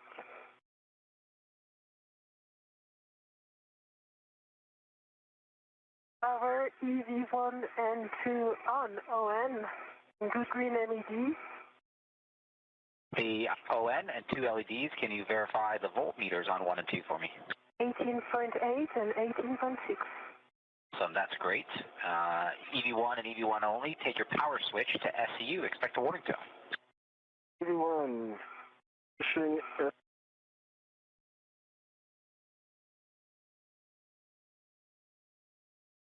1-2 contact. got you. I'm on it. Yeah. It sounds good. EV2, you can now take your power switch to SCU. EV2.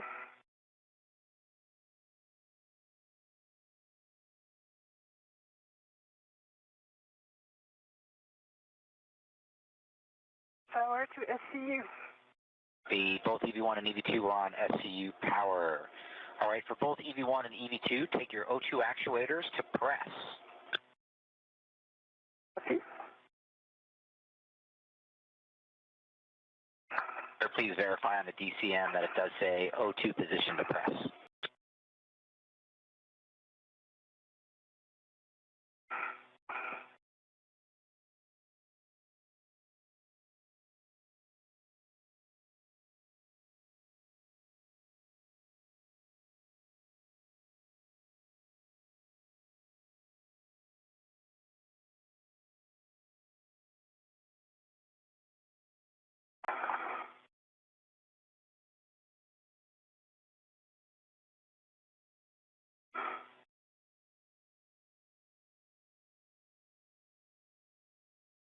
EV2 press.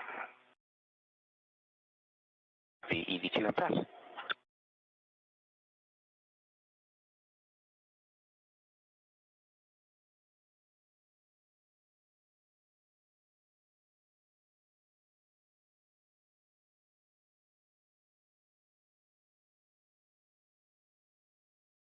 EV1, press.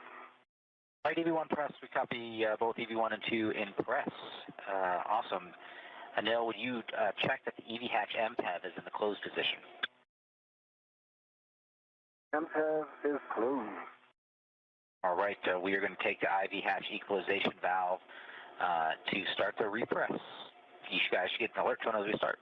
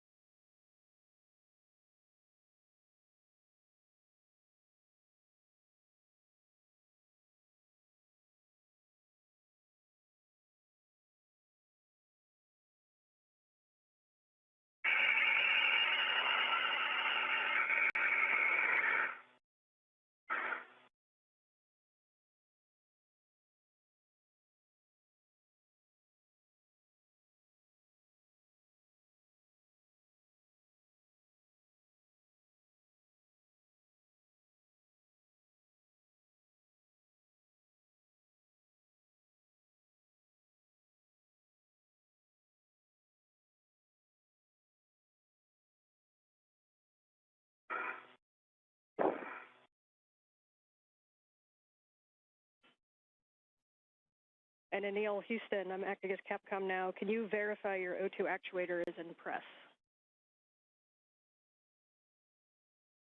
Verifying. Was off a little bit. Yes, it's now in press. Houston copies.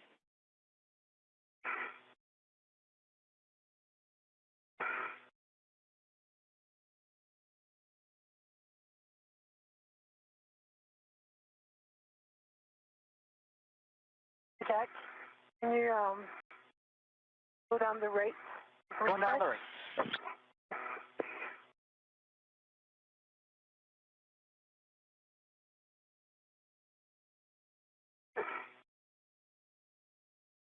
This is Mission Control Houston.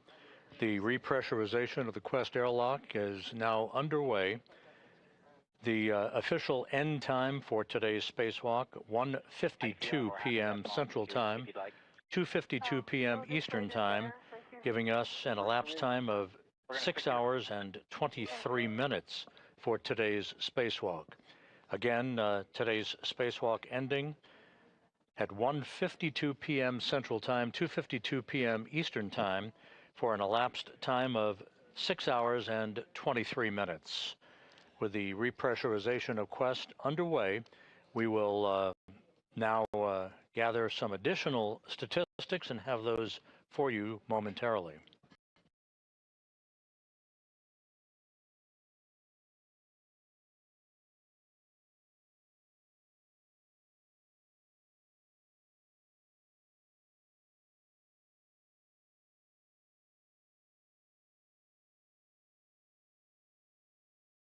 Right, we're passing up through 2 PSI on our way to 5. Copy.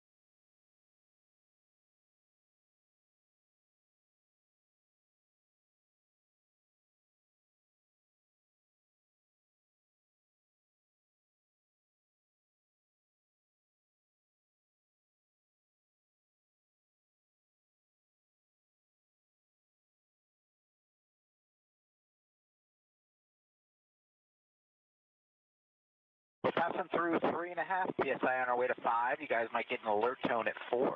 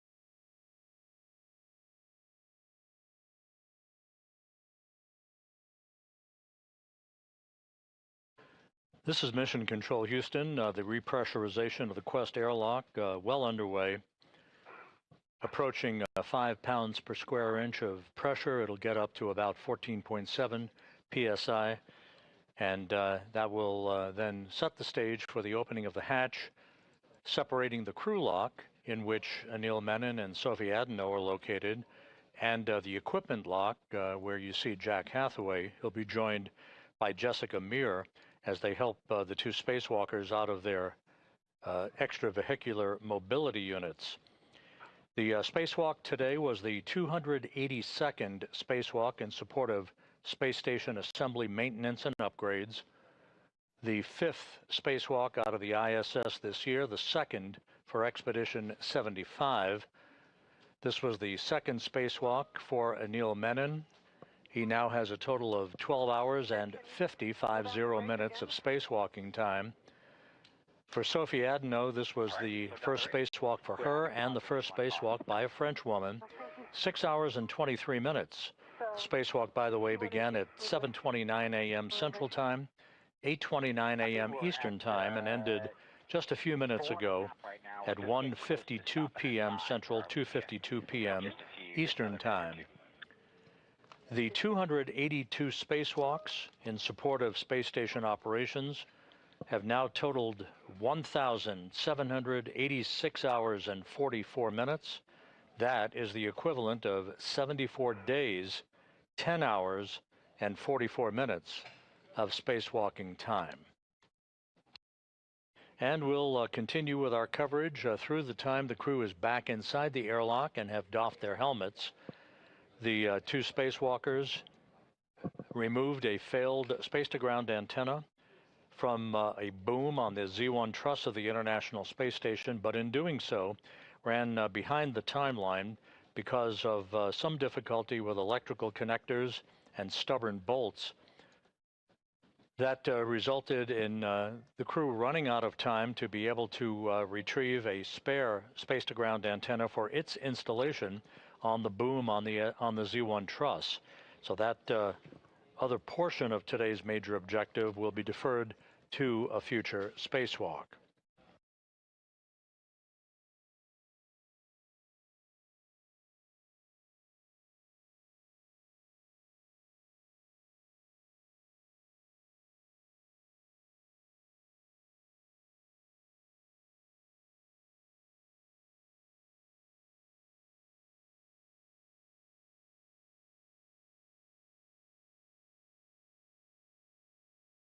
Hey, welcome to 5 PSI. I've paused it, and we're going to pause for 2 minutes, allow the pressure stabilize before we do a 1-minute leak check.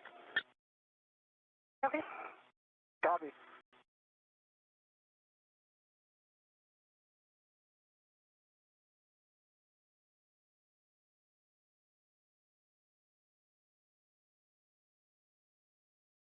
And the repressurization of the Quest airlock paused momentarily at 5 pounds per square inch. It will resume shortly and bring the crew lock section back to equalization with the equipment lock.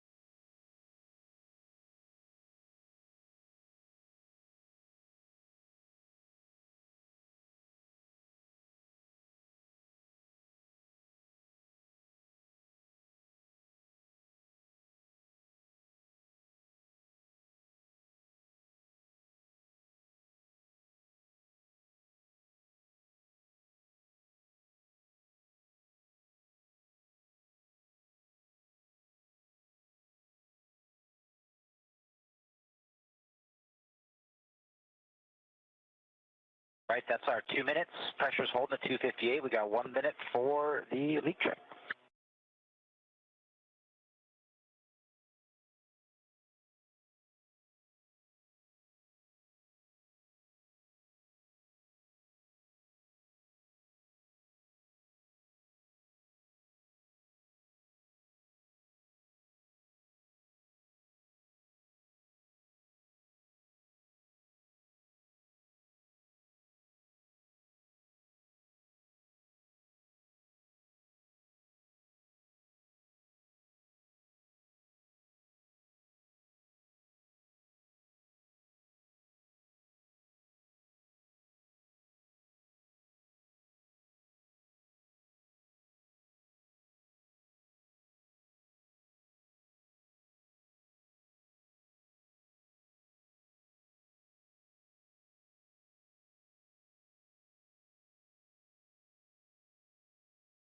Right, that is our minute wait, and the pressure is held steady, so that's a good leak check.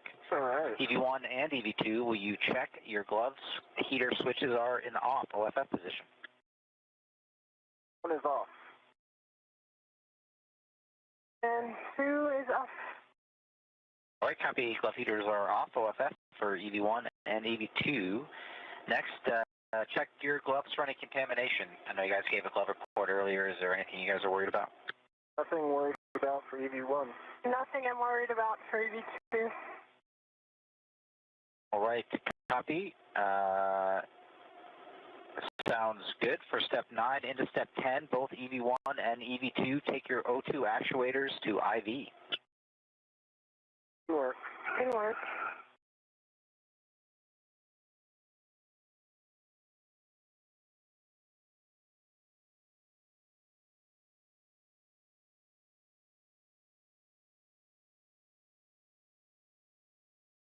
One's an IV. 2 IV. Great work, guys. I hear EV1 and EV2 O2 actuators and IV. All right, next up, I'm going to take the equalization valve back up to start repressing, and we'll continue at the nice flow rate we've been at. Thank you. One copy.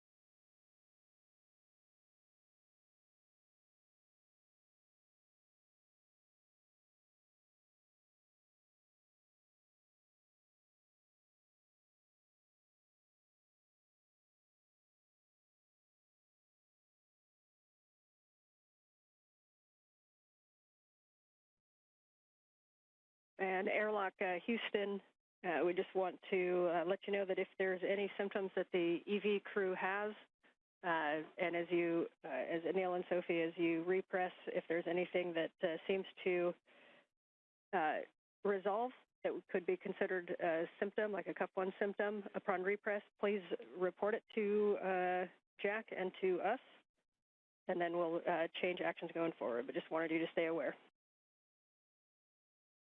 Copy all. Okay.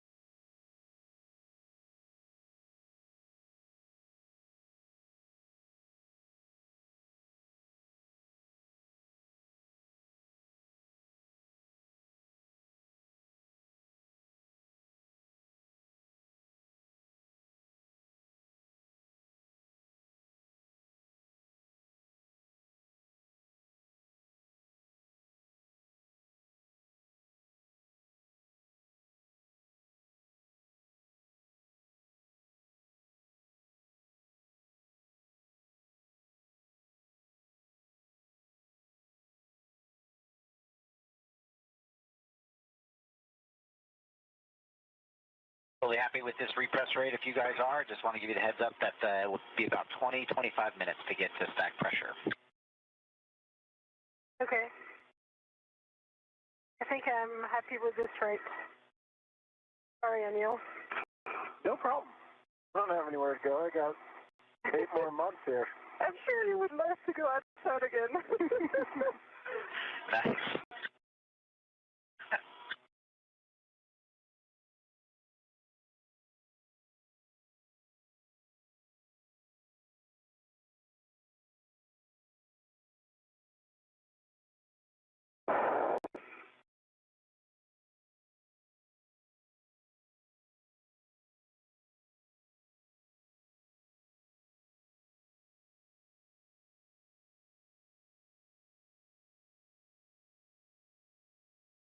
The repressurization of the Quest airlock is continuing.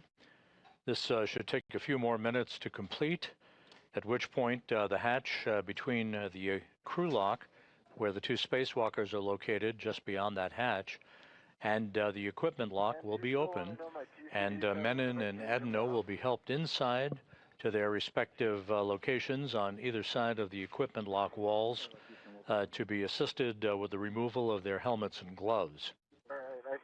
The spacewalk ended at 1:52 p.m. Central, 2:52 p.m. Eastern Time, with an elapsed time of 6 hours and 23 minutes for today's spacewalk, which saw a failed space-to-ground antenna removed and stowed on the truss of the International Space Station, setting the stage for the retrieval and installation of a spare space-to-ground antenna on a future spacewalk.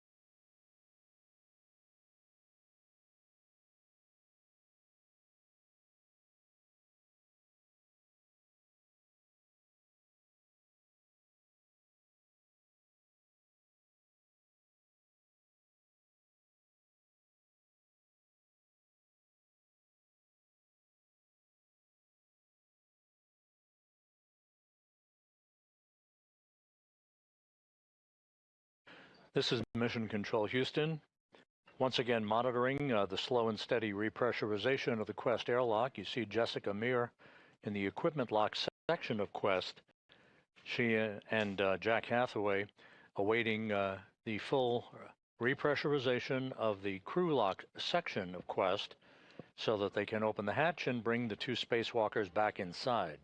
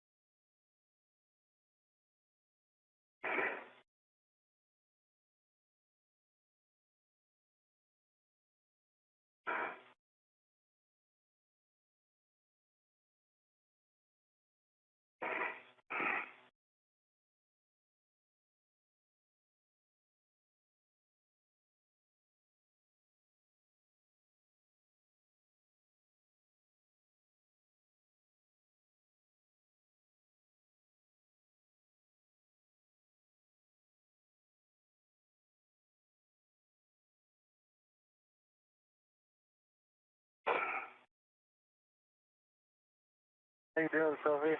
Yeah, good. Sorry, I think this is really the max rate I can handle. Oh, no, I'm just checking in, that's all. Yeah, thanks. Thanks for checking in.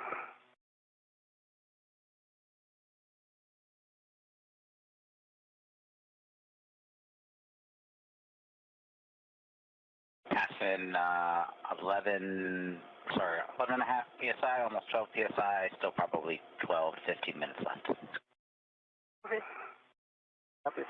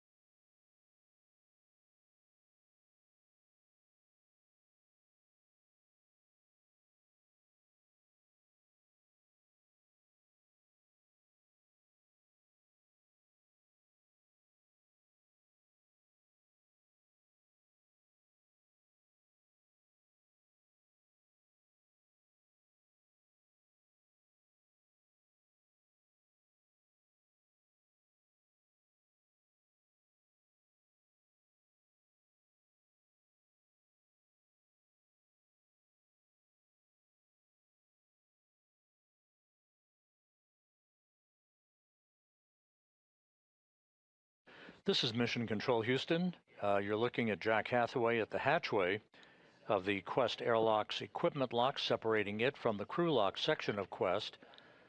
As we are almost complete now with the repressurization of the crew lock section of Quest, that will lead to the opening of the hatch and Hathaway and Jessica Meir guiding Anil Menon and Sophie Adenot of the European Space Agency back inside the International Space Station's habitable volume.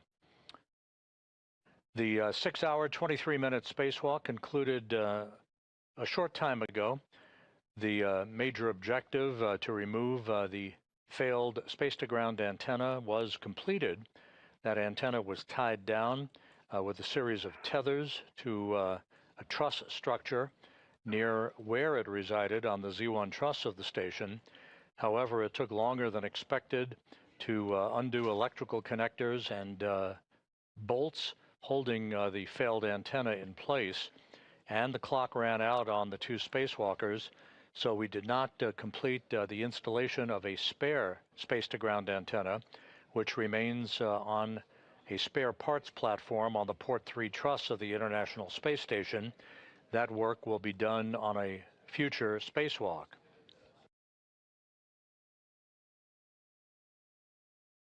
This was the second of 3 August spacewalks for Expedition 75.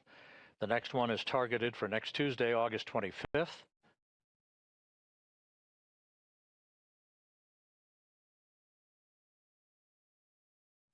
That will then in turn lead to the mid-September launch, targeted for September 12th, of the Crew 13 crew on a SpaceX Dragon spacecraft. Crew 13 to be commanded by Jessica Watkins. Associated with that flight, pilot Luke Delaney, Canadian Space Agency astronaut Joshua Kutrick, and Roscosmos cosmonaut Sergei Tetryanikov.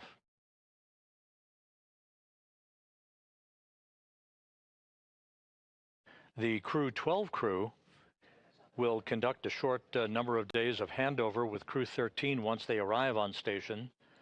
And Crew 13, led by Jessica Meir, that you see there in the sweatshirt, along with her pilot, Jack Hathaway, Roscosmos cosmonaut Andrei Fedyaev, and Sophie Adenot, will return to Earth to complete their mission on board the International Space Station.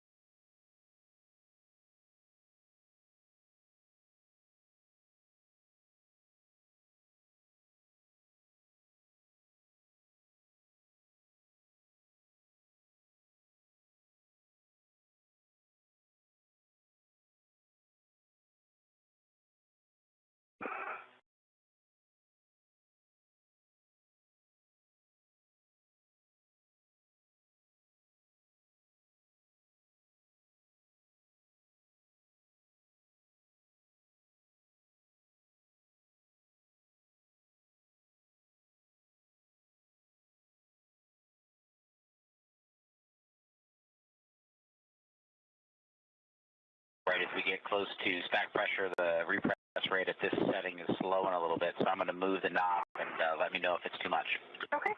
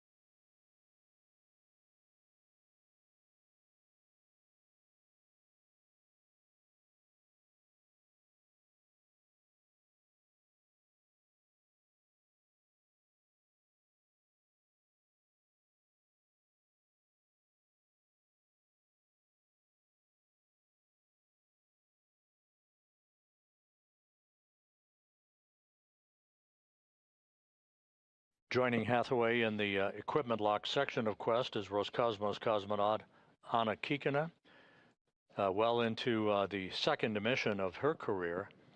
She launched with Anil Menon and Station Commander Pyotr Dubrov to the International Space Station. They launched on July 14th for the start of an 8-month mission on the International Outpost.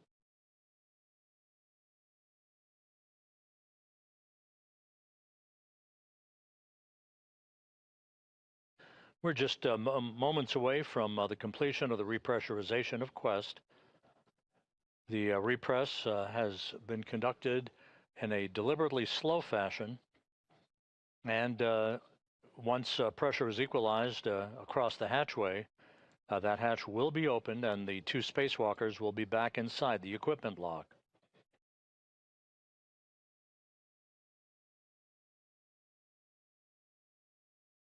And we're hearing from flight controllers that we expect the repress to be complete about a minute or so from now.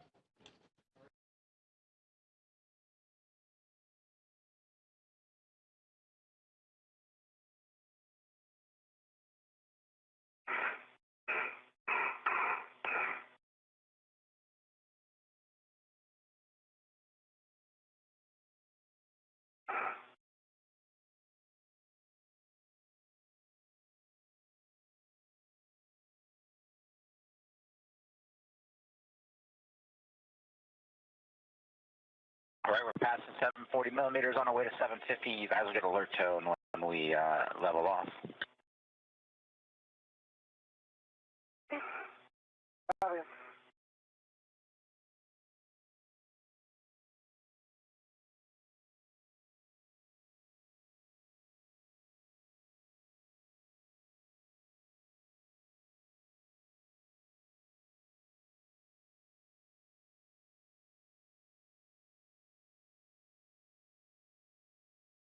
All right, that looks like equalization, and that's the end of the cue card. We're into 1.240 post EVA, so we're about to open the hatch.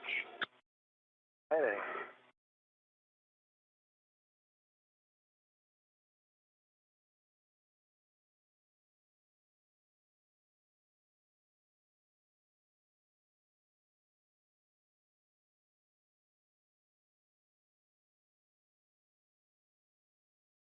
Hathaway now opening the hatch.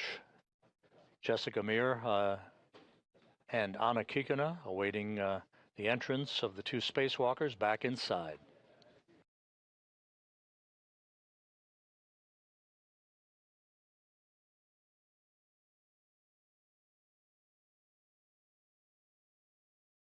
And the hatch is open.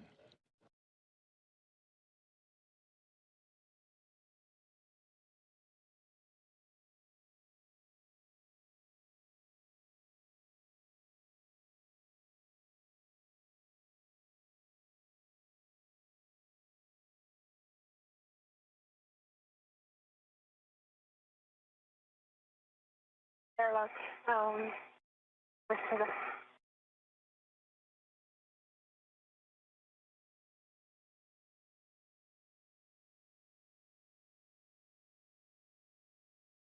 Then your go for step 4, reconfiguring public calls. Houston copies. We'll take it. Sophie Adenot, the first French woman to fly in space, back inside the equipment lock with a big wave and a big smile.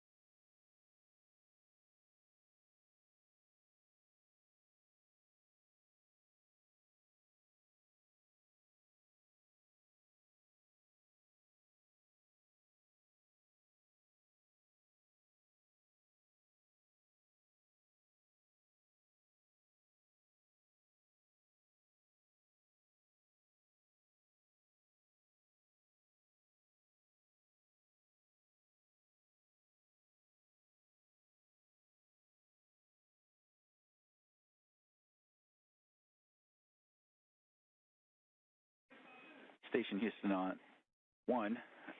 Just a heads up that we have configured comm back to nominal, and you are no longer hot mic. Anil Menon back inside the equipment lock, having completed the second spacewalk of his career.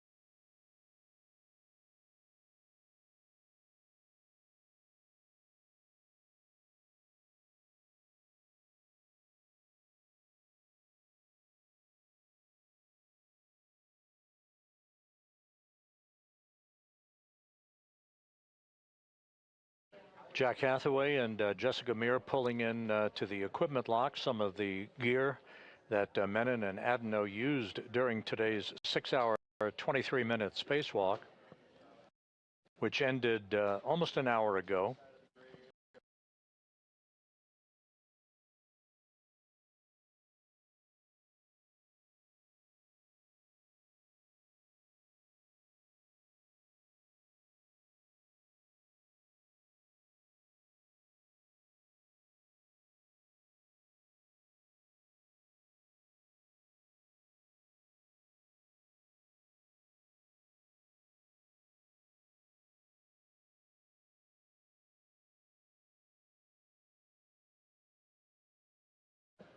We're in a handover between satellites on our tracking and data relay satellite system.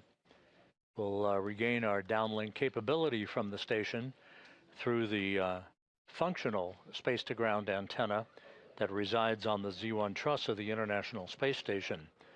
The other antenna that failed was removed by Menon and Adenot and stowed, tied down in what is called the long-duration tie-down configuration. It was stowed on the truss.